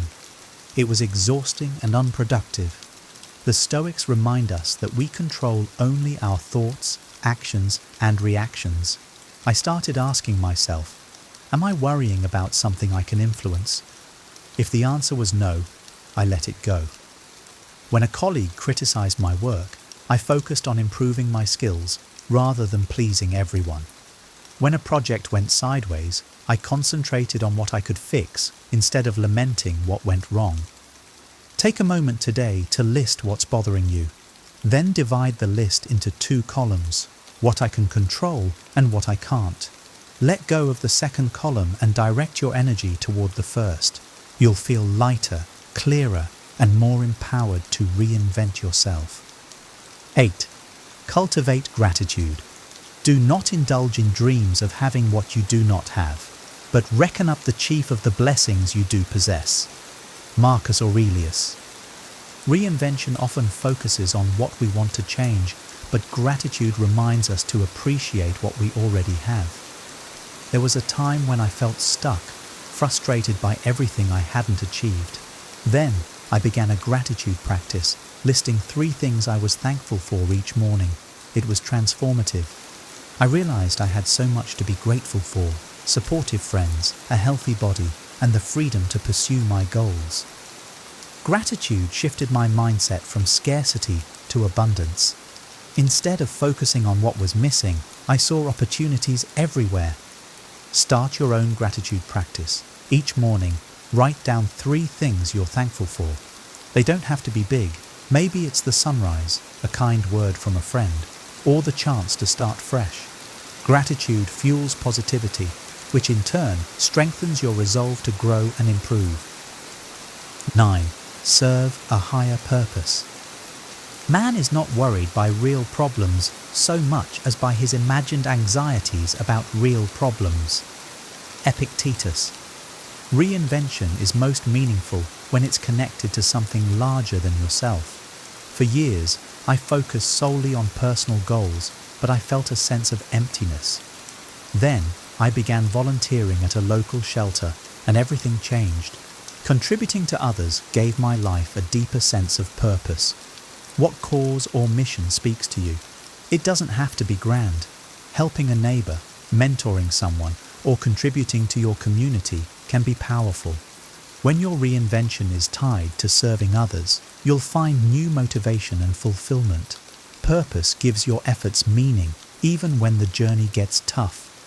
10. Remain flexible and open to change.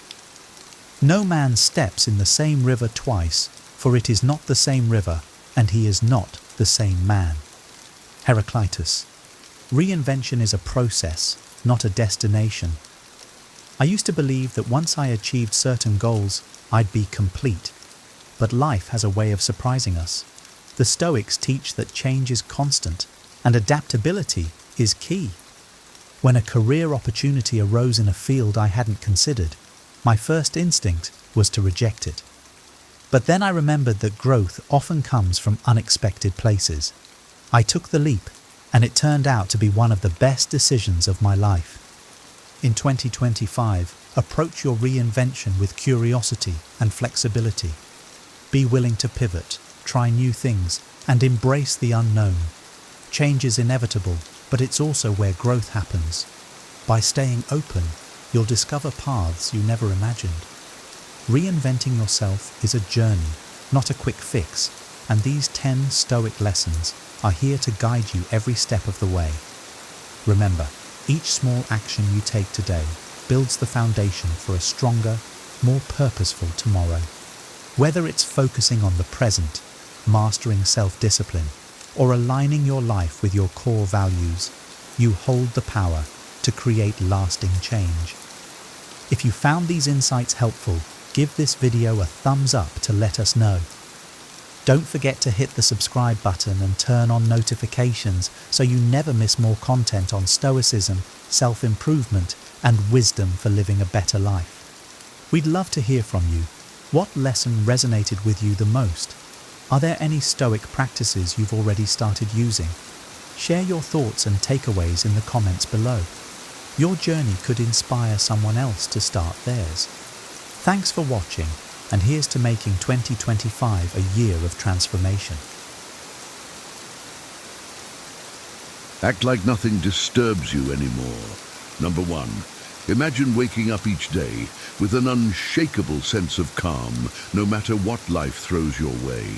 Picture navigating through traffic jams, missed deadlines, and unexpected setbacks with the same serenity as a monk in meditation. This isn't a distant fantasy, but a tangible reality you can achieve by embracing the power of Stoic philosophy. Within each of us lies a hidden strength, an inner fortress of peace that remains untouchable by external events. Yet, too often, we unknowingly turn minor inconveniences into overwhelming dramas, magnifying our suffering through our own perceptions. We have the power to transform our reactions, to choose the path of the sage who remains undisturbed in the face of adversity. This mindset of non-disturbance, meeting each moment with calm acceptance rather than emotional upheaval, unlocks profound reserves of peace and wisdom. Through dedicated practice, we can cultivate this skill, allowing our former habit of making mountains out of molehills to fade away. We can rediscover the simple grace of navigating life's ups and downs with centered poise. Embracing this powerful Stoic approach enables us to transform disturbances into opportunities for growth, ensuring our tranquility remains unshaken amidst the chaos of everyday life. Prepare to delve into the timeless wisdom of Stoicism and discover how to act like nothing disturbs you anymore. Number 2, avoiding imaginary pains. Seneca reminds us that we often suffer more in imagination than in reality. Our minds are skilled at conjuring up worst-case scenarios that never come to pass. Yet these imagined fears can cause us real distress. By recognizing this tendency, we can intercept catastrophic thinking before it spirals out of control. When faced with a challenging situation, pause and separate the actual facts from the fears your mind has created. Most of the time, the reality is far less frightening than the scenarios we imagine. This awareness allows us to save our mental and emotional energy for genuinely significant issues. Instead of letting hypothetical fears control us, we can focus on what is happening in the present moment and address it calmly and rationally. Embracing this Stoic principle helps us maintain inner peace and reduces unnecessary suffering. The next time your mind starts to create a disaster out of a minor event, remember that these fears are just figments of your imagination. Consciously choose to stay grounded in reality, and you will find that many of the monsters that haunt you are not as real as they seem. Number 3, building emotional immunity. Developing emotional resilience is a cornerstone of Stoic practice. By regularly engaging in Stoic exercises, we strengthen our ability to remain calm and composed under pressure. Recognizing that emotions are transient allows us to navigate through life's ups and downs without being overwhelmed. Emotional immunity is built through consistent practice and mindfulness. When we face stress or adversity, our habitual response should be one of measured calm rather than panic or despair. This doesn't mean suppressing our feelings, but rather acknowledging them and choosing not to be controlled by them. With time, our emotional responses become more tempered and our capacity for endurance grows. Just as our physical bodies become stronger with regular exercise, our emotional resilience is fortified through daily Stoic practice. This resilience enables us to meet life's challenges with grace and wisdom, maintaining our inner peace amidst external turmoil. By cultivating this strength, we ensure that we are not easily disturbed by life's inevitable difficulties, allowing us to live more serenely and purposefully. Number 4, daily practice of Stoic exercises. Incorporating Stoic exercises into our daily routine is essential for cultivating resilience and inner peace. Reflecting on Stoic principles each day helps us internalize their wisdom. Practicing negative visualization, where we imagine potential challenges and losses, prepares us to face them with equanimity when they occur. This exercise strengthens our mental fortitude and reduces the shock of unexpected events. Journaling about our daily experiences and responses helps us identify patterns in our thinking and behavior, allowing us to make conscious adjustments. These practices ground us in the present moment and help us respond to life's challenges with clarity and calm. By dedicating time each day to these exercises, we build a foundation of strength and wisdom that supports us through both minor inconveniences and significant hardships. The regular practice of Stoic exercises ensures that our minds are disciplined, our emotions are balanced, and our responses to life's events are guided by reason rather than reactivity. This daily commitment to Stoic principles fosters a deep-seated resilience that enhances our overall well-being. Number 5, examples of perspective shifts. Adopting a Stoic perspective can dramatically alter how we experience life's challenges. For instance, physical pain and ailments, while uncomfortable, are often labeled as unbearable due to our perception. By relabeling them as discomforts rather than crises, we can endure them more easily. Similarly, stressful situations like public speaking or difficult conversations are opportunities to tap into our inner coping skills. Countless people face these challenges daily and emerge unscathed, proving that they are not insurmountable. Emotional hardships, such as the loss of a loved one or the end of a significant relationship, are among life's most profound challenges. Yet, as millions have experienced, this pain is bearable with time and the proper perspective. By viewing these hardships through a Stoic lens, we understand that most of our suffering is self-created. We magnify our troubles by resisting reality instead of accepting it with calmness. Shifting our perspective to see challenges as manageable rather than overwhelming allows us to navigate life's ups and downs with greater ease and resilience.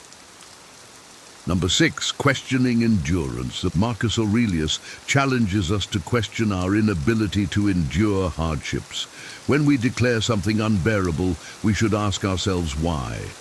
Often, we find that our reasons lack substance. Most of what we face is endurable when viewed objectively. Our minds have a tendency to magnify challenges, making them seem more significant than they are. By examining these perceptions, we often find that the difficulties we face are within our capacity to handle. For example, physical pain, such as a headache or backache, while unpleasant, is not genuinely unbearable. We have endured similar discomforts many times before. Stressful situations like public speaking or challenging conversations cause anxiety beforehand, yet people face these scenarios daily without falling apart. Emotional hardships, such as the loss of a loved one, are undeniably painful, but millions have borne this pain and emerged resilient. By rigorously questioning why we deem something unbearable, we often find that it is our perception, not the reality, that makes it so. This insight allows us to endure with greater strength and composure, understanding that we possess more grit than we realize. Number 7, choosing how to view situations. One of the most powerful teachings of Stoicism is the idea that our suffering often arises from our interpretation of events rather than the events themselves. Epictetus famously said, "People are not disturbed by things, but by the views they take of them." This principle reminds us that we have control over how we view any situation. A traffic jam can be a source of immense frustration for one person, while another may see it as an opportunity to enjoy an audiobook. The facts remain the same. It is our perspective that creates our experience. By choosing to adopt a rational and objective viewpoint, we can mitigate much of the unnecessary suffering that comes from catastrophizing and negative thinking. When faced with setbacks, disappointments, or daily irritations, we have the power to decide how much they will affect us. By training ourselves to view situations through a Stoic lens, we cultivate a mindset that seeks solutions and remains calm, regardless of external circumstances. This shift in perspective can transform our lives, allowing us to maintain inner peace and resilience. Number 8, the role of acceptance in Stoicism. Acceptance is a fundamental aspect of Stoic philosophy. It involves embracing reality as it is, without resistance or denial. This does not mean passive resignation, but an active choice to acknowledge and work with the circumstances we face. By accepting what cannot be changed, we conserve our energy for what we can influence. This mindset helps us navigate life's challenges with greater ease and reduces unnecessary suffering. Developing a habit of acceptance allows us to respond to difficulties with calmness and clarity. When we stop fighting against reality, we find that many of our struggles diminish. Acceptance enables us to see situations objectively and to make rational decisions based on the facts rather than our emotional reactions. This principle is particularly powerful in dealing with setbacks and obstacles, which are inevitable in life. By accepting them as part of our journey, we can adapt and move forward with grace. Embracing acceptance helps us maintain our inner peace and resilience, no matter what life throws our way. Number 9, philosophical insights. Epictetus teaches that it is not the events themselves that disturb us, but our interpretations of them. This insight is crucial for maintaining inner peace. By differentiating between the objective facts of a situation and our emotional reactions, we can prevent unnecessary suffering. For instance, a traffic jam is just a collection of cars moving slowly. It is our impatience and frustration that cause distress. Similarly, losing a job is a challenging experience, but it is our fear of the future and feelings of inadequacy that magnify the pain.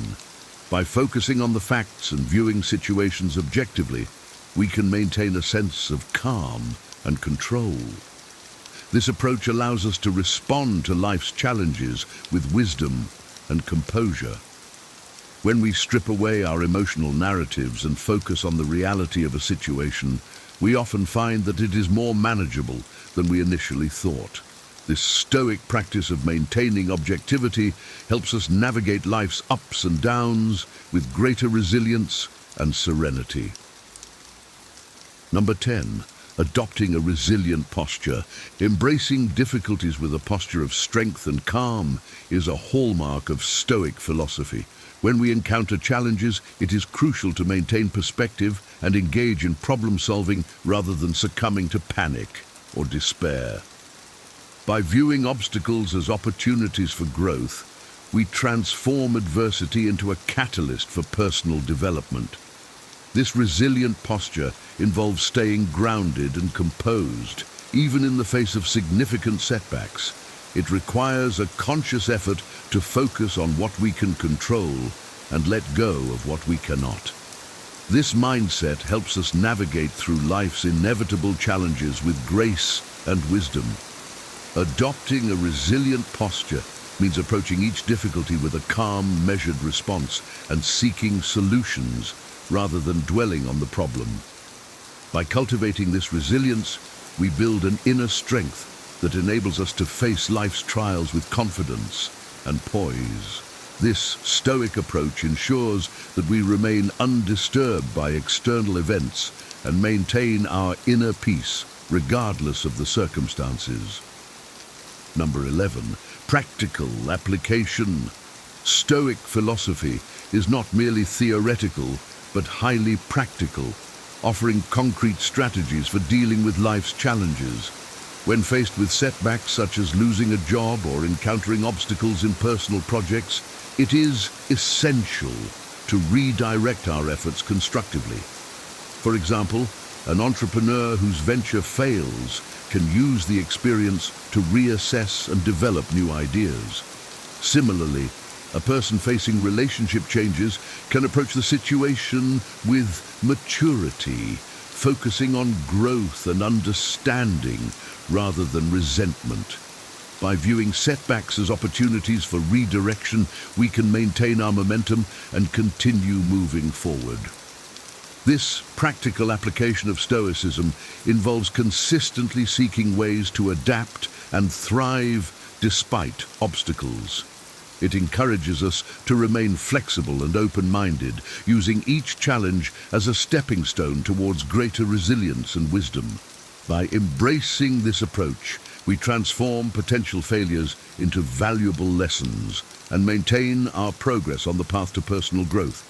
This practical wisdom helps us navigate life's uncertainties with a steady, composed mindset.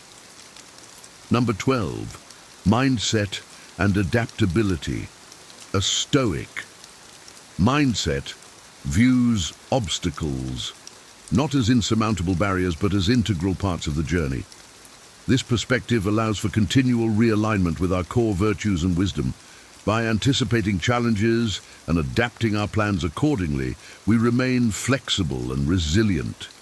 This adaptability is crucial for maintaining progress and achieving our goals, even when the path is not straightforward.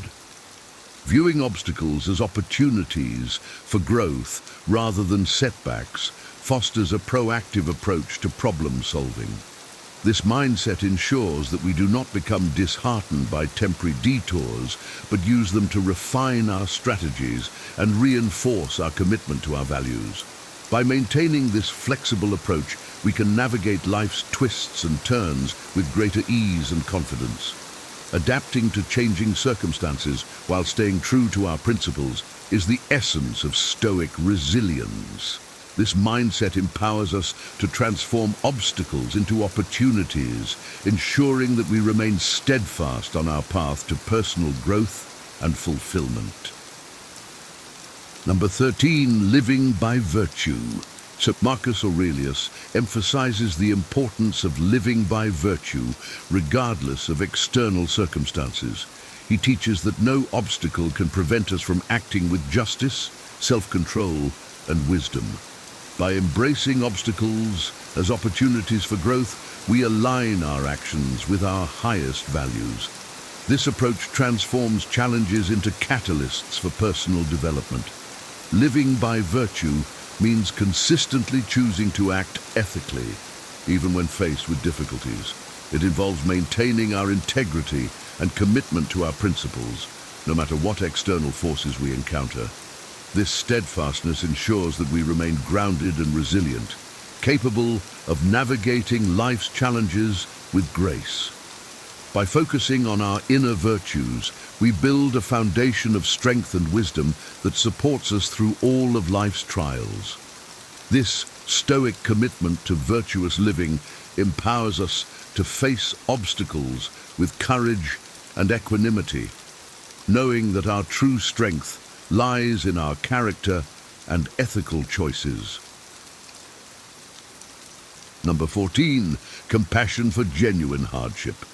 Stoicism acknowledges the reality of severe hardships such as illness, abuse, and war. While these situations represent profound suffering, many have summoned heroic resilience in the face of such adversity. It is essential to retain compassion for those enduring unimaginable trauma and pain. At the same time, Stoicism teaches that ordinary struggles are often more manageable than we perceive. By maintaining a perspective of resilience and strength, we can face our challenges with greater courage and determination. Compassion for genuine hardship involves recognizing the suffering of others, while also understanding our capacity to endure and overcome. This dual perspective fosters empathy and solidarity, helping us support others while maintaining our own resilience. By acknowledging the severity of true hardships, we can better appreciate the manageable nature of our daily struggles. This compassionate approach helps us navigate life's challenges with a balanced, empathetic perspective, enhancing our inner strength and wisdom. Number 15, not creating upsets. Marcus Aurelius advises us not to turn situations into crises unnecessarily. Often, we blow minor inconveniences out of proportion, creating unnecessary distress. By choosing calm acceptance over emotional reactions, we can navigate daily annoyances with ease. A missed train, a rude comment, or a delayed flight need not be a source of significant upset. When we resist the urge to dramatize minor events, we maintain our inner peace. This principle applies to both minor daily irritations and larger life challenges. By practicing mindful detachment, we can prevent ourselves from being unduly disturbed by life's inevitable inconveniences. This approach helps us conserve our energy and focus on what truly matters, ensuring that we do not waste our mental and emotional resources on trivial matters. By choosing not to turn minor issues into major crises, we cultivate a sense of calm and resilience, allowing us to navigate life's ups and downs with greater ease and serenity. Number 16, Stoicism in modern life. Applying Stoic principles to contemporary challenges can help us navigate the fast-paced modern world with greater ease and wisdom. The core teachings of Stoicism remain relevant today, offering practical strategies for maintaining inner peace amidst external chaos. By balancing Stoic detachment with modern responsibilities and relationships, we can live a more harmonious and fulfilling life. This involves integrating Stoic practices into our daily routines, such as reflecting on our actions, practicing mindfulness, and maintaining a perspective of calm acceptance. By doing so, we cultivate resilience and adaptability, enabling us to handle the stresses of modern life with grace. Stoicism teaches us to focus on what we can control and let go of what we cannot, providing a framework for navigating the complexities of contemporary existence. By embracing these timeless principles, we can achieve a balanced, centered approach to life, ensuring that we remain undisturbed by the ever-changing circumstances around us. Number 17, mindful detachment. Refraining from self-created suffering is a crucial Stoic practice. By maintaining energy and clarity for true priorities, we can avoid the unnecessary turmoil that comes from overreacting to minor events. Mindful detachment involves observing situations without becoming emotionally entangled in them. This approach helps us stay grounded and focused on what truly matters. By practicing mindful detachment, we can navigate life's challenges with a sense of calm and resilience, ensuring that we are not easily disturbed by external events. This practice allows us to conserve our mental and emotional resources for addressing significant issues rather than wasting them on trivial matters. By cultivating this habit, we can maintain a sense of inner peace and clarity, even in the face of adversity. This Stoic principle empowers us to remain composed and focused, ensuring that we are not swayed by the inevitable ups and downs of life. Number 18, final thoughts. Imagine a life where the storms of daily existence don't rattle you, where each challenge is met with unwavering calm and composed strength. This is the gift of Stoic philosophy, a path to enduring peace and resilience. Remember, it's not the events themselves that disturb us, but our interpretations of them. By practicing Stoicism, we reclaim our power over our reactions, transforming obstacles into opportunities for growth. As you journey forward, embrace the Stoic mindset. Focus on what you can control, accept what you cannot, and meet each moment with calm acceptance. By doing so, you can navigate life's ups and downs with greater ease and wisdom, ensuring your inner peace remains steadfast amidst external chaos. Now I invite you to reflect on your experiences. Have you faced challenges that tested your resilience? How did you respond? And how might a Stoic approach have made a difference? Share your thoughts and stories in the comments below. Your insights could be the spark that inspires others on their path to tranquility. Let's create a community of shared wisdom and support, helping each other to act like nothing disturbs us anymore.